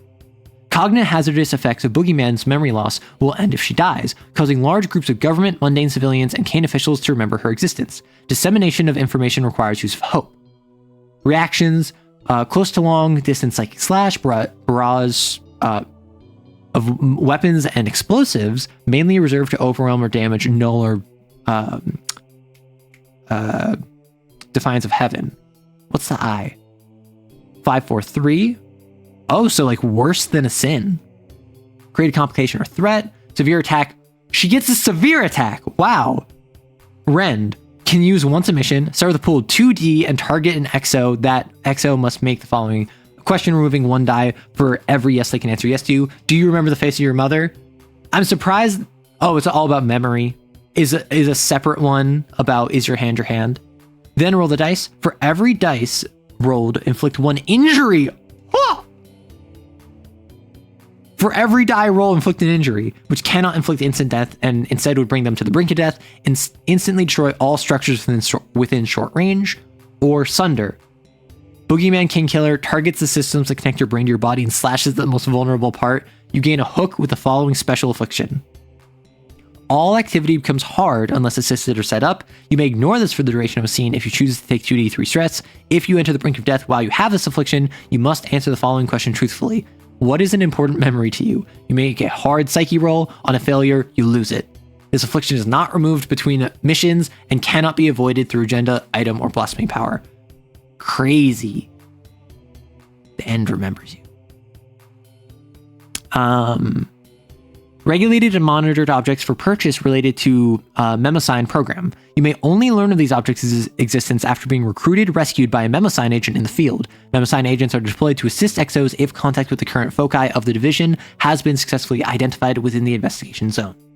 Anti-Meme 3X. A concoction made specifically to combat Boogeyman's abilities, contains anti-memetic drugs attached to a small syringe which can be carried and concealed. Upon injection, consume this item. Until you rest, you take -1 stress from Boogeyman's reactions and are immune to reality memory wiping until the end of the mission. Timeline anchored note and pencil, a sheet of paper and corresponding pencil that resists reality and memory altering effects. Information written on this note with this given pencil cannot be changed or removed in any way. Can only fit a few sentences, eraser not included. Got it. Anti-meme weapon abutment.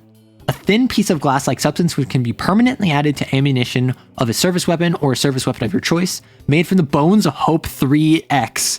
Grants the weapon +2 cat against threats flagged by the Memosign division.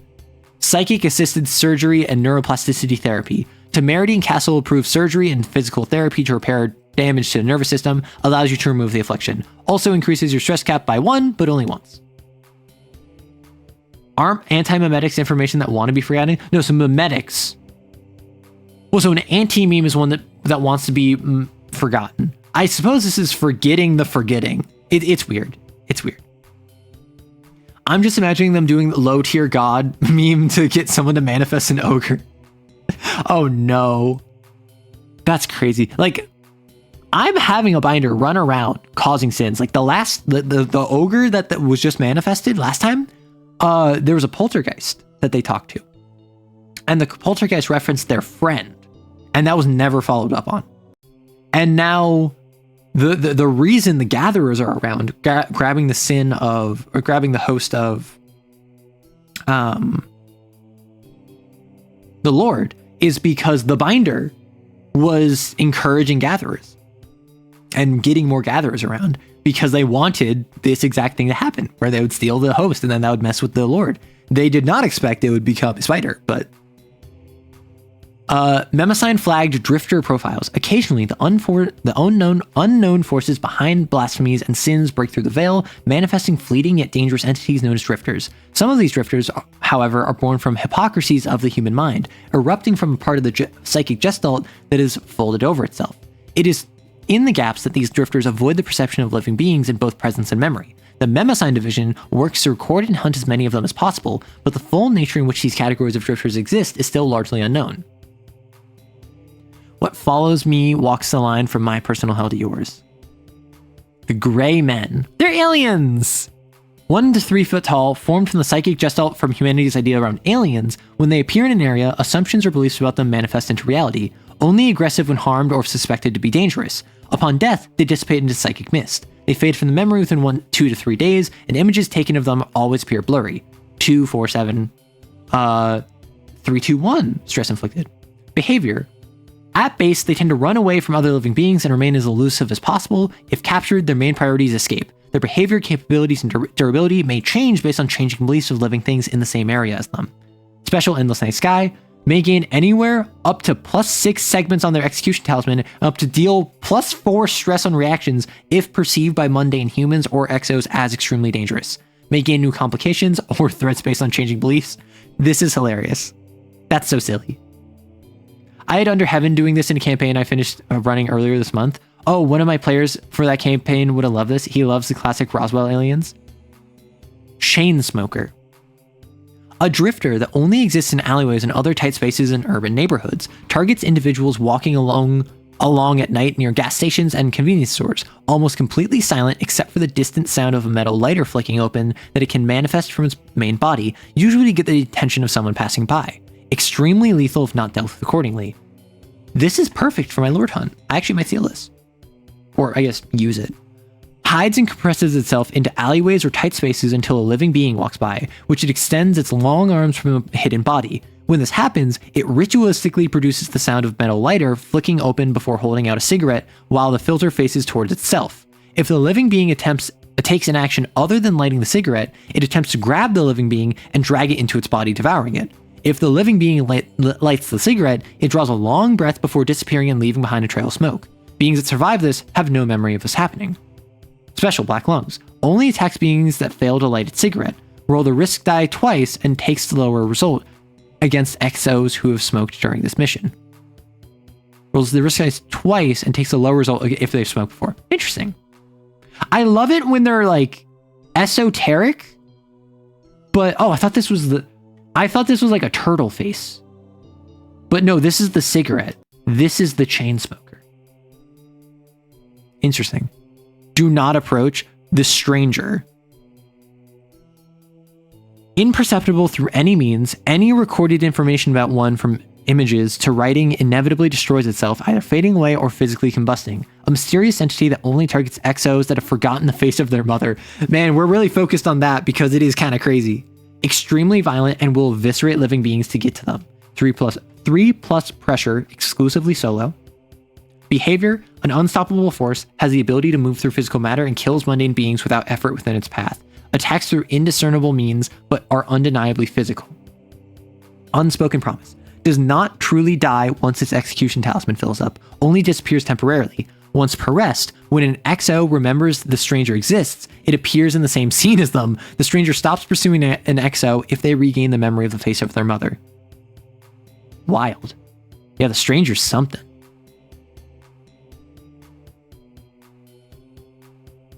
And then this is the virtues. So I believe I have now looked over the entire Harpocrates dossier. because I've done all of the blasphemies. That was like a week ago, or a week and a half ago. I have looked through the wronged.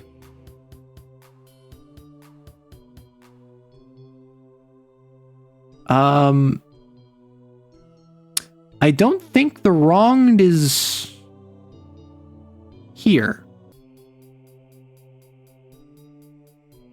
Yeah, I didn't remember reading the wronged. And I think that it's a name change. Above? You sure? Sorry, it's loading. Whenever I click it, it takes a bit to load. Pararomantic, Needle, Mentor, Maw, Persecutor. Oh, wrong. Yeah, I missed this one. Get Revenge, the Fire That Remains, gain +2 Sin Overflow cap, 1 in 6 chance of ignoring Sin Overflow.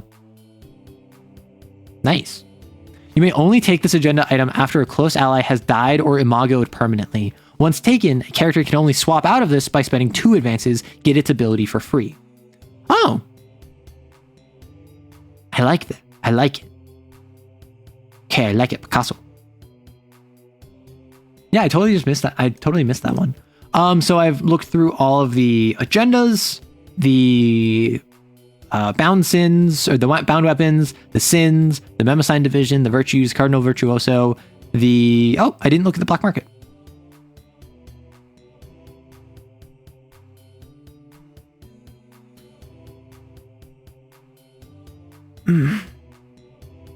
Stretch.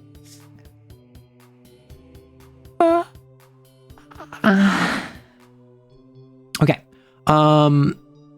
So this is a bit of lore talking about the smiling man or the laughing man.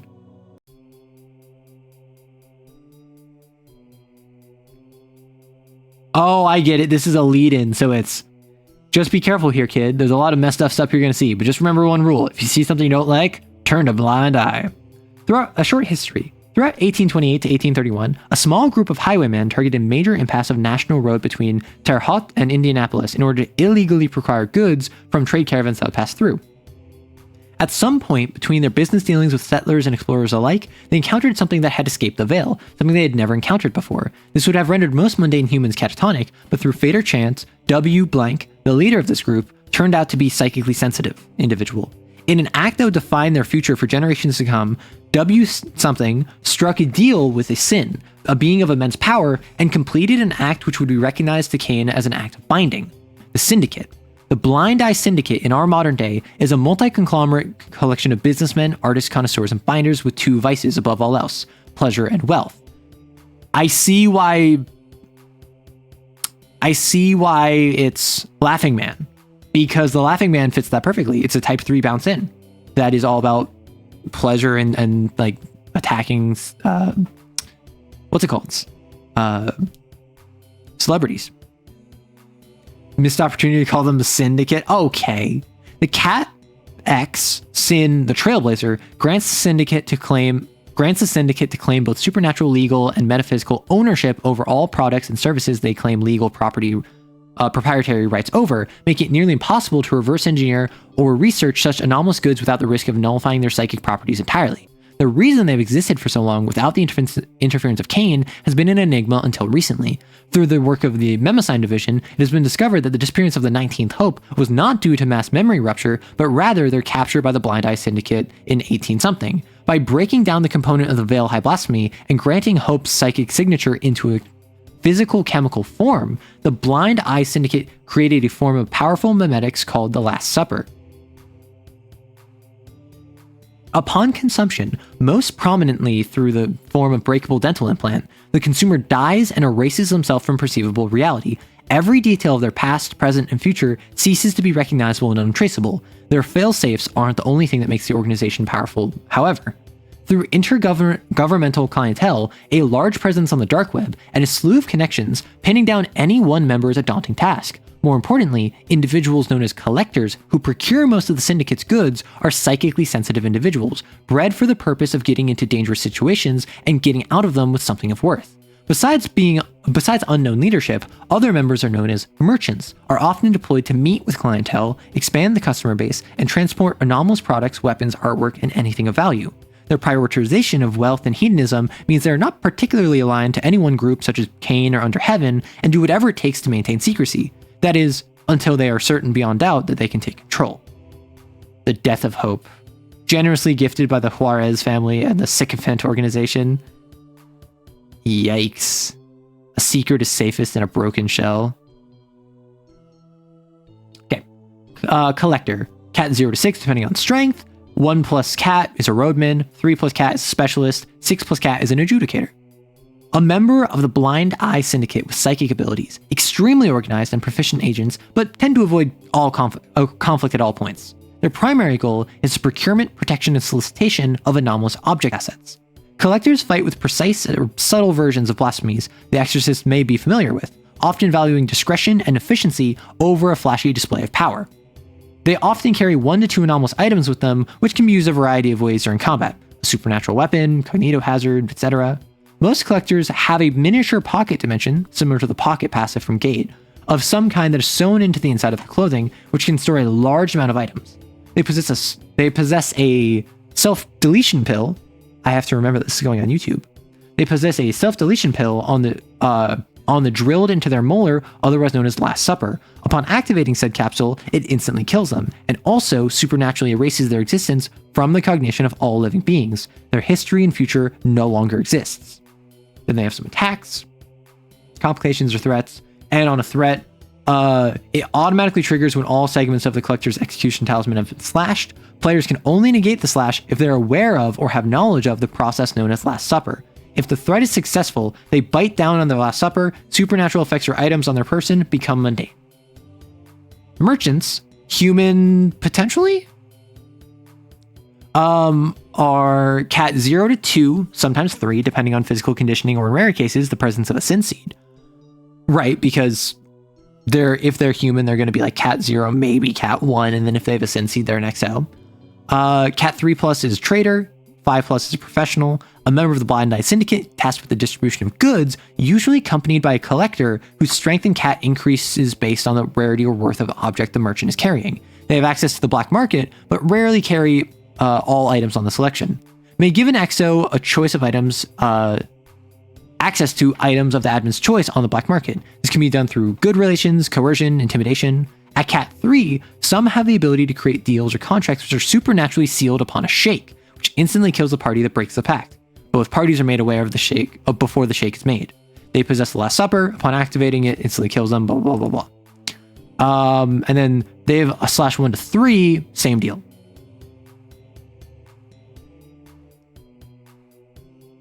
The Cat 3 merchant is the one from Resident Evil 4. What are you buying? What are you selling? These objects and items are not approved by Cain, and may not even be accessible within your universe and setting. However, if you determine that the Blind Eye Syndicate is prominent enough of an organization to deal with Cain agents for business, the black market has the potential to reach even your exos wherever they may be. Fun fact, most forms of currency end up carrying identifying metadata in the form of tags, GCC markers, or usage history which can tell you how or even where something was made, even script. As opposed to purchasing with solely script, objects described below are all obtained through money, the universal currency. However, due to the Blind Eye Syndicate's other slogan, have a finger in every pot, the digital identifier that is marked as script can be exchanged for monetary value at the rate of 50 USD per script if the merchant is willing. Script exchange is obviously not as appealing as cold hard cash. Intimidation, negotiation, or other circumstances can adjust the price. Fatum Manifestum, recovered from the estate of Sarah Dietrich. Getting contraband back to a castle facility is another dilemma, however. Every item below is marked with a risk variable, which represents how difficult it is to get that object back to HQ. In order to successfully keep contraband items, an exorcist must pass a covert roll equal to the risk value, or pass a negotiation roll equal to risk, convince the handler of its use, smooth talk security. Every instance of an item is rolled separately, and once an item passes, it does not need to be passed again. However, failing even once may have castle admin turning over your whole stash, so be wary of what you drag back. Stashing currency has a different risk value based on how much money you bring back each time. 0 to 1,000, 1,000, 5,000, 5,000 plus. Okay, we're about to have an ad, heads up. But on the black market, ooh. Why is there a male enhancement adrenal pill? Black market, unregulated and unsanctioned items that can be sourced from the Blind Eye Syndicate. Stock and availability of items depends on merchant that you encounter. We now have the ad.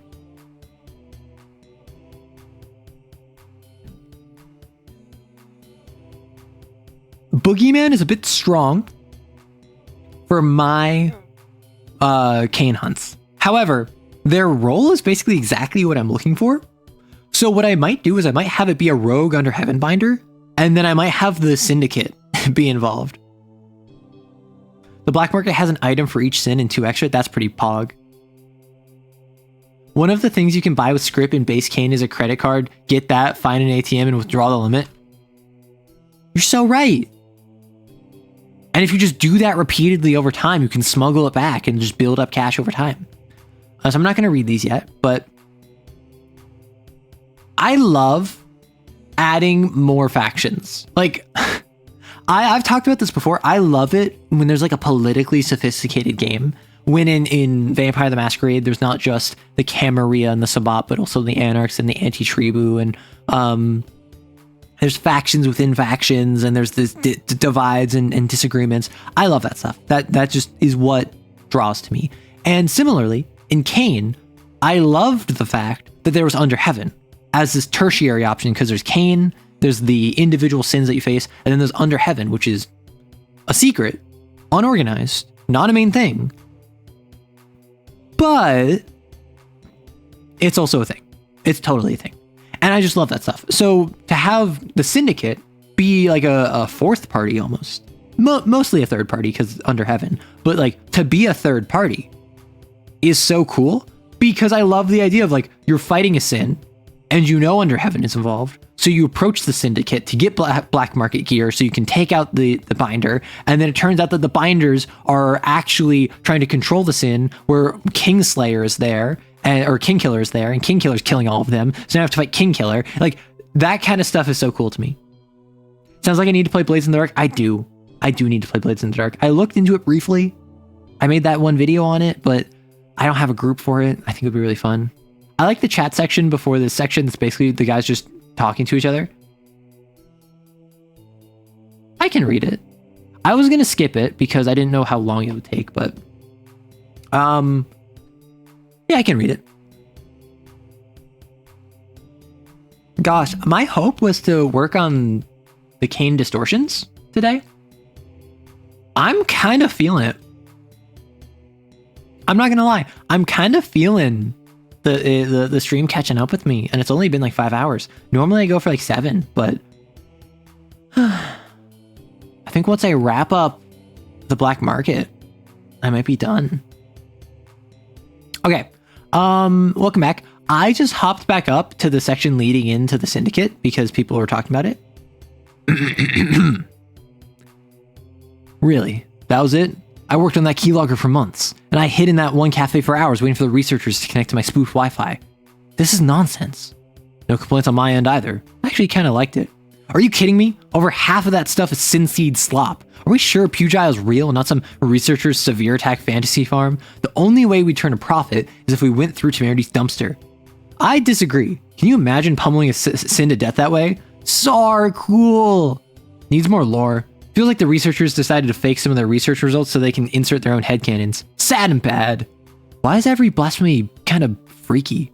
Freaky is certainly a word for it. Terrible would be more accurate though. Oh. Hello, Neko. All right, if you're part of my chat, you know how this works. Defend yourselves. We defend ourselves with castle law, with castle doctrine.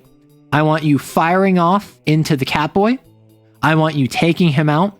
And I want none of them to be able to walk out of here in so much as half of a fully put together state. Protective shield. I want the screaming that you can hear to involve the yelping of a cat. I want the fires of your soul to become the fires of the stream. I want the raiders to understand that by coming here, they messed up. And if you're a raider, you can fire back for a single channel point.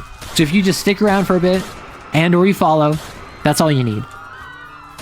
Hello, Neko. I saw that you were playing a game that had invites, but I don't know what it was. It was OpenTTD? I'm unfamiliar with what OpenTTD is. However, I would love to hear what it is once you recover. Once you recover from your momentary death. Okay. I think we're good.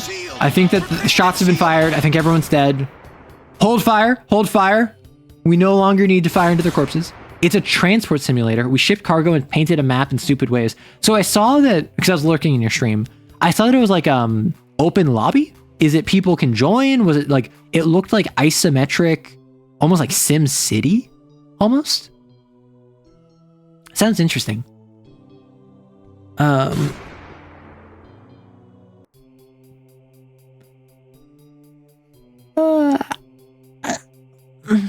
I yawn.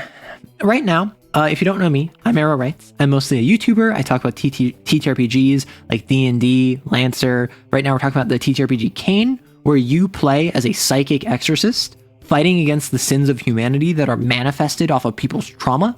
And we're looking at a homebrew expansion that has been released for it and just kind of running through it. I've already gone through most of it. We're just on that last little bit talking about the black market that you can buy stuff from. It's a precursor to SimCity, or they were developed at the same time. Oh, interesting.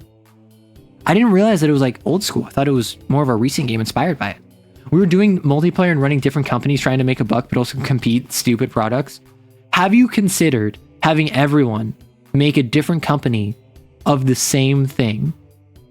Everyone just like fighting over that same one pie. Wait a second, I just realized. So I'm reading like a chat room, right? Like this chat room is part of the game, right? It's part of the expansion.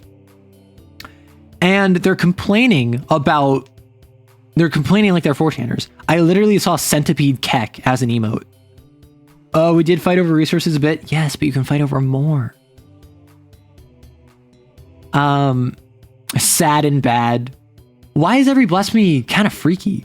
Freaky is certainly a word. Shitty would be more accurate though. Like how Valence is just a shitty edit. I can't agree with the word shitty, but most of this stuff is for aura farmers and crash outs with zero in between. Formatting is bad on this document. I cannot believe an actual researcher would put descriptions of horizontal boxes. One of these powers is a boat, for Christ's sake. Exhausted ogre emote. Research? This is player feature slop. Why bother cataloging new sins when the best one is right there, Centipede Keck? I know, right? Stuff like the butcher is just a Saw ripoff we didn't need. Player slop indeed, hound barking. At least I've got enough to track down the Bay Harbor Futch now. Scrap the whole thing for all I care, just make sure I get my cut. Is the Bay Harbor Futch a femme butch Dexter? This is more Discord server? I don't know. It's like a chat room. Before we sell it, let's make a copy. I'm going to pin it somewhere. Not enough info. Whoever made this doc is hiding at least 24 different blasphemies and 3 more virtues. It's a research document, not light on reading. Amateur hour. I'm going to be perfectly honest. What the F is a dating sim doing in the middle of this document? What a lack of substance. Actual nothing sauce. Calm down, everyone. It's everything we need for now. Chameleon only needs a week for the data drop, and we still can fall back on that recent exploit supplies. We have bidders from both Chinese and South Korean agencies, and that'll fund us for a while. Not the government email! Real subtle. Ah, heck. I know we've been working on that packet for a while. Can you send it? Yeah, let me DM down the zip bomb. I think we finally cracked the code on recreating Laughing Man. Oh. Ooh, that definitely worked. I plugged into the office cam. Send the feed, idiot. Don't call me that. Uploading cam, check right screen. Okay, let's log off and start burning drives. Same time next month? Yep, see ya. Bye. Adios, losers. Everyone logs off. What are you still doing here? Yeah, you. Reading this. I'm not an idiot. I know I'm being watched. We both downloaded this thing. You're in it now. Just be careful, kid. There's a lot of messed up stuff you're gonna see. But remember the one rule. If you see something you don't like, turn a blind eye. The Bay Harbor Futch is me. All of these are based on Kane Discord users and comments I had them write about Harpo. So when you say you had them write about it, do you mean they were actually complaining? Or did you say, I want you to complain in character? Because I could see someone like actually saying like, Yeah, valence is just a bad version of edit. But I could also see you saying, give me in-character, in-universe complaints about it. This is actually really funny. Okay, hey guys, talk bad about it? Okay. That's so silly. All right, black market. Unregulated and unsanctioned items that can be sourced from the Blind Eye Syndicate. Stock and availability of items depends on merchant you encounter. Script may be encountered at a rate of 1 script equals 50 USD. Values listed below are upper and lower ends of potential prices, but also indicate quality or size of goods. Lapel de Vide, 800 to 1200, geez. 2 KP, a painting of an ogre, will give a mundane human that looks at it intense depression, self-loathing, or lethargy. May also be used to give an XO of the chosen of choice, the Sunken Affliction. Ooh. Bloodhound brand male enhancement pill. Or I'll go down because that seems to be in order. Marketable super kawaii face mask for sensitive skin. This chemically treated skin of an idol allows you to transform your face into the face of anyone you have seen before, wears off after you rest, has a 1 in 6 chance of permanently altering your face to the face you choose. Toad Depot sticky gloves grants +1D to steal objects, hold on to something, or other actions that can take advantage of the glove's sticky property. Has a 1 in 6 chance to inflict you with a toad affliction of the admin's choice. Oh my gosh. Bloodhound brand male enhancement adrenal pill. Consumable. Consumed to gain a count affliction of your choice. 1 in 6 chance of being the admin's choice instead. Can be used while under duress. Purple herb. A highly dangerous poisonous herb, which upon ingestion causes nausea, hallucinations, and vomiting. Lethal to mundane humans. Has a 1 in 6 chance of turning a mundane human into an infested. Woo! Zombie virus. Digital Kingdom, a small flash drive, allows full control over the software of any electronic device it plugs into by bypassing passwords and other barriers, can be killed by advanced anti-hacker software or power electronic surges, 1 in 6 chance of developing sentience. Nice. Last Supper, enhanced modded weaponry. A service weapon of your choice that grants +1D bonus die when in a roll to inflict harm or violence when it is hard, or when inflicting a mundane target. Negotiation rules to stash this item getting +1D. Yeah, I did it myself. Got a problem? Last Supper. Consumable. 0 KP if dentally implanted. You can do this the Last Supper. You suffer instant death without the ability to defy death. Every living being forgets your existence, including those in Kane. This has drastic narrative consequences as determined by your admin. Understood. I do like that the guy didn't send us Laughing Man and told us to get ready. Yeah. Told you it was Discord. That's fair. Is that a Resident Evil reference? Check reference 7 quick. There's something to house the sentient digital kingdom. Okay, so reference 1 is the painting. Oh yeah, that is depressing. The kawaii face mask. 3 is the Hound? No. 3 is Last Supper, right? Because it's a dental implant. 4 is Toad Depot. Oh, cutie. 5 is the Hound. Hype. 6 is the herb, which looks like you can like grind it up into a powder. Nice. Digital. It's a little box. And then 8, A, B, C, D are all different weapon mods. Nice. Storage unit for sentient digital kingdom item, 50 to 100. Wait. So you have to buy it to store. That's hilarious. That's so silly. And then the afterword. Hello, reader. If you've gotten this far, thank you so much for your support and attention for this piece of work. The fan base that has grown for the Harpocrates dossier has genuinely shocked me over the past few months since I released, and I genuinely mean it when I say this update goes out to all of you. Kane is a deeply human game. It's a game that asks you to confront sins shaped by human suffering while working within an organization that insists you are something less than human. An exorcist experiences loss of hardship alongside one another. The connections they form create ephemeral moments of hope that give the setting heart. In many ways, that reflects our own lives, where hardships look different for everyone, but connection to others and realizations within oneself is what helps us endure. I think playing games like this can help us with that. The table is shared space to tell stories about struggle and loss, a place where you're not facing these things alone. It's a space where you're together, connecting, listening, and giving each other room to be vulnerable, even if it's fictional. I think there's something deeply meaningful in that, and I'm grateful for the opportunity to make a piece of work that can assist you in achieving that experience. This year has been absolutely wild for me, between sleepless nights and seemingly endless days. Yet I found a connection within the Kin community, and it's the support I receive from you that pushes me towards creating the things I love. I poured sweat and tears into this, and I'd like to thank you for your patience in waiting for this update to come out. This expansion is a piece of work that is very early into my TTRPG writing career, and I'm just getting started. I hope that you continue to have the patience to follow me along my journey and see what I make next. You know the rest. I'll catch you on the flip side.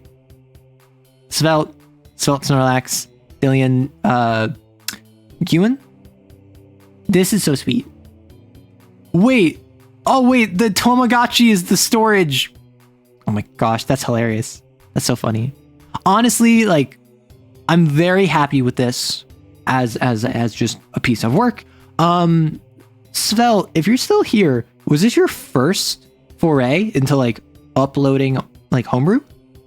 Because I don't recall. If I grab Harpocrates and I click on Eat Your Dice Studios, second thing, all right, it was Magna Colica, Let the Dead Rise. Right. But if you're interested, feel free to either, I mean, you have my Discord. Feel free to either DM me on Discord or shoot me an email.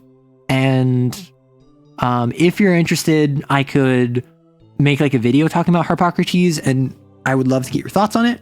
Or just if you want to spread your thought process or anything.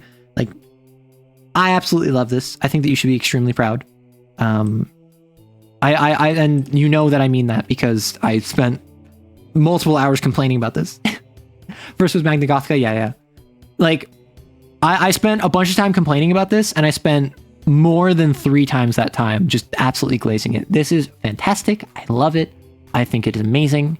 And I think that everything that I've seen thus far, I am so excited to see what you're going to come up with next. Gosh. Thank you, Svelte. It's so cool. I've gotten permission from my GM to use Victim for my Exo's agenda. Maddie! Stop playing a self-insert! Man, I just need to, like, go back over to Pugile. Oh, that poor XO. Oh, whoa. Your sin cap cannot be reduced by sin overflow. Some of your powers gain additional effects if you use them when your current sin meets your sin cap or the rest of the scene after you experience sin overflow. It's called metamorphosis. If you use this power, it would be risky or unclear. Add +1d if the sin mark you destroyed was evolved. Oh, yeah. I knew that they got updated. I didn't think that you, like, changed them significantly.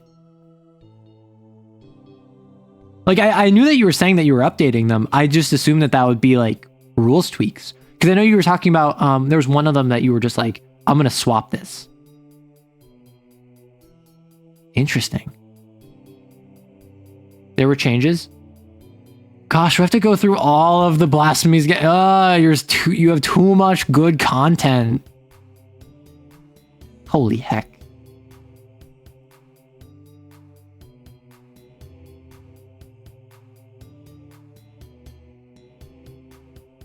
Okay, I'm gonna go back over to Pugile though.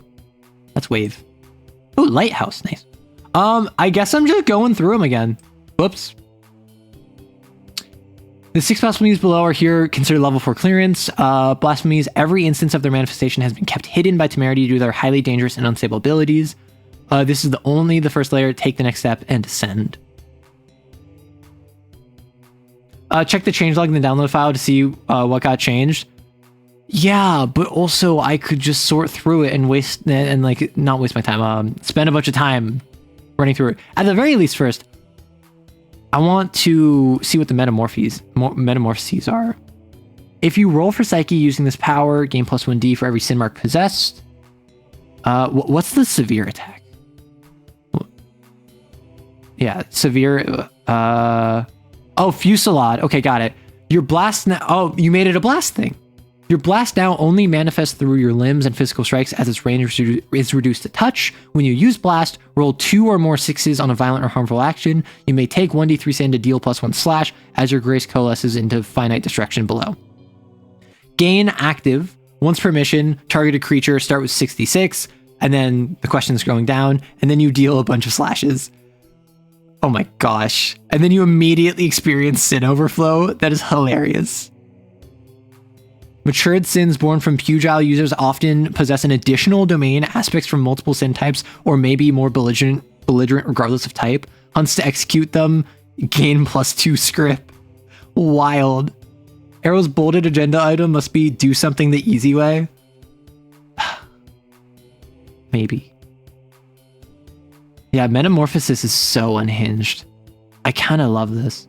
So with Harpocrates, where is the change log? It's a Christmas miracle. Do I have to download it?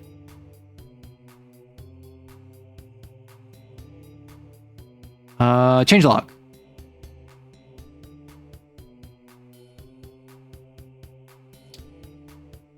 And if I open this up,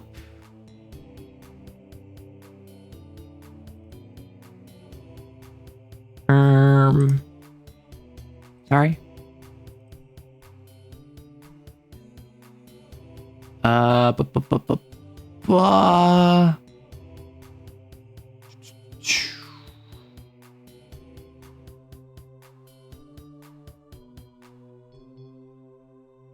I know because I got this during the stream. It was on a text file. Yeah, so I have a text file for it. Right, the 2.1 changelog was just like minor typo fixes. Shows the change of the sin as well if you want to revisit that. There are changes to domains. I think I'm just gonna hop into the sins. Because like obviously I already gave my thoughts on the blasphemies as a whole.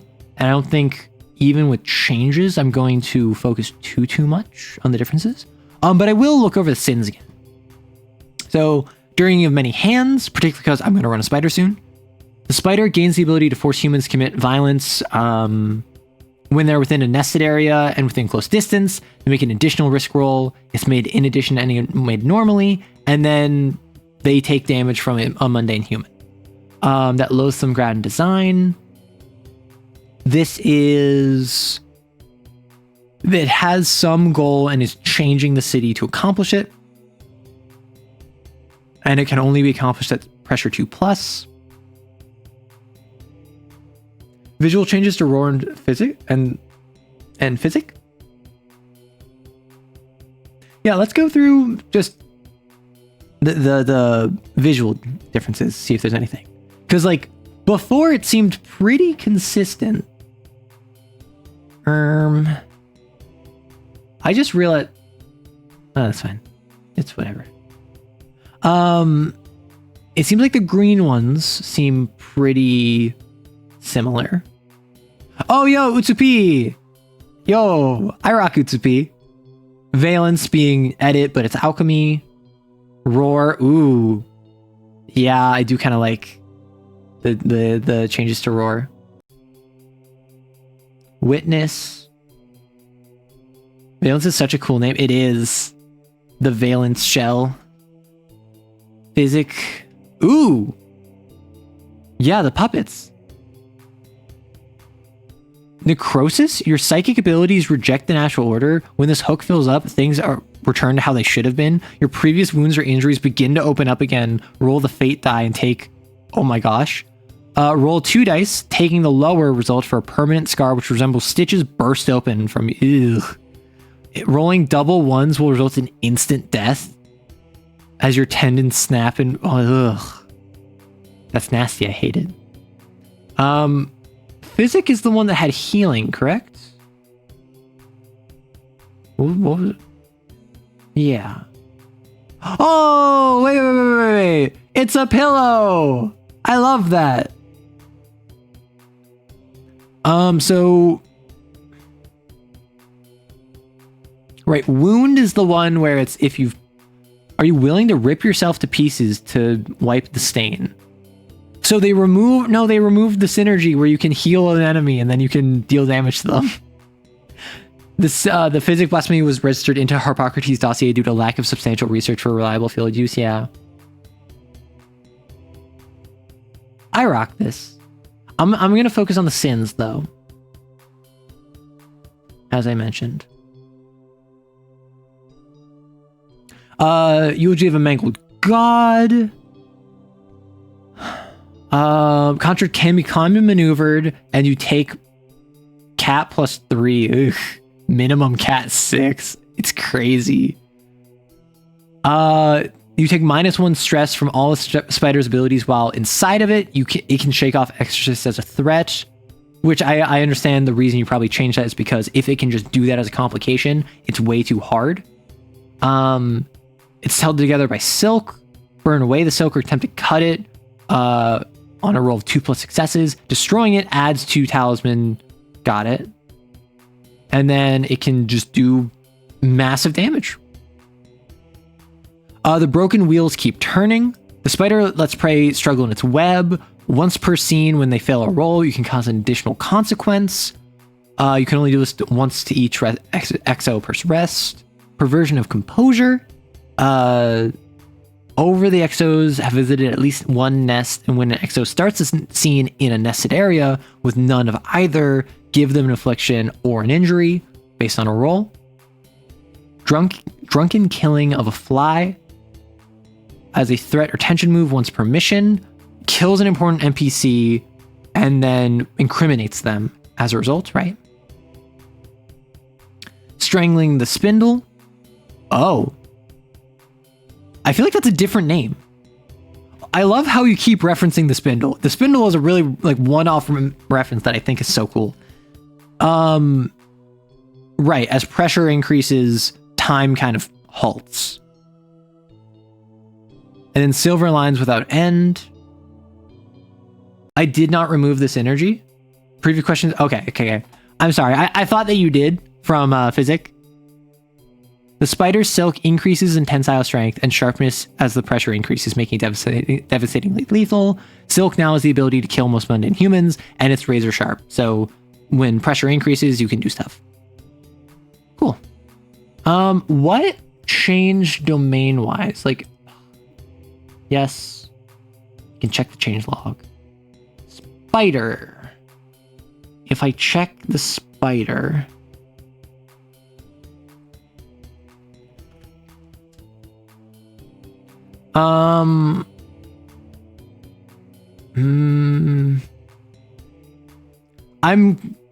I know it's just a text file.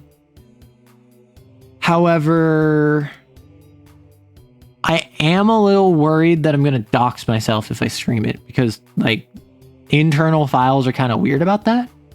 So I think I'm going to just kind of do that on my off time. I think if I want to get into Kane homebrew, I should start with... No, Arrow, don't dox yourself. That's my goal, is to not do that. Wait, is the spindle a spider? Unclear. The spindle is a bound sin, a captured sin by Kane that is responsible for the flux blasphemy and allows Kane users to manipulate time. That's how the laughing man gets you. Oh, you're so right. I think if I want to get into Kane homebrew, I should start with something small like an agenda, not a whole blasphemy, sin, or virtue. I mean, or you could start with something like distortions, right? This is an example of, this is basically like a drifter plus. This is stronger than a trace, weaker than a sin. And it has some mechanic tied into it. Honestly, the main mechanic is basing like all of the questions off the agendas and all of the domains, right? If the Spoother can control time and Spindle controls time, then Spindle is the spider. And what is a spider if not a spindle? Webs are spindly, so are spiders. Quite famously so, actually. That is one of the main descriptors of them, I believe.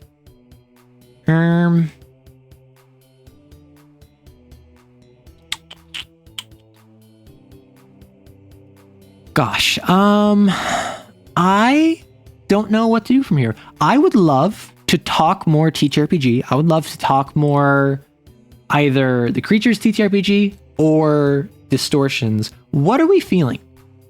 I'm probably not going to go longer than like another hour. I feel like distortions is where it's at. So distortions, also known as shadows, mirrors, doppels, reflections, hollows, other selves. A distortion is the true self, made manifest via a tear in the psychic sea. Beyond mere drifters, they're somewhere between an extension of an XO's own grace and a proper sin. Nevertheless, they're always tied to a specific individual and have never been tied to an XO under Category 3. When the hunt begins, the admin may choose one XO to form a distortion from, called the host exorcist. If they do, a separate psychic entity will set up an additional palace in the investigation area. Execution talisman is cat plus pressure, so if your cat is 3 and pressure is at 1, XO 4, versus if you wait, it'll be execution talisman 8. It attacks with their own weapons, a psyche blast, improvised strike, unarmed flailing, 4-3-2. And its complications, it perfectly duplicates the host XO. It reads the host XO like a book. It reveals a secret, tells a hard truth, fades into the shadow, holds bystander hostage. As a threat, it can tell someone what the host XO really thinks, destroys the one thing that host XO cares for, draws the attention of the sin. It has the following features. It knows a number of domains from the host XO's blasphemies equal to their psyche, takes -1 stress from all characters other than the host XO, always knows the precise location, emotional state, and current objective of the host XO, and can replace the host XO if they would die or submit during sin overflow. Once the distortion's execution talisman is reduced to 0, it can be executed or spared as normal. Sparing a distortion increases the host XO's sin overflow cap by 2. A distortion spared this way can never manifest again. This is a note I wrote to myself where instead of, or maybe in addition to increasing their cap by 2, it gives the ability to force yourself back from being an imago. The idea being is that by fighting your other self, you kind of gain mastery of yourself. And it's like a once per character. If you fought your distortion and you like reconnected with it, you are then able to force yourself back from being an imago. However, sparing a distortion requires answering all of its trauma questions verbally, honestly, and to the distortion directly. The distortion is always willing to ask the trauma questions it prompted, even if prompted once its execution talisman is 0, dealing non-lethal stress like normal. After executing or sparing a distortion, all surviving XOs gain +1 XP at the end of the mission. So even if you don't kill it, you still all get XP. Personality.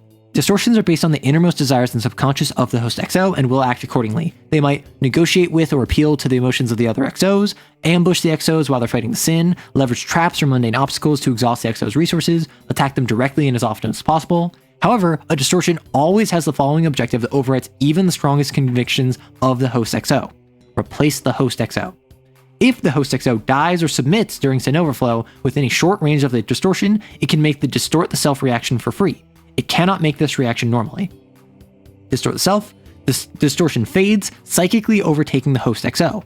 If this is in response to an XO dying or submitting during sin overflow, they miraculously survive 1 stress or 1 sin below their maximum. Such distorted exorcists act much the same as they did prior to encountering their distortion, though with a stronger dogma in their convictions and a loosening of inhibitions. Further, no such XO has ever been recorded as manifesting a second distortion. You're allowed to take a distortion agenda once you are overtaken, if you are overtaken, which is reveal your true self, hide your true self.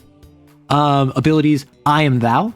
You have an innate sense of the convictions and hidden desires of mundane humans. Gain +1d on actions where you leverage this. The true self. Once a hunt, you can, I suppose mission is another term, but I say hunt. Once a hunt, you can add +2d to any action if you reveal a secret about yourself that would ruin you if it were to be widely known. Dark reflection. When resting, one other XO can increase one of their rest dice by 1 if they reveal a secret about themselves to you, privately or publicly. Broken mirror. Whenever you gain sin, reduce it by however many of the sin's trauma questions you and your allies have answered to a minimum of 1. You're not me! Actions taken against a distortion are never hard. Right? Because it's the idea of if you're helping others with their distortions, they're not you. You may only pick this agenda if your distortion used the distort self reaction on you. Palace. The palace will always be in an area that the host XO would be drawn to and will shift in order to position itself closer to the host XO over time. Much like a sin, a distortion slain outside of its palace will retreat to it in order to recoup. Once pressure increases, a distortion in its palace recovers all slashes on its execution talisman. The Distortion's palace is a twisted reflection of a host XO's ideal rest spot or comforting location. When entering it for the first time, the host XO must describe the palace and answer the following question. What was the palace supposed to be? How is the palace twisted to not reflect that? What secrets about you are revealed by your palace? Then, the host exorcist takes the real me hook. Every time the host exorcist rolls a 1 on the risk die when taking an action against their distortion, or while within the palace, they gain 1 notch on their real me hook. After it completes, any time they roll a 1 on their risk die while their distortion is within a short range of them, it can use the distort the self reaction. The distortion may freely leave the palace, but will always return if the host XO is present. It cannot enter the sin's palace, though the sin can enter the shadow's palace, the distortion's palace. This distortion gains 2 trauma questions from the list below, then 1 trauma question from the agenda of its host XO. So 2 from what did you do to deserve this life? What would have you betray your fellow XOs? Why not just give in and become a sin? Why aren't you a good person? And what's the one thing about yourself you'd never tell a soul? Whenever the host XO takes an action in a scene where the distortion is present, it can force them to answer one of the trauma questions. They must verbally answer it truthfully, or else take 1d3 non-lethal stress and reduce their successes by the same amount. Probably just 1d3 stress. I'm not answering those? Yeah, so you're going to take 1d3 stress. A distortion can only use each trauma question once per hunt.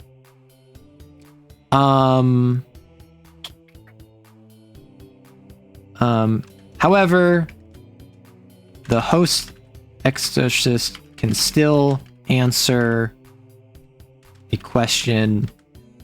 However, the host exorcist can still answer a question previously asked in order to spare it. So then for every single agenda in base game, not in Harpocrates, I'm so sorry, Svelte, there's 2 different questions, which are going to be added to your trauma questions. And then the distortion gets a number of blasphemies equal to, I believe, half cat. Yeah, equal to their psyche, so half cat.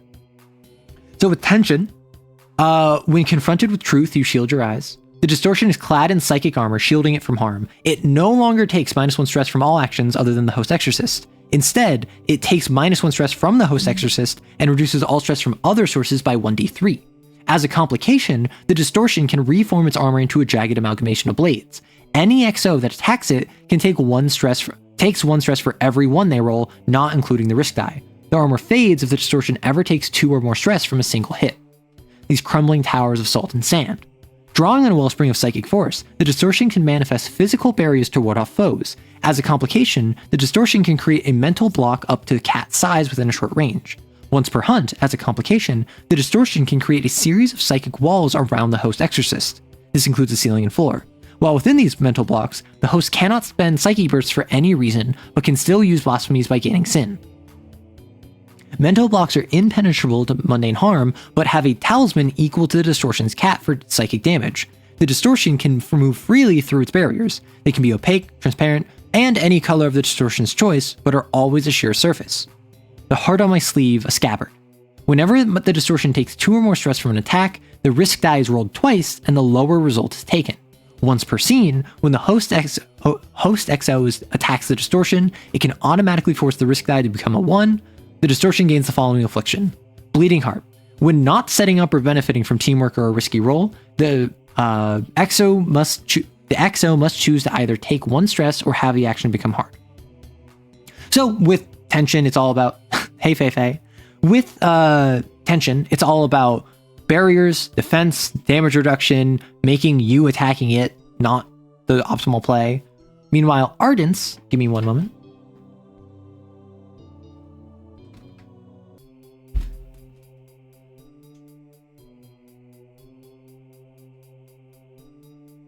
Sorry, the light in my room is running out, so I have to put my light on so I don't die. Meanwhile, Ardence, I need to increase the size. Hell is frozen, heaven is burning. The distortion alters the temperature around it to be uncomfortable at best and harmful at worst. A short area around the distortion becomes scalding hot, freezing cold, or whatever climate is least hospitable to the host exorcist. This may make rolls risky or hard when in the area. As a complication or tension move, the climate flares with intensity. All exos in the area take 1d3 plus 1 non-lethal stress.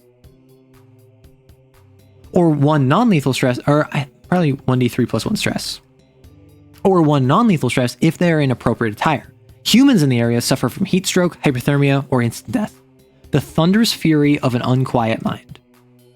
Altering the air pressure, the distortion releases the tension wound up within a vile secret to disastrous effect. The distortion gains the repulsive thought reaction. Repulsive thought on 1 to 2. Any XO in a short range is blown backwards and takes 1d3 plus 1 stress. Additionally, they have some complication in returning to where they were, blown off a building, sprained an ankle, knocked under debris. If the host XO is affected by repulsive thought, they can admit to what the thought was verbally in order to avoid the complication. This deals an additional 1 non-lethal stress. Burn upon the pyre of your hubris. The distortion incorporates flickers of psychic energy into itself to vastly increase its range. The distortion's attacks increase to the host's exorcist's cat. Additionally, as a threat, it can choose an exorcist. If the exorcist is not taken out of line of sight, they take 2d3 stress and are engulfed in psychic energy. Every turn they or another XO doesn't take an action to put them out, they take an additional 2 stress. So that's Ardents, right? Big damage, manipulation of weather, manipulation of area, all bad stuff with Ardents. Flux. Living in the past won't change it. The distortion clings to the past, refusing to allow for success to alter it.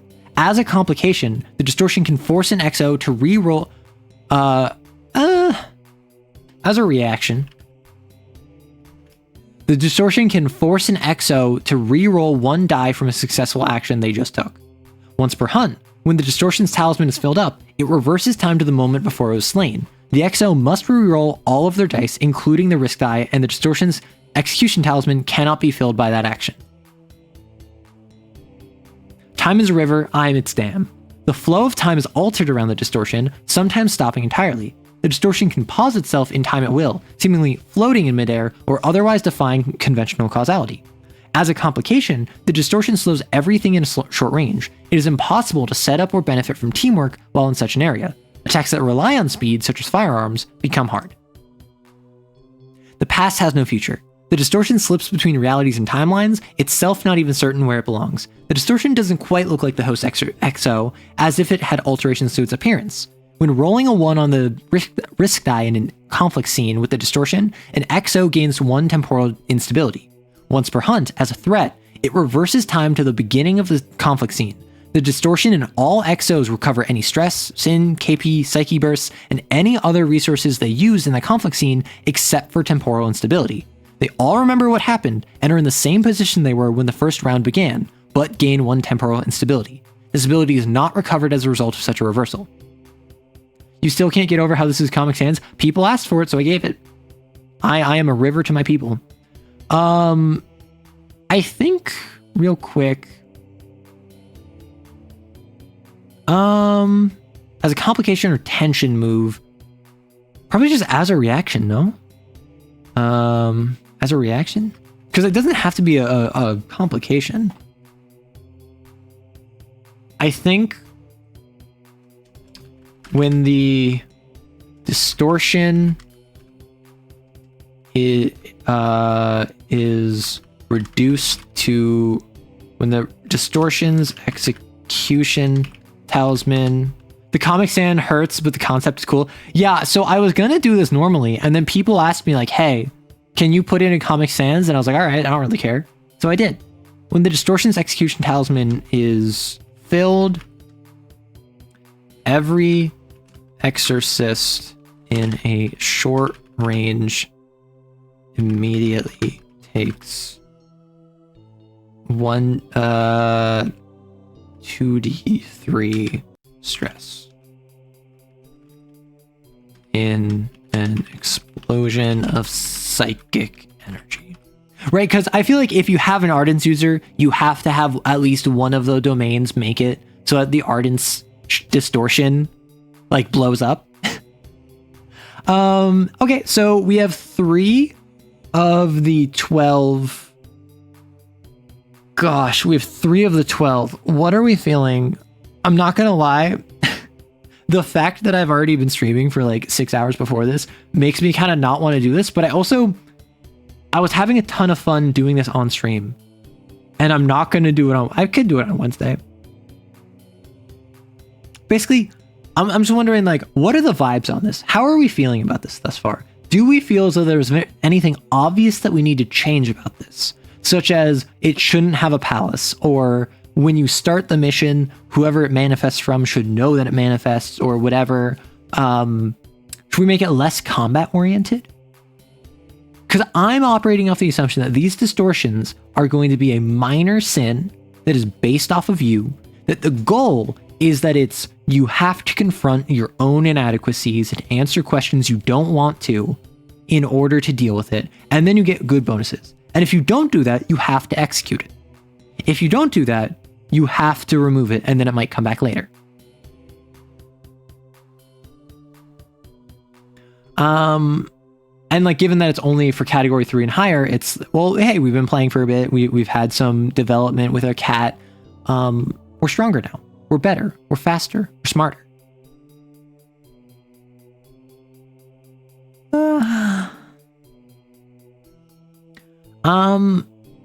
So with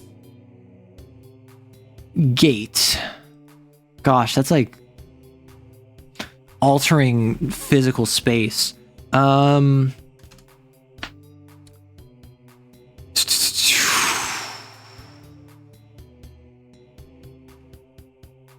Arrow Dorable on? No.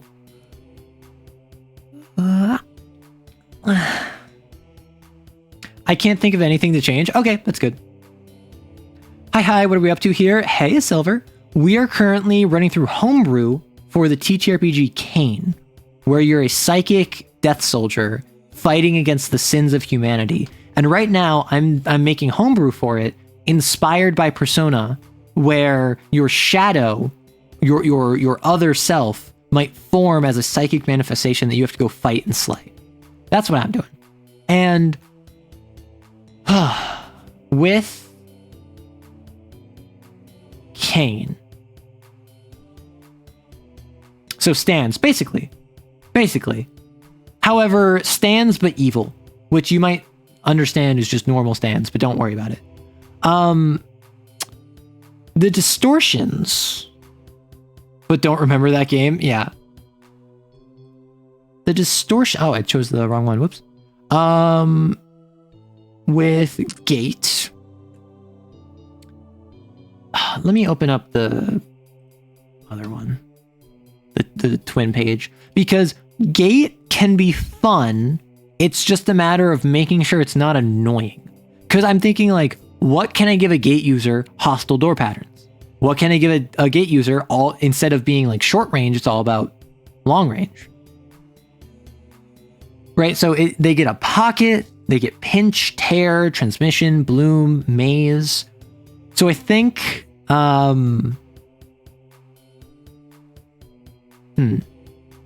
you can choose a single living being, the combined size.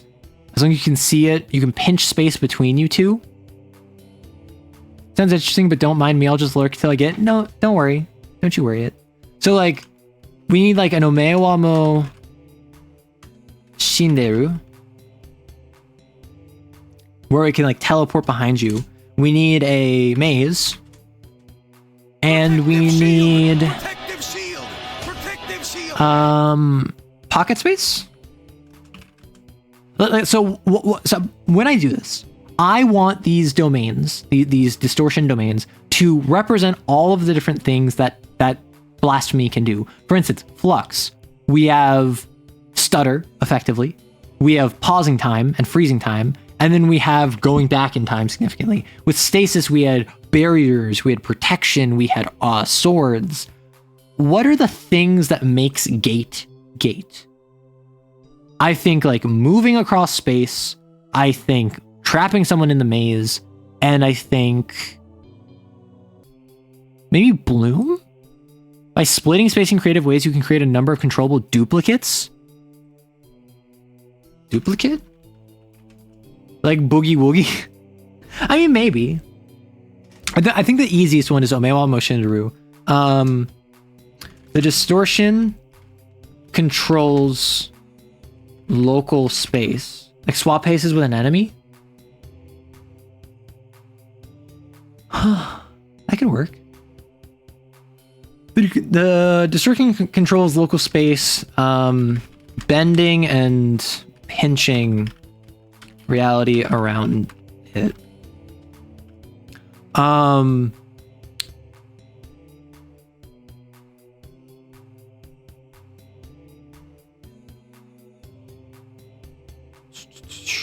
Anything in a long range within the distortion is considered to be within a short range of it. As a reaction, pinching reality sounds really funny. Yeah, so pinching reality, like I pinch you, and from the target's perspective, they don't appear to move at all, but the world smears around them. You just move them. As a reaction, or probably as a threat, or as a reaction, the distortion can choose to either pinch reality, or can I pinch reality to force a target to become adjacent with it, or how should I phrase this? Like there's tear, there's pinch, they appear next to you. Can force a target to become adjacent with it, or it can choose to become adjacent to the targets.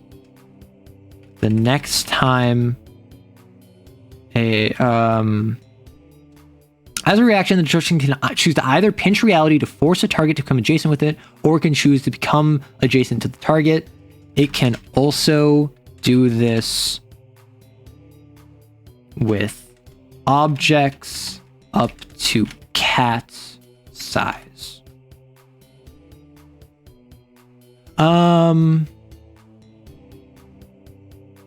Anything in a long range within the distortion is considered to be within a short range of it. As a reaction, that can choose to pinch reality or force a target within a long range to become adjacent with it, or it can choose to become adjacent to that target. It can also choose to do this with objects up to cat size.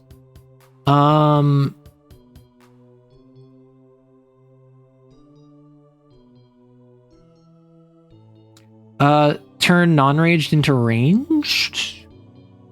Turn a melee attack. Anything in a long range within the distortion is considered to be its attacks. What did I say for Ardents?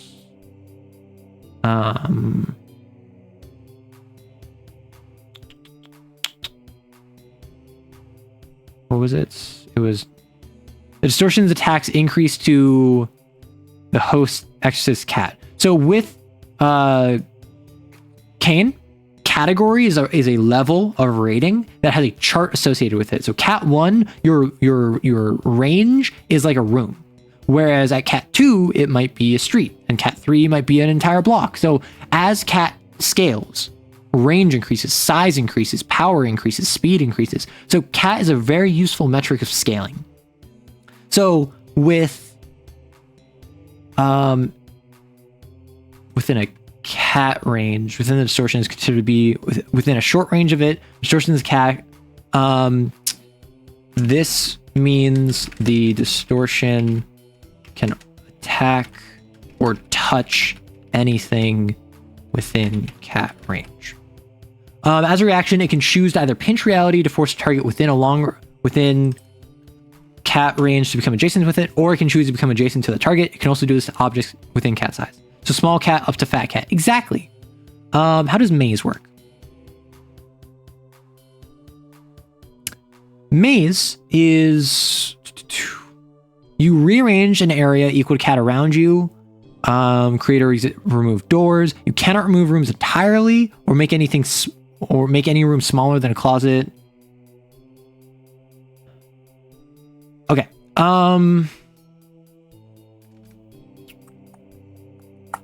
Reality shifts around the distortion, never staying in quite the right place.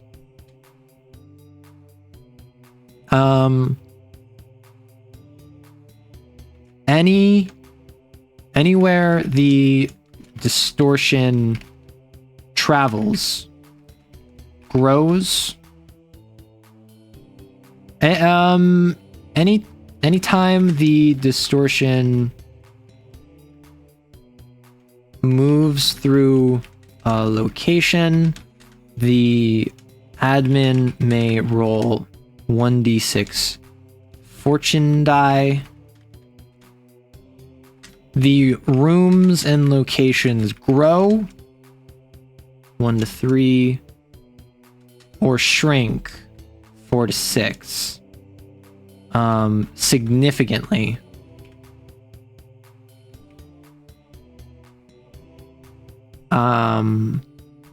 As it passes through. These changes revert when the exorcists rest or the distortion is executed or spared. So can you do something like liminal spaces or something like non-Euclidean? Yeah, so that's exactly it. So gate as a power is all about manipulate space as a sculptor works with clay. So they literally like move reality around, make doors smaller than they should be, make a room bigger than it should be, twist a hallway to wrap around itself. So I'm thinking we're giving this monster that you're fighting an ability based off of the power that your players have. So executed or spared. This change revert when the distortion is executed or spared. This makes an easy path to follow, but navigating it is likely risky or hard. And then I think as a threat, like, do stairs go back on them? So yeah, you can do that. Which is why I'm thinking the actual proper maze ability, you rearrange an area equal to cat, gain +1d when you act on it, create or remove doors, add corridors, change the direction of gravity. As a threat, the distortion can completely rearrange an area up to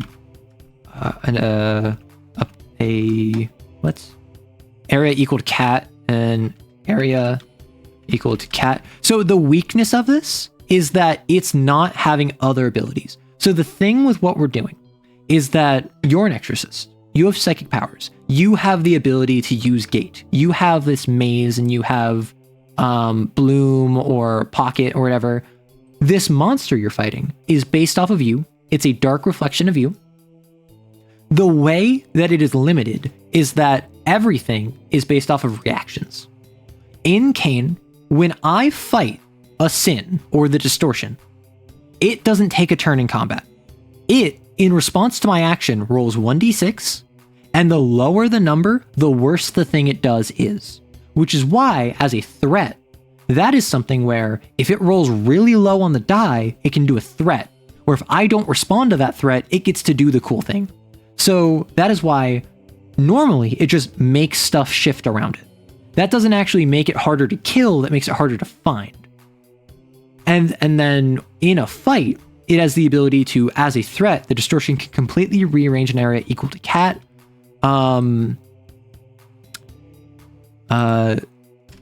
This is equal to cat as per the maze blasphemy. So the goal of this is not I need to add limitations, because this is a monster, this is an enemy based off of a player ability. The limitation is built in that it can't do this ad nauseum. It doesn't have a resource to spend because the idea is that it's probably going to die after one combat. right?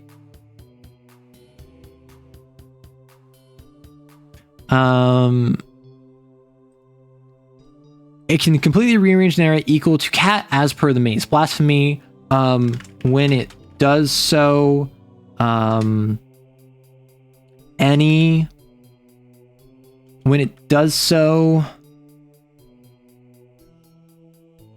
this threat resolves, when it does so, it can separate and or trap any number of exorcists other than the host exorcist. A bad roll can distort the walls and crush you or something. Yeah, exactly. So with this, also we have an ad. With this, I'm looking for it just naturally shifts the passages all around it as it walks through them. And then in a fight, it can do one big shift the entire fight. So it can completely rearrange an area equal to cat.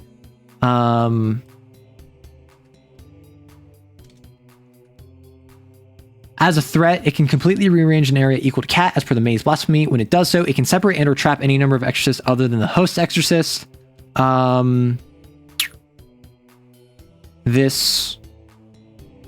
There is always a path back to the distortion. Separate any number of exorcists from the host exorcist. Though there is always a path that leads back to them. Have I seen Demon Slayer? I have not, but this is based off Demon Slayer. Apparently, if you want vibes, this is Demon Slayer with more Catholicism. That is what I've heard the system described as. It's kind of like Demon Slayer, says me, who has never seen Demon Slayer. There's a S1 power that sounds kind of like this. Yeah. So I think what we do is we do the distortion can creatively split creatively split space in order to duplicate its arms. Once per hunt, the distortion can take a second reaction after the host exorcist takes their turn. When it does, I think that's all it needs.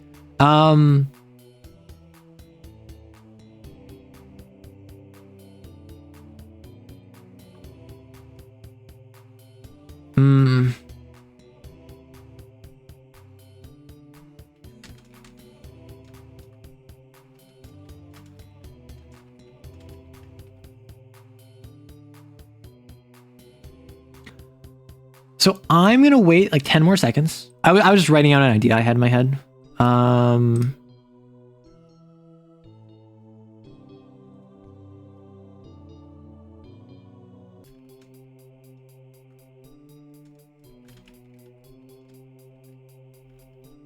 Yeah, so pocket spaces for items. So with the gate blast, or the pocket, with gate blasphemy, you get the pocket ability, which allows you to stow items in like a pocket space. It's like cartoon hammer space.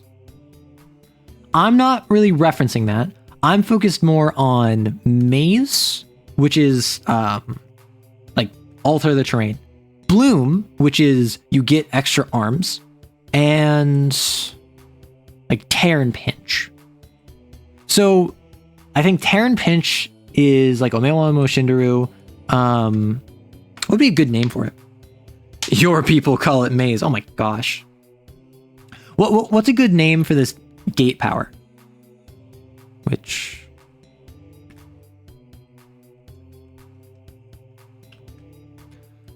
the one that allows me to like teleport next to you or teleport you next to me.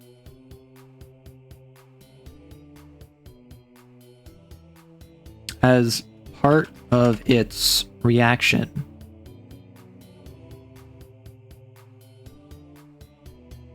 Because I'm thinking it's no distance can separate a soul. Can separate kindred souls. Right beside you. I don't know. I like when it's a bit more artsy. Also, I don't remember from where, but I feel like I've seen the idea of a monster tamer that had a bestiary and pocket dimension to use. That's cool. That pliable reality shifts are that pliable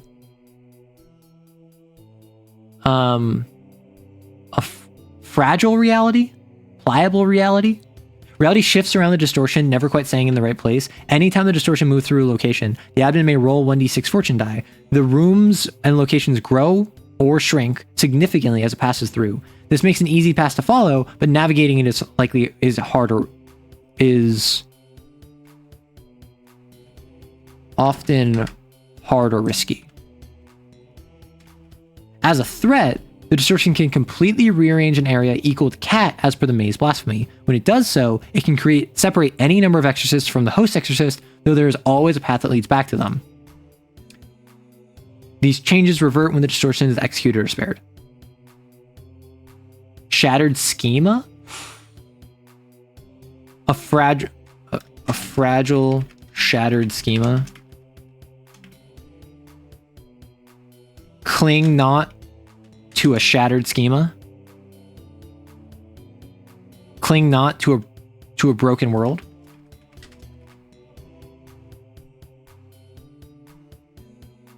Yeah, reality shift sounds complex. It is.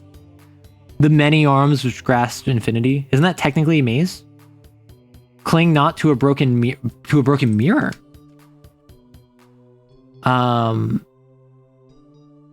So the goal of this is that we want them, so based off of the names of the abilities in Cain, the sin abilities, we want them to be kind of like dramatic, but also cool, evocative.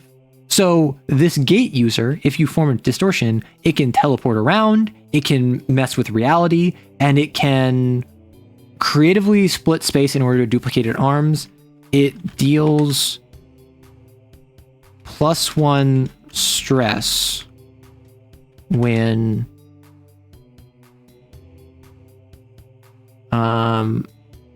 it deals +1 stress when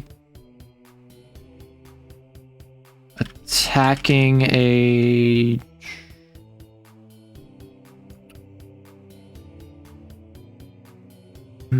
that sounds artsy as heck. Yeah, I mean that's the goal, right? We want it to be artsy, we want it to be silly, but like cool.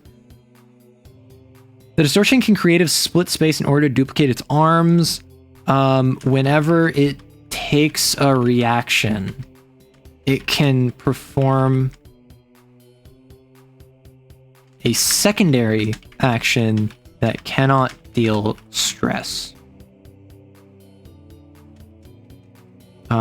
This might involve pulling a lever, or that cannot. You can perform a second.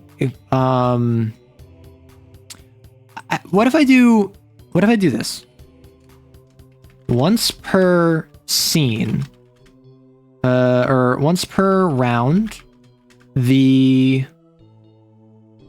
how would I represent this mechanically?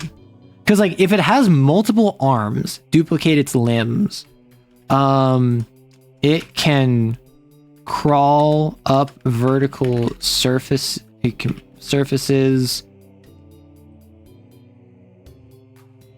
You can control them like your normal limbs. It can be placed on any living surfaces. To duplicate its limbs, it can place these. Happy holidays, you as well. Reality shift sounds more like I have a list of rules and mechanics and I can turn one off or some random rule on. That is also true. On any surfaces in short range from you emerging from a tear in space. Duplicate its limbs on surfaces within a short range. Multiple arms can mean double attack. See, that's what I'm thinking. Once per hunt, it can take a second reaction after the host reaction takes their turn.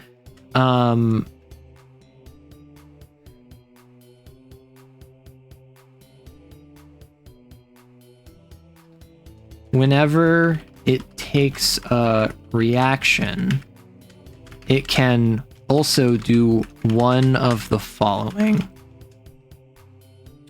And I think this is deal 1 stress to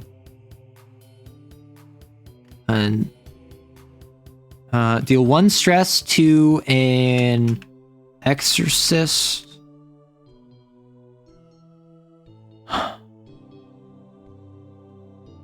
Deal 1 stress to an exorcist. Whenever it takes a reaction equals to an exorcist, that's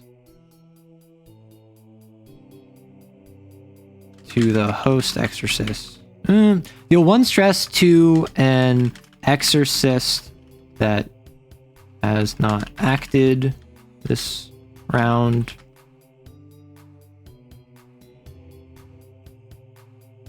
Add a complication to make a non-risky roll risky. Like, do we feel this? Because I'm thinking like it can either do a little bit of damage, deal 1 of whenever it takes a reaction, it can also do one of the following.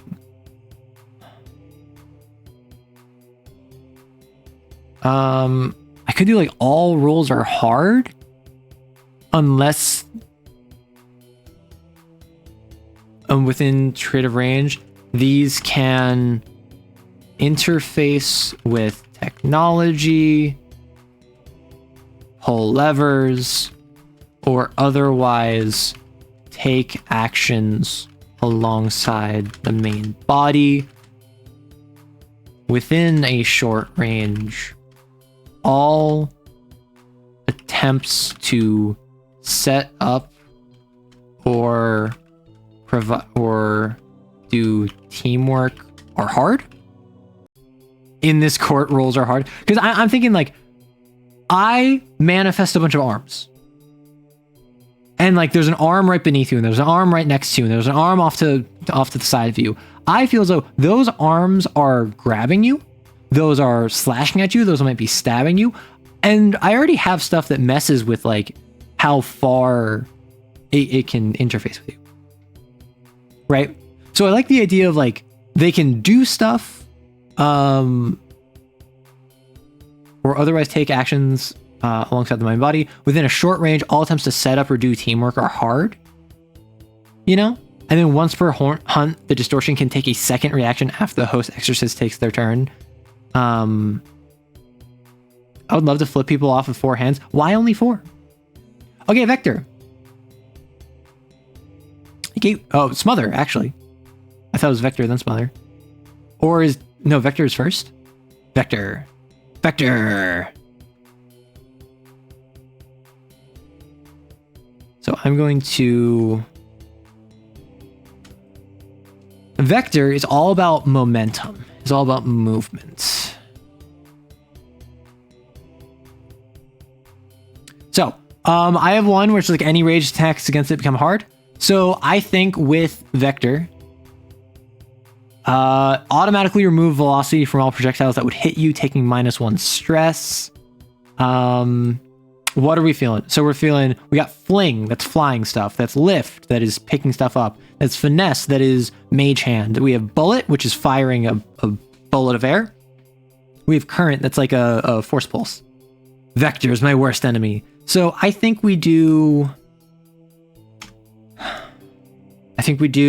fling / lift, bullet, current. So fling / lift is the distortion can fly. Been trying to make water physics for a month now. Oh my gosh, don't get me started on those. The distortion can fly to a limited whenever it takes a reaction. Well, actually, no, that'd probably be part of a lift. So that'd be whenever the distortion takes as a part of a reaction, The distortion can fly can fling itself safely a short distance away. It has the ability to control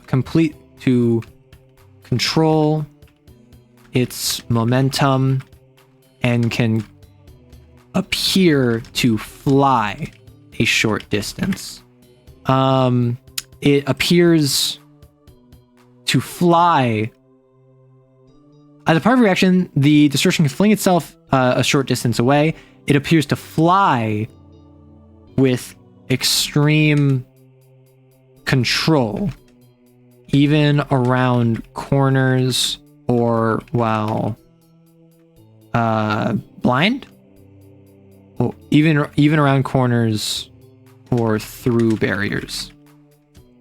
As a complication, the distortion, or if we're just throwing people around, we can just be like, as part of a reaction, the distortion can fling itself a short distance away. It appears to fly with extreme control, even around corners or through barriers. As a complication, the distortion can rapidly increase the momentum. What's the phrasing here? Fling. With a touch, you can imbue velocity into yourself or an object and send it flying. Can imbue velocity into an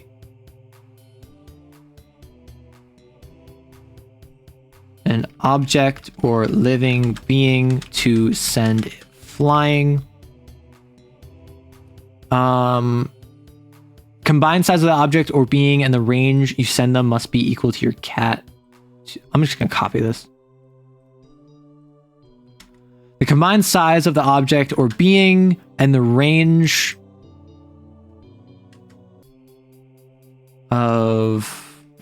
must equal cat 2 or less. The combined size of the object or being and the range sent must be equal to cat 2 or less. Roll Psyche for the power's effects. If used on an exorcist, either being flung or having something flung at them, they take 2d3 stress. Fling a rat. I mean, you can fling a rat all you want, and it'll be like a horizontally spinning rat with Freebird going on. You should work down on living stuff. That is a very important thing to do. Take care of yourself. As a complication, the distortion can imbue velocity into an object or living being to send it flying. The combined size of the object or being and the range sent, and the range flung must equal cat plus 2 or less. If used on an exorcist, either being flung or if used on a living being, the Halo 3 rat, my beloved. If used on a living being, either being flung or having something flung at them, they take 2d3 stress. Bullets. The distortion can rapidly increase velocity.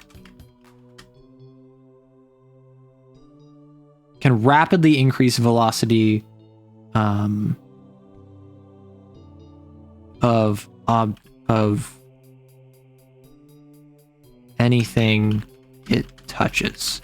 As part of a reaction, the distortion can fling itself a short distance away. It appears to fly with extreme control, even around corners or through barriers. As a complication, the distortion can imbue velocity into an object or living being it touches to send them flying. The combined size of the object or being and the range flung must be equal to cat plus 2 or less. If used on a living being, either being flung or having something flung at them, they take 2d3 stress. Bullet. The distortion has a unique predilection towards projectiles.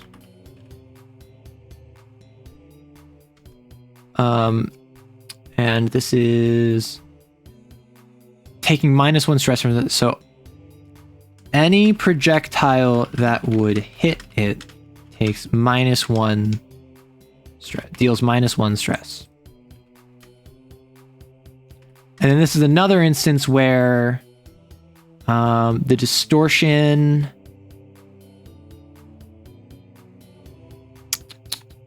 with Ardents, the distortion's attacks increase to range cat. What is having stress besides balding chance? So stress is your health in this game. You start with 6 stress, and then once you max out your stress, you take an injury, you go down to 0, and then you only have 5 max stress. And then once you go up to 5 stress, you take another second injury, and you go down to 0, and you have 4 max stress. And then you go back up, and then you hit 4 stress. Now you take a 3rd injury, and then any more stress you take will kill you instantly. So stress is damage. Stress is health. I mean, if you fling it hard enough, a rat can be deadly. If you fling it anything hard enough, it can be deadly. The distortion has unique predilection towards projectiles. Any projectile that would hit it deals -1 stress. The distortion's attacks increase to the host exorcist cat. As a... What does bullet do? Bullet. You can imbue a strong burst of velocity into your air, roll psyche for its effects, make shots from an elevated position when disarm, distract, or disable instead of harm. As a reaction, the distortion, so you die of stress. Well, so stress is a representation of both of physical damage and also mental fatigue. So if you get shot, that would be stressful, both mentally and physically. If you have a psychic attack dealt to you, that is stressful. So it's a representation of both the physical and the mental. As a reaction, the distortion, how do we represent it shooting bullets? I'm doing its attacks increase to host exorcist cap, but also as a reaction, the distortion can do what? What is a good representation of I shoot you with bullet? Pressurized air that hit with extreme force.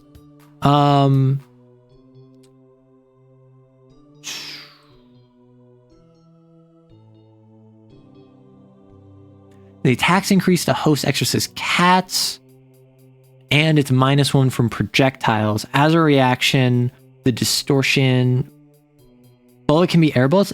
They are. But I'm just wondering how we can represent that, because mechanically, that's kind of represented here. As a reaction, the distortion. Hello, Yogg-Sothoth. Welcome on in. As a reaction,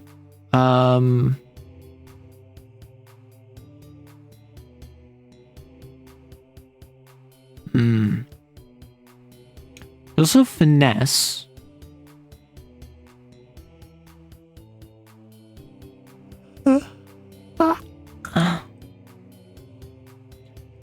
As a reaction, the distortion.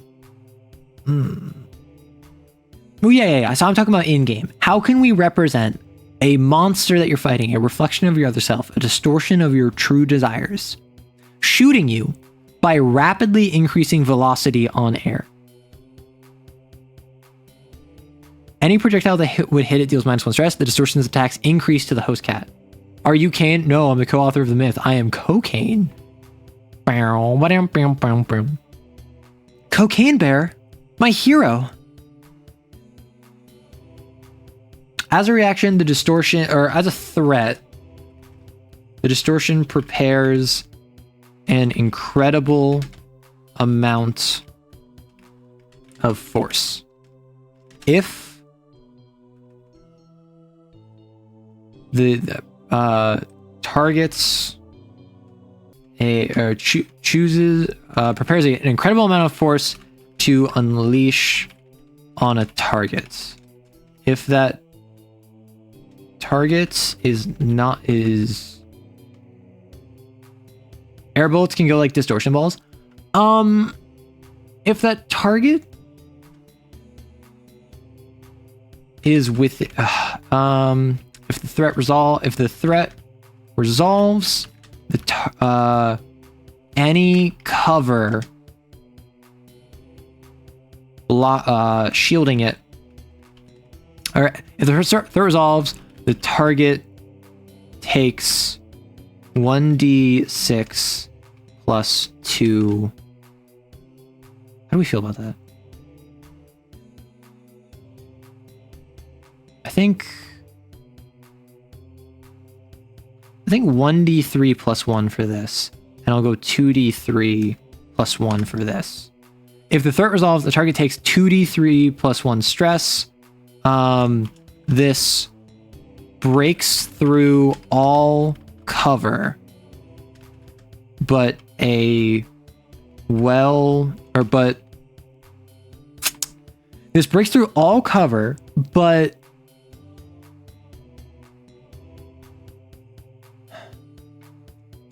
this breaks through items and obstacles, but reduce the stress dealt by 1 for each major obstacle in the way. I'm kind of thinking like a railgun, you know? Like, I'm thinking it charges up its like Kamehameha. And then if you don't get out of the way, if you don't fight it, if you don't prevent it from doing its threat, they take a stupid amount of stress. Do I play Cyberpunk? I haven't played Cyberpunk. I want to. Just pick something up and it glows and goes straight. So Fling/Lift, so it can rapidly increase the velocity of anything it touches. As a part of a reaction, the distortion can fling itself a short distance away. It appears to fly with extreme control, even around corners or through barriers. As a complication, it can imbue velocity into an object or living being it touches to send them flying. The combined size of the object or being and the range flung must be equal to cat plus 2 or less. If used on a living being, either being flung or having something flung at them, they take 1d3 plus 1 stress. You wanted to ask something? I mean, feel free to shoot. I know a little bit about like the setting of Cyberpunk. I can't say I've played it though. And like I've seen Edge Runners.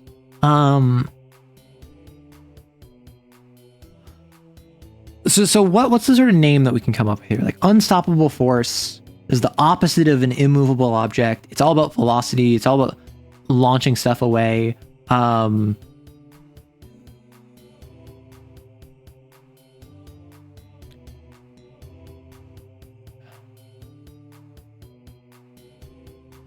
Velocity 9? Not quite. I'm thinking like the wayward thrust of the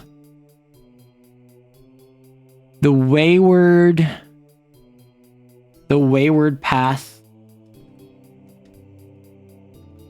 This is all about launching stuff, right? Jaegernaut? You know what? I'll try to explain it to you anyway. How much do you know? So I know about Chrome. I know about like mine. What are they? Like mind somethings? Like the mind stuff. Implants. The difference between humanity and how the more empathy you have, the more you can deal with your augments. I know about like the different corporations. Fast as F, boy.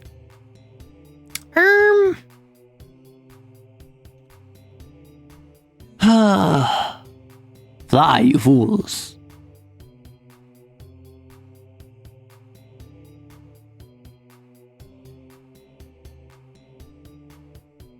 The uncaring onslaught of mind.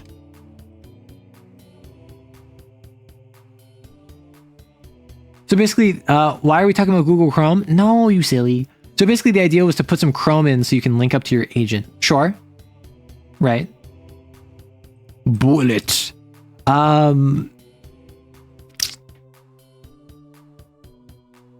As a threat, it prepares an incredible amount of force to unleash on a target. If the threat resolves, the target takes 2d3 plus 1 stress. This breaks through items and obstacles, but the target may reduce the stress dealt by 1 for each major obstacle in the way. Examples include concrete wall, shipping container, bank door. Right? To kind of indicate that this isn't, oh, you hid behind some drywall and a crate. It's like, no, like each reinforced obstacle in the way. The other half was to continuously upgrade your agent until your agent becomes a large metal block the size of a head. Oh my gosh. I'm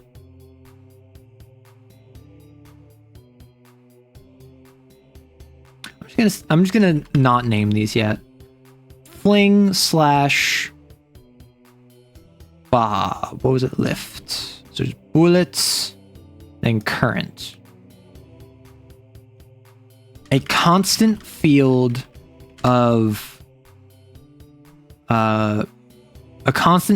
force surrounds the distortion, constantly shifting its surroundings.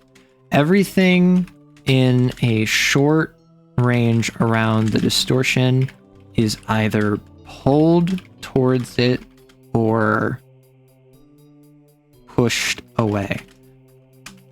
At the start of its turn, at the start of each round, the distortion chooses which direction this is.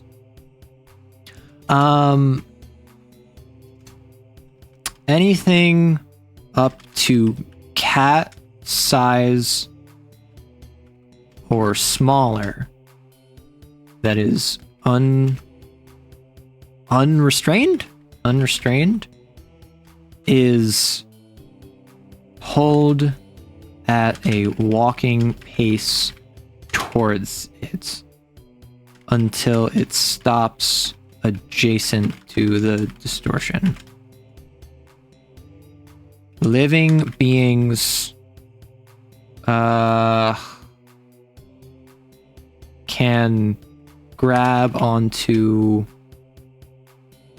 Living beings can resist this through a variety of means, but going against anything up to cat size or smaller that's unrestrained is pulled at is moved at a walking pace until it either stops adjacent to the distortion or is a short distance away. Living beings can resist it through a variety of means, but going against the path is always actions going against the path are always hard. Okay. Unrelenting tier of the... Ooh, I like that. For a combat-focused version of it, it could be called an Etten. For the... An artificial intelligence that you can see what... That can see what you see, hear what you hear, and can communicate directly with you. And depending on the character, it would have a couple different names. I like Etten as a combat-oriented AI. That's just JJK's Infinity. Actions that require... Yeah, so this would be... Generally, or... An action that is hard is I want to go attack this distortion, but it's pushing me away. So it's a hard action. A mechanical representation of that in-game is that normally you roll a pool of d6s. So I might roll 3d6, and on a 4 or higher, I get a success.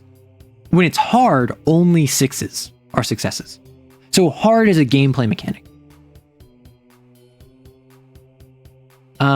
Action, unrelenting tier of the storm.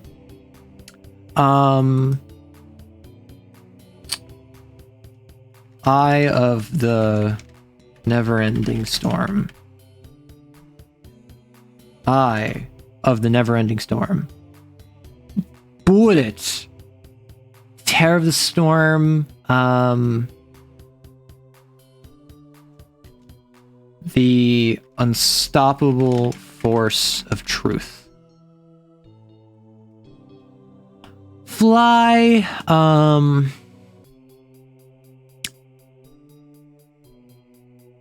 The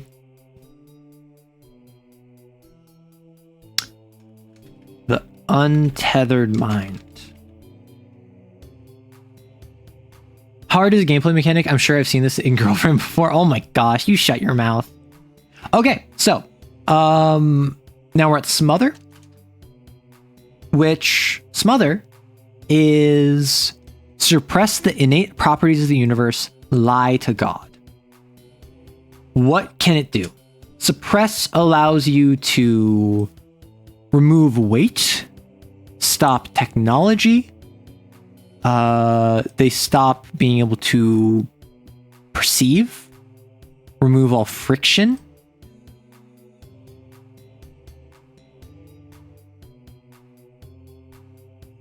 They can no longer do their intended purpose.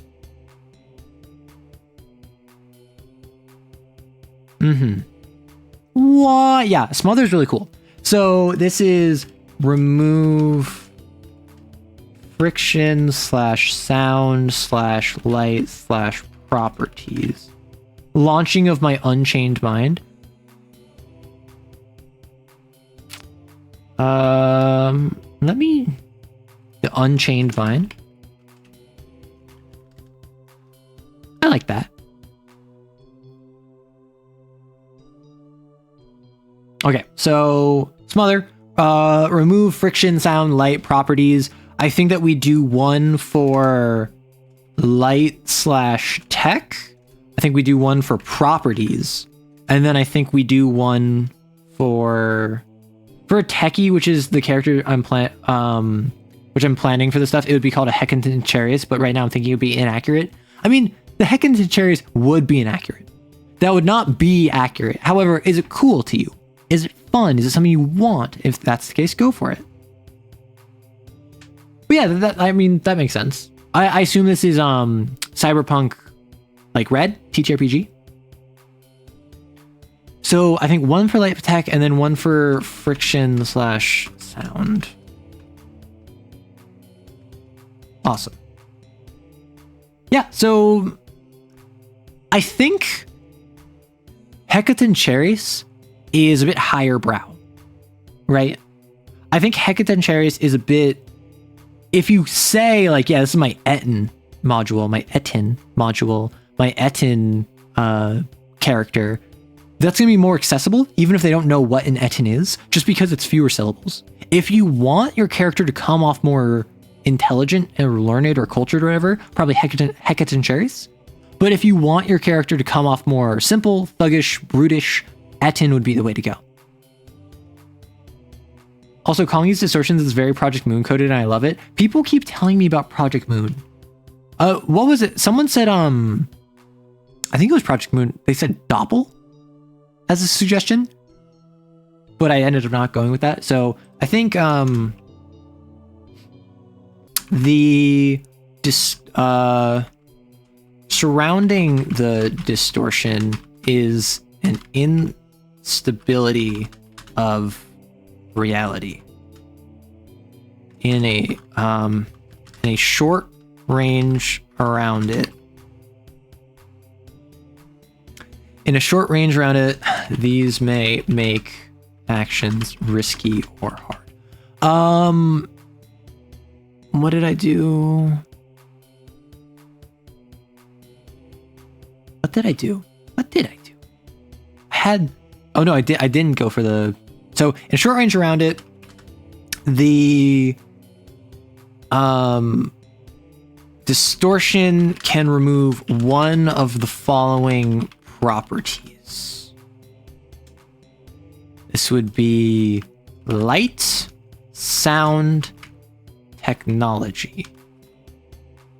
At the beginning of each round, the distortion can change which property is removed. This may make actions hard or risky. As a complication, the distortion can remove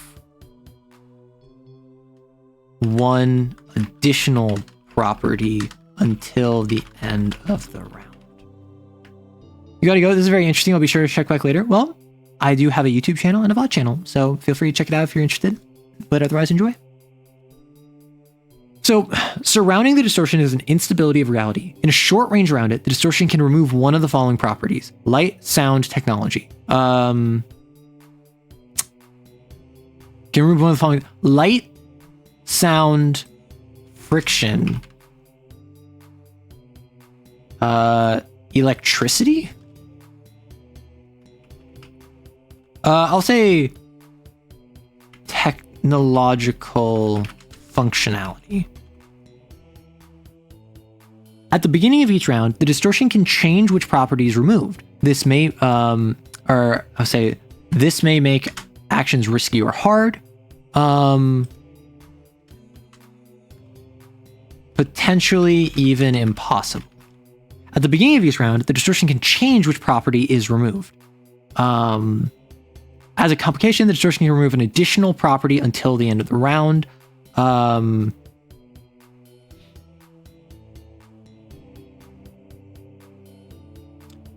I actually did friction and sound already. So with properties, the distortion's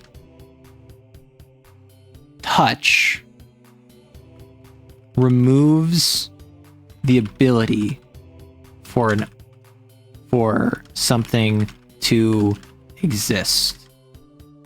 Because we're going to base this off of abstract. Remove properties of Cat+1 tools. They can no longer be used for their intended purposes, and because you can't even recognize them. And you can remove weights. Okay, got one that would be good for a lawman. Orthrus. What's the etymology on Orthrus? I'm unfamiliar. I'll just say electricity. The distortion's touch removes the ability for something to be the distortion to be perceived. Rolls to track or notice it are always hard. The host exorcist always knows when it is within a short range of them. The two-headed brother of Cerberus, also a dog, but has the job of guarding livestock cattle. I've heard the name Orthrus before. I wasn't familiar with that. If you want a multi-headed thing, like a two-headed thing, I mean, Chimera is three-headed if you count the snake tail. There's Orthrus. There is, I mean, if you want a third one, you could go Cerberus. You could go... I mean, like, what etymology are you looking for? What vibe are you going for? I know you want the multi-headed. I know you want the... Janus is another example. There are different examples you can go for. That's two-faced. I mean, two-faced is basically two-headed. As a threat, the distortion can touch an exorcist.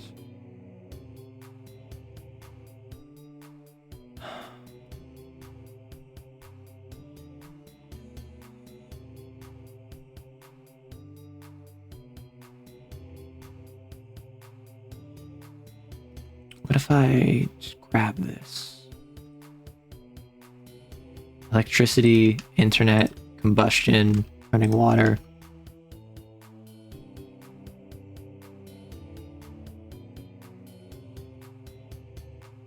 So distortion is when someone is under immense stress, manifesting catastrophic powers and turning into monstrous form. The person, prior to distorting, is questioned by a woman's gentle voice, basically asking if you'd like to put yourself before everything else in the world, and if they answer yes, they distort.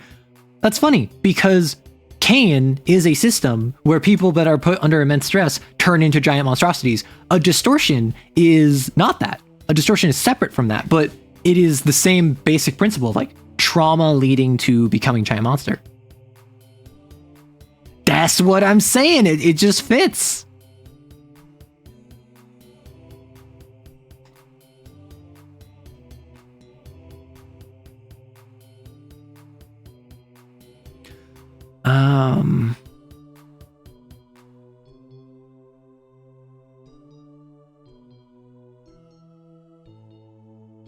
So as a threat, the distortion can touch an exorcist. An exorcist touched this way cannot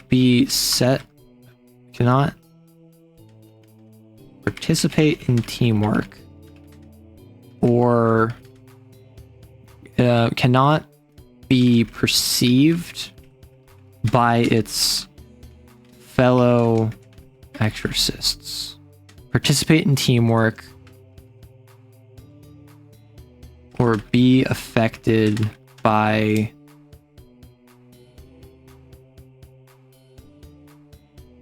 others' actions.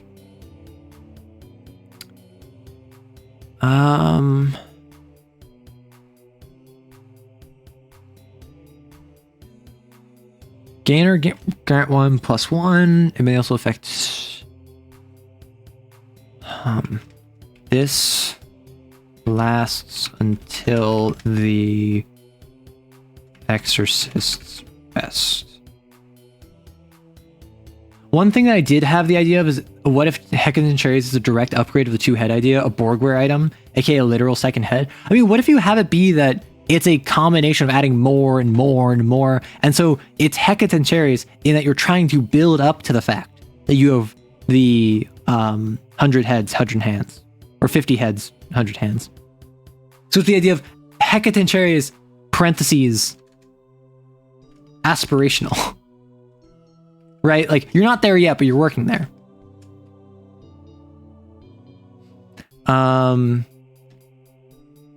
It cannot target the host exorcist.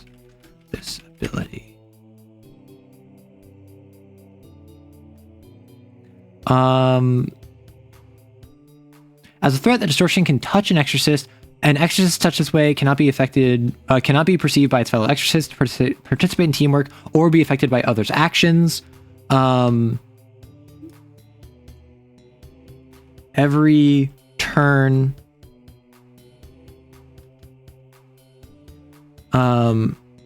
for all intents and purposes, nothing but the distortion acknowledges they exist. By anything, by other living beings, participating in teamwork could be affected by others' actions. For all intents and purposes, nothing but the distortion acknowledges they exist. This lasts until the exorcist rests. It cannot target the host exorcist with this ability.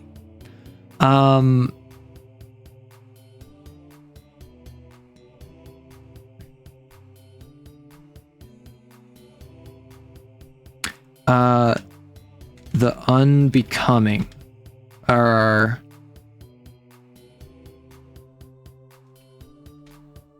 without a will of your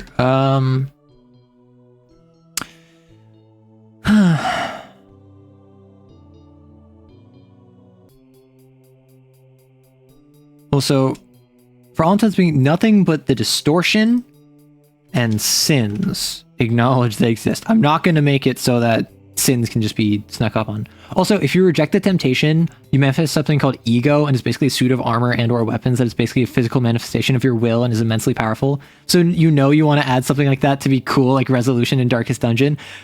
Bro, the freaking virtues within Darkest Dungeon, when you reject an affliction and you decide I'm going to be virtuous, is so cool. I love that. What I have to ask, what is Project Moon?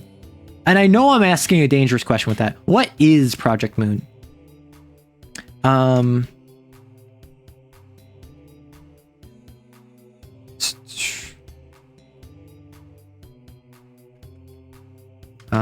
God's own lie.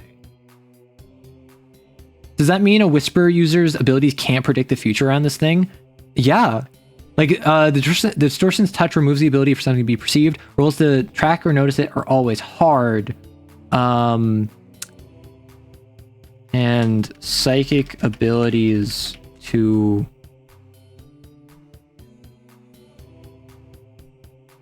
are always hard. Psychic abilities.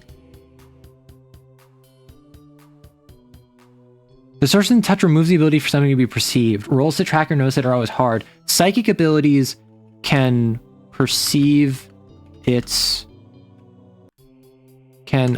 only perceive it while within a short range.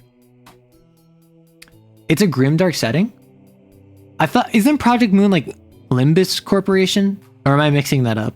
Because I also don't know anything about like Liminal Space Corporation. Wait, what about God's Little Liar? The Devil's Truth. Project Moon is Limbus Corporation. It's grimdark. It's stories about a dystopian world that is also inspired by SCP Foundation. I heard something about cleaners. Something about like that go around the street and like kill everyone. The Devil's Whisper.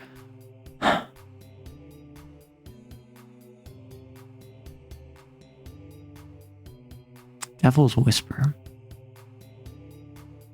I don't know about that one. Limbless Corporation? Oh my gosh. During the distortion is an instability of reality. In a short range around it, the distortion can remove one of the following properties. Distortion can change which property at the beginning of each round. The change which property is removed. As a complication, the distortion can remove one additional property until the end of the round. I'm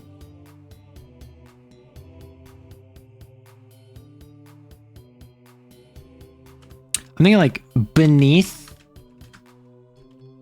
the sorry world,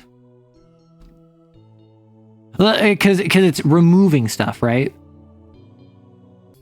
I'm gonna remove internet because that's kind of reliant on the electricity.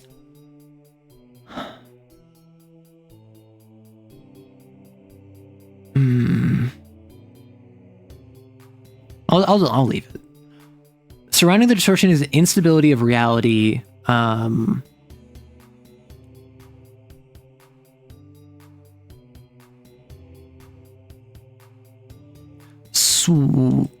Swaddled in nothing.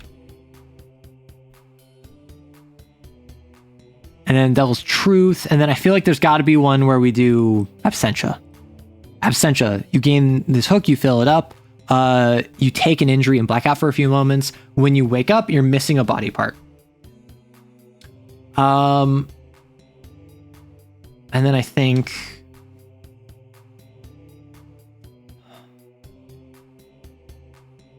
the nothing you are. You gain this hook. When it hooks up, you take an injury and black out for a few moments. When you wake up, you're missing a body part. So if I go back up to Flux, because Flux showed we had, it doesn't look quite like as if it had alterations to his appearance. The distortion is missing portions of itself. This is about Kane or your system. This is a homebrew for Kane that we're making. It is about distortions, which are basically like persona shadows based off of the XOs. And the distortions have abilities informed by whatever blasphemies and agenda items the host exorcist has. The idea being is that you're on a hunt, you're fighting your centipede or your hound or whatever.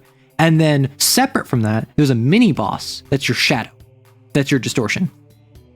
The distortion, you can fight it.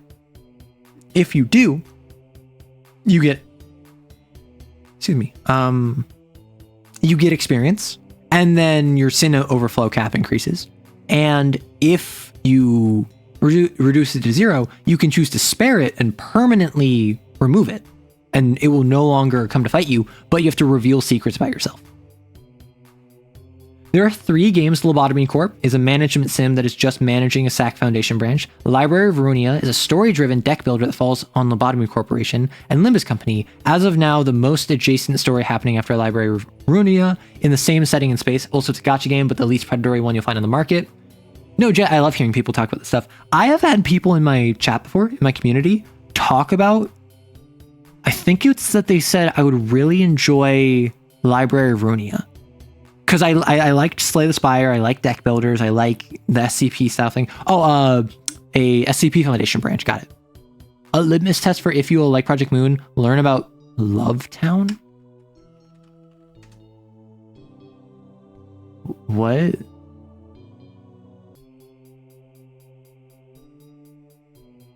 Do I want to know? I don't think I want to know.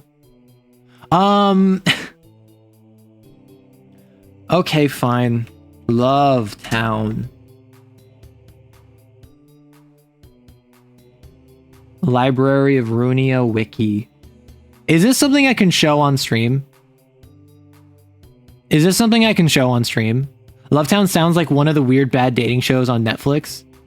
Yeah, okay, so I can show it on stream. Okay. Love Town. What? Why is this? What?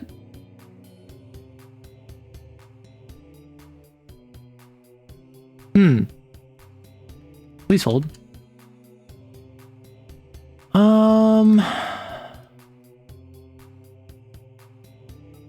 There we go. Love Town. Yeah, it's just as the doctor said. Our affection for each other gave us strength. Tommy from Love Town Episode 1, pre-battle. Love Town is the merry village of Warp Train UW22212. These cheerful train passengers came together to protect themselves from those that have sought to inflict pain and sadness on them. Although they have sacrificed their bodies and time has degraded their minds, they continue to hold strong in the name of love. Love Town and its protector, Tomari, are the 17th guest group to be invited to the library, and they take up the second and final reception of the rightmost column of Urban Plague. Okay. A young resident of city riding warp train. Ah! Understood. Mary, Jaehon, Elena.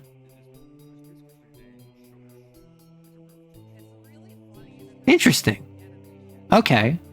So it's kind of like Fear and Hunger marriage. Or like Cain marriage, for instance. Lovers Tommy and Mary. So for instance, Tommy, young resident riding for first time with his love Mary. A young resident riding for the first time with her love Tommy. A doctor, a nurse. So basically in a train, everyone is immortal even if they're dismembered and they have to stay in there for 2,000 years. Oh my gosh. Lovers Tommy and Mary, who united so no one could ever separate them again, have lost themselves after countless years on the warp train. Now Tomari is the hero of Love Town, whose brute size and strength is used to protect the people. Tomari is also eager to please Mommy Elena and Daddy Jaehon. Oh no. Love Town's person Blunt, a denizen of Love Town whose body and mind have degraded. They still look vaguely bipedal, but their body's nothing more than fleshy giant fists. They're heavy-hitting blunt strikers. Love Town Slash. Their left arm is a set of whip-like tentacles, and then Pierce, a denizen of Love Town whose body and mind have degraded, reduced to a lump of flesh which crawls on the ground. They have a single-bladed tentacle on which deals mainly piercing. The episode starts inside Warp Train UW212 as Tomari wakes up. He asks Mary how long it's been since they were first stranded on the train, but she also doesn't know. Elena answers that 10 days have passed, introducing herself as a nurse and Jaehon as a doctor. They're both surprised at the delay that they're experiencing in W Corp's lack of response. Tommy's more concerned about their imminent death from starvation, but Elena explains that no one is experiencing any symptoms of hunger or thirst, or any other physiological distress, including Tommy himself, despite being unconscious for 3 days. There's nothing they can do but wait. Tommy and Mary decide to stay at each other's sides. Protective shield! Several days pass and trouble occurs, stirring up commotion in their carriage. Tommy and Mary watch in shock and disgust as a self-terminating passenger in the neighboring car slices their own throat but remains alive. Elena and Jaehon instead watch the incident with detachment, though later remarking that Eileen didn't send them there for nothing. The next day, the nurse and the doctor discuss it while Tomari and Mary is asleep. Tomari is shocked to hear that this self-terminating passenger is still alive and in quarantine. Elena elaborates that the person's spilled blood is even connected to their body, and the person is still conscious and in pain. She apologizes to Tommy for being unable to explain the strange events around them. Jae-hun warns Tommy that things will only continue to worsen and advises him to stay strong for Mary's sake. Ah. Interesting. So basically, I suggest if you want to learn about the Project Moon lore before starting a game, go check out Frey on YouTube. Ooh, they're another all any. Nice. Those two are like 12-year-old children. Oh my gosh, really? 2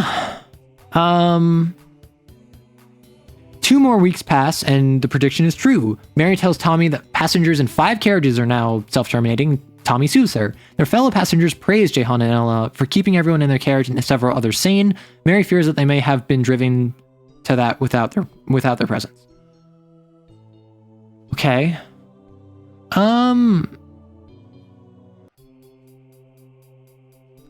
Interesting. So, y'all were saying this is like 40k dark. This is kind of Slaneshi, I'm not gonna lie. Like,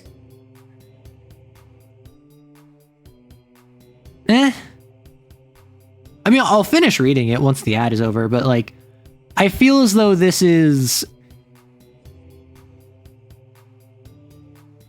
I'm a little bit of the this is cruel for cruel's sake, which is kind of what I had with The Butcher.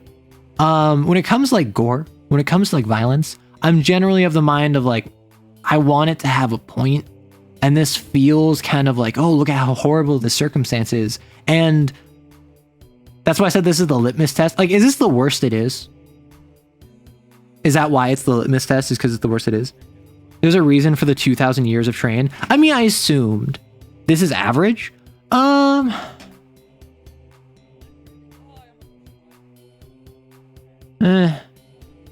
know?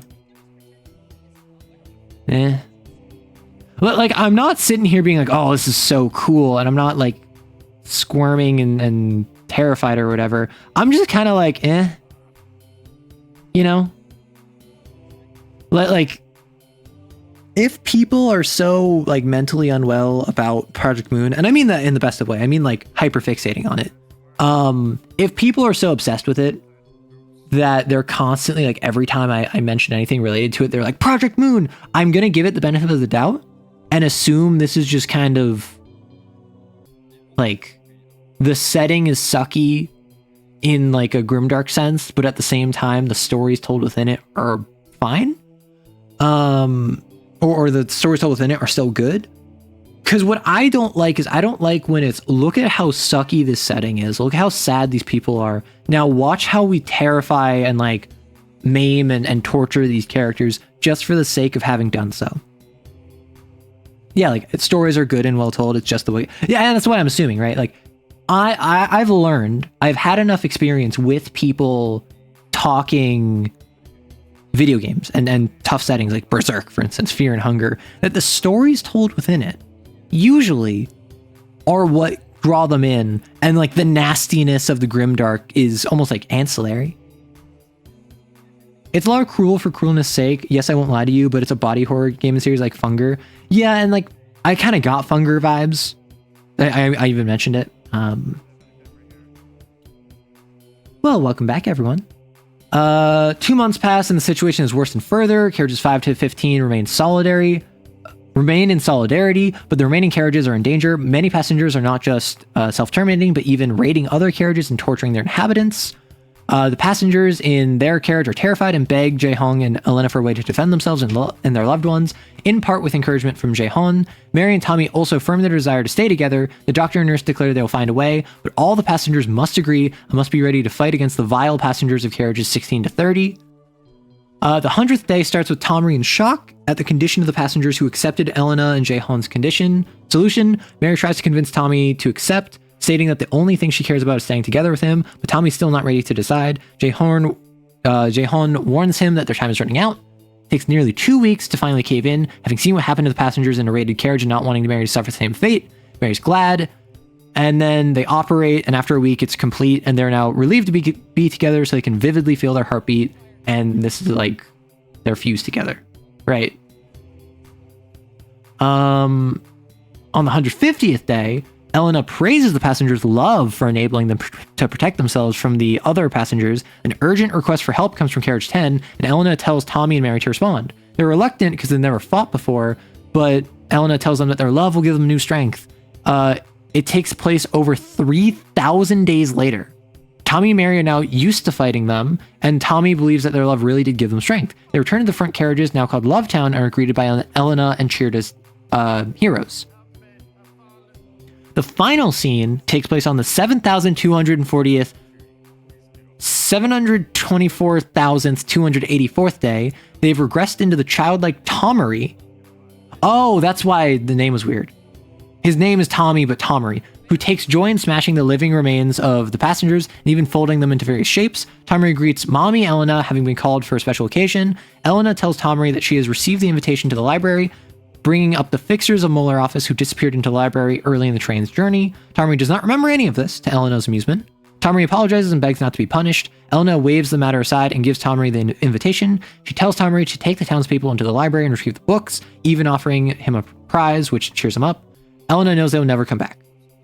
Inside, Roland is horrified, and even Angela is disgusted. Man, Angela's never disgusted, am I right? Roland wonders whether the outside world is still alright given the thousands of years which passed in the train. Angela tells him that they've experienced less than an hour of time due to only watching snippets of the events aboard the train, and that the outside world is also unaffected. Angela is interested in what Tomery's books will hold. At the library's entrance, Tomery is excited to be leaving the train for the first time ever, being surprised when Angela appears and nervously greeting her. Tomery asks Angela how to obtain the books Eleanor requested, and Angela directs Tomery to reception just before he enters. Angela asks whether Tomery can still remember who Tommy and Mary were. Tomery cannot. Angela accepts that before leaving. Post-battle, Angela is shaken by seeing others who have suffered from a relentless passage of time like she had. Roland tells her that anything can happen in the city and asks whether it comforts her. She refuses, nearly breaks down, convincing herself that she has persevered and she can move on through the trauma, and tells her to embrace bad memories. So my understanding of this is that you play as Roland and Angela, and you watched over the course of an hour, like these couple scenes, and then you have to fight Tomery, right? That's what I'm gathering? Oh, you killed Tommy, huh? You think it's a lot like Funger. I'm pretty neutral overall in the series. I can see why people are super pumped for it, but it's not my personal thing, which weirdly Funger wasn't my thing either. And honestly, I feel the same thing for Funger. I feel the same thing for Berserk. I feel the same thing for 40k. I don't like cruelty for cruelty's sake. I can tolerate cruelty in the face of a more impactful story. Right?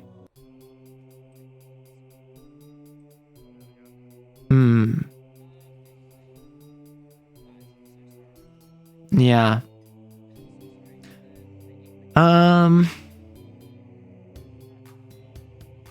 Okay. See, I like 40k though. Funger wasn't my thing. I like 40k because the grim darkness of it is more so due to the bureaucracy, xenophobia, and zealotism. The cruelty is more so like, I don't like the Drukhari.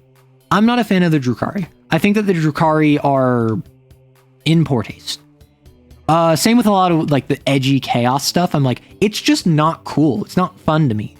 I like the horror of chaos when it can be going crazy, and I think that the story behind the Drukhari is interesting, but just the cruelty for cruelty's sake pretty consistently doesn't. What happened to these two?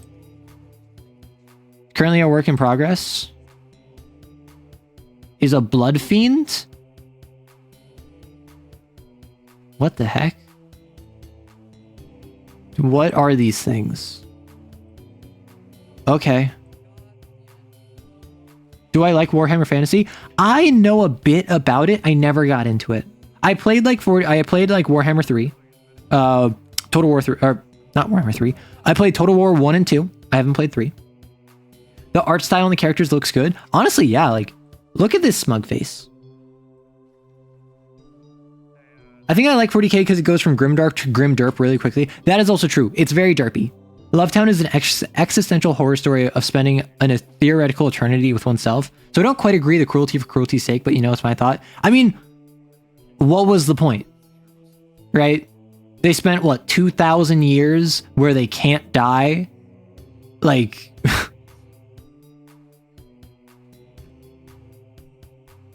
that's not a interesting story to me.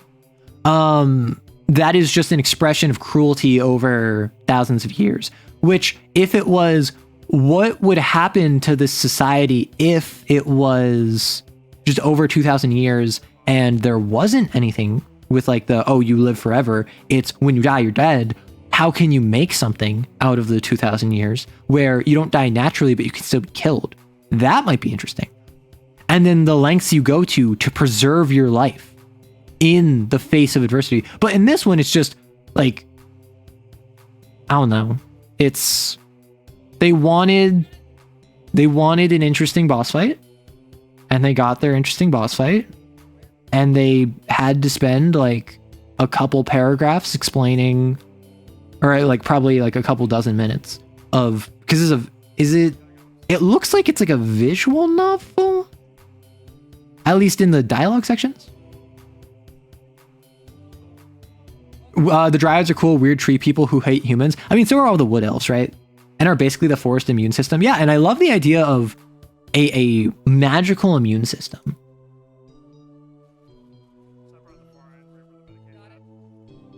That day, started staring at the fire, which engulfed all I had. I swore to myself that I'd do everything to make you suffer the same, and to make this darn world suffer as well. Why must we suffer to ensure your kind lives a painless life? Warp Train is like a whole thing that would take 10 minutes to explain. I'm sure it would hit different actually playing it, but I know nothing about the series. Yeah, I'm with Maddie. Like, I'm not saying it's inherently bad. I just feel like it doesn't hit quite the same because I haven't played the game. The point is that the series is written from South Korea, where a whole lot of the dominant culture surrounding work culture is reflected in the series of thoughts of, hey, what if life was worse? It's a lot of cruelty in a way that is pretty familiar in South Korean work culture. I mean, South Korean work culture and a lot of East Asian work culture sucks. And like Western work culture also sucks, particularly in the US. But it's like a different type of suck, right? So I guess that does make sense, but I don't know. Like, maybe it's just me like thinking I'd be different. Like I'd maybe it's just me like saying, nah, I'm built different, and then immediately getting humbled. But I feel like if someone tried to take their own life and then they proceeded to like go around fighting people, I don't like I understand it's, oh, you want to take your own life and then that doesn't work, so you're still injured and still painful and whatever. Like, I don't know. Whenever it comes to something like this, where it's just like, you're gonna spend all eternity being tortured, that just to me is like, okay, justify that. Make it interesting to me. Explain it to me in such a way that makes me want to consume the story, as opposed to just kind of on faith, trusting that this isn't just cruelty for cruelty's sake. And that's really what I'm getting at, right? What I'm getting at is there is this sort of, even if it is like tied to the culture of the developers, to me, I have no frame of reference for that. To me, this feels like we wanted a cool boss fight, so we're gonna make it as edgy as possible. Self-termination is something that really needs to be handled carefully. I honestly think that wasn't not handled carefully, because like, if you're stuck in a train and it's been 15 days or whatever, and you're not like getting hungry or whatever, I think it's totally reasonable to depict someone trying to take their own life, and then someone realizing that they can't take their own life and freaking out as a result. However, to then like have that slide in so quickly, which again, like, I guess it kind of makes sense of immediately going to like, oh, we're going to go around like killing everyone and torturing them and mutilating them, blah, blah, blah, blah. That feels like, how can we make this as awful as possible for the sake of making it as awful as possible? What the straight up flip yourself, Basil? It's the idea of work and die for the company. Sisyphus versus being stabbed. Like, Sisyphus is compelling because like, what if he did succeed versus being stabbed isn't compelling the same way? I wouldn't say, I think that's not what I'm getting at. I think what I'm getting at is, what if Sisyphus, but he had razor blades stuck in his feet So whenever he walks up the boulder, the hill, ooh, he has razor blades in his feet. Isn't my version of Sisyphus so much more compelling? And it's like, well, no. It's basically the same. You just made it a bit bloodier. And that's what I get when I think of, like, and that was my initial problem with, like, the Butcher from Harpocrates Dossier. That was my problem with, like, Lovetown. And it's not, I think it doesn't deserve to exist. It's simply, it's not really my thing. You know? Sisyphus will keep walking no matter what. Yeah, but in Lovetown, that's not what it is. Lovetown is a very clear depiction of, like, a fall from grace / corruption by the doctor and the nurse, where they're turning these people into, like, monstrosities in order to fight other monstrosities, and the other monstrosities are just there because they're, like, crazy, I guess. I Have a Mouth and I Must Scream has a lot of cruelty for cruelty's sake, but I think it works there because it's what AM in the story explicitly wants, and he perpetuates it. And honestly, like, I'm not even fully on board with cruelty for cruelty's sake with, like, I Have No Mouth and I Must Scream. I'm kind of critical of that too. But also, the entire story is delving into cruelty for cruelty's sake with that. And I'm not a fan of that. I'm not a huge fan of that. I'm not gonna lie. I don't think that it makes much sense. But also, like, it's baked into the entire story of it. So I can't reasonably say, I have no mouth and I must scream. What if they tried removing the cruelty for cruelty's sake? Because then that would be antithetical to the story. Right? It's so that you can get somewhere in 10 seconds in the train. The more time you spend inside the train means the less time the train travels. And the train company lies to you and says, oh, you get here in 10 seconds. And when the 2,000 years is over, they use their technology to reverse you to the moment you boarded the train and erase your memory. Huh. So it's you spend 2,000 years inside, but it's 10 seconds outside. But actually, you're stuck in there for 2,000 years. And then most of the time, they just, like, you go crazy and you're stuck there, and then they reverse your memory and you're fine. And then if anyone dies on the inside, oh well, sucks to be them. I hate AM. I mean, honestly, I don't like AM because, like, why is AM malding so much? I honestly don't know why AM in I Have No Mouth and I Must Scream is so angry. So I don't know if it's, like, justified. To be fair, I'm not super down with the story in the original. It was very much written from a place of the author is just mad. Like, I fully understand why humans, like, I Have No Mouth and I Must Scream. It did a lot for sci-fi. I'm just not the biggest fan since it feels mean-spirited. That's what I'm getting at, right?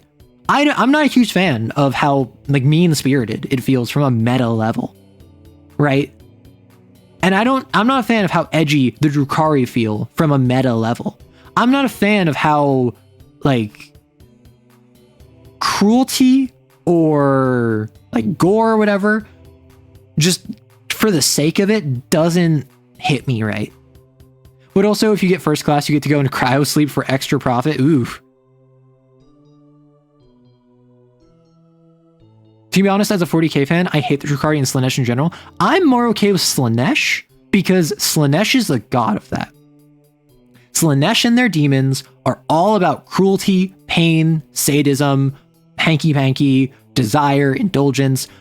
They have the full gambit, and I think because it's more safe for work to have someone, like, be a torturer than it is to have them even engage in consensual hanky-panky, Games Workshop is always going to focus the torture angle, which means they focus so much on, like, cruelty for cruelty's sake. The Drukhari, though, take that kind of, like, up to 11.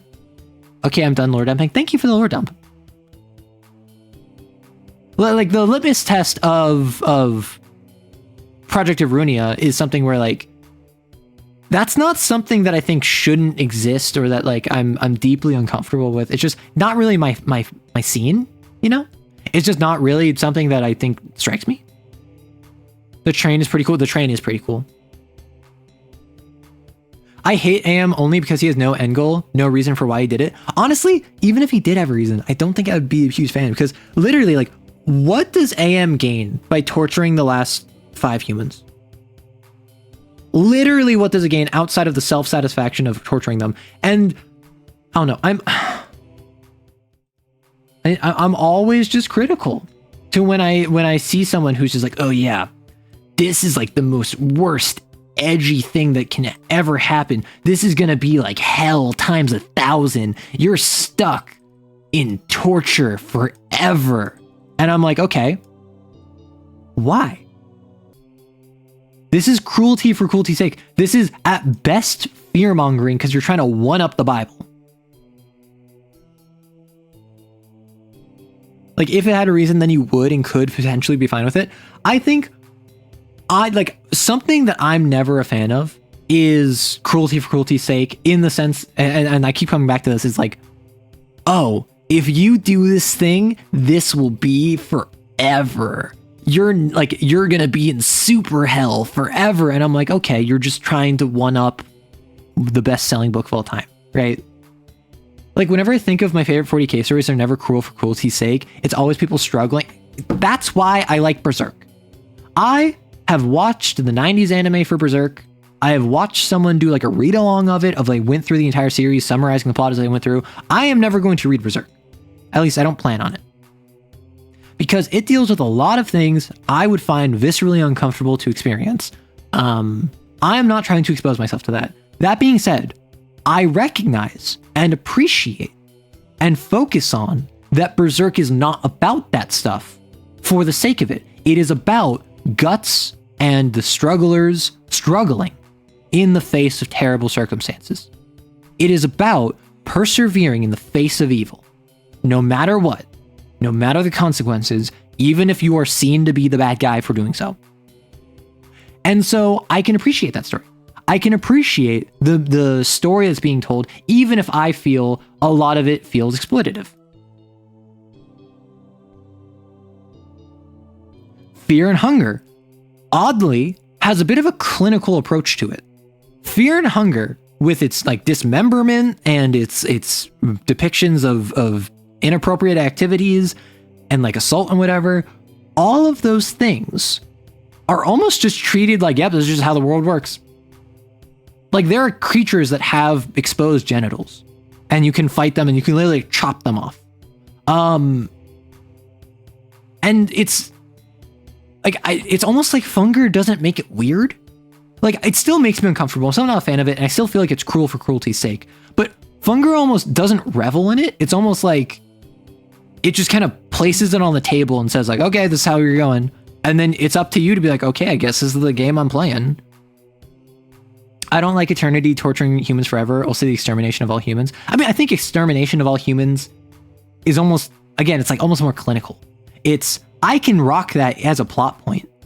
The aliens want to come exterminate all humans. Demons are trying to kill all humans. The zombies wiped out all humans. Like, I can deal with that. But just cruelty for cruelty's sake is a sticking point for me. The fact that, like, the book where the Imperium objectively loses, it gives impossibly powerful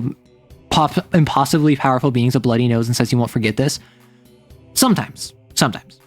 Which is funny you say that, because while you're critical of edgy gore, I find Berserk and gore for edgy for the sake of it. I mean, that's the thing, right? I think Berserk is edgy. And I think that it does have gore. And I think that it's particularly its depiction of non-consensual activities, very exploitative, very mishandled over and over again. Not even just like Golden Age, but like the entire run through. And I'm not a fan of that. But personally, I can look at the story that it's telling and I can say, okay, reading this is not for me. I'm not the sort of person that wants to sit here and read all of that. However, I can appreciate the story that it wants to tell. Similarly, I think the main thing for Funger with me, like, I'm not a fan how that handles assault either. I'm not a fan of how that handles, like, a dismemberment makes me feel weird. It's something where it can be done interestingly, but a lot of times it's not. Like, same with gore and all of that. But Funger just, it's cool. I don't know what it is about Funger. Like, the lore, like, I don't plan on playing Funger. I might play Funger 2. I've been suggested to play Funger 2 because apparently it's less bad about all of that. And it's also funnier. Like, apparently Funger 2 actually has humor. It's more streamlined. It has a lighter tone. Yeah, different stuff clicks with different people. And that's why I don't think you're a bad person for liking, like, Lovetown from Library of Runia, or Berserk, or Funger, or I Have No Math and I'm a Scream. But it also feels though it's valid to be like, yeah, I don't really dig those. I could see that argument where it wasn't up until the recent shift with Griffith. I won't say more, but it made me go, come on. Oh wait, has stuff happened? I have not caught up with Berserk.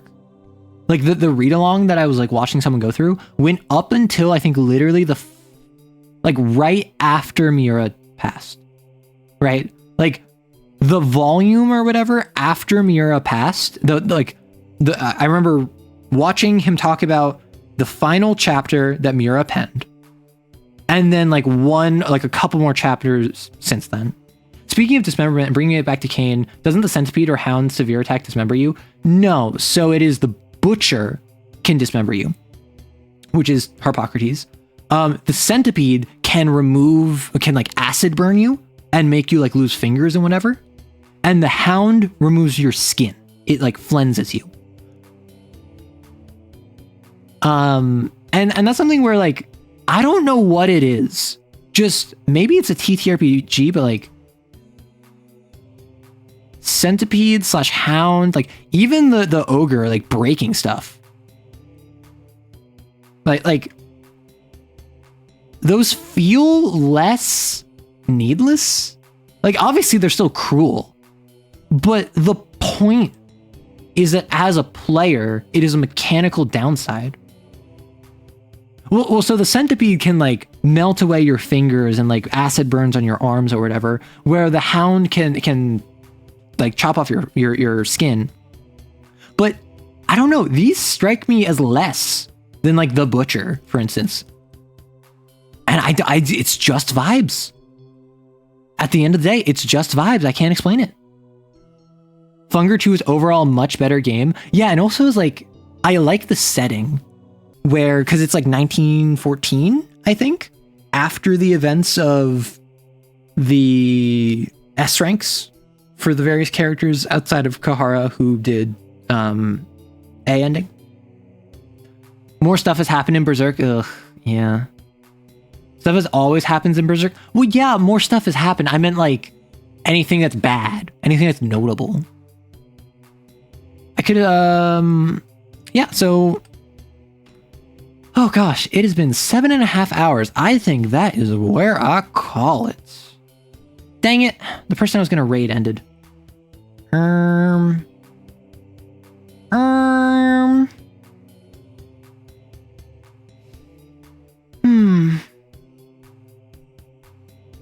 Yeah, I don't have anyone in mind. The difference of a story that focuses on context and one that focuses on setting. I mean, it's a little bit of context for setting. I'm not going to lie there. I think a lot of it is just vibes. It is, does this feel like the story is focusing on this to make you feel bad? Does the story include this as a secondary option? Peace out. Take care. Nice chatting with you. I don't know who to raid. I have some people that I could raid. I am going to send y'all over to... Oh, I know. I can send y'all over to Translate. So, we are going to send over with Arrow Raid Pog. And I'm going to send you over to that Translate.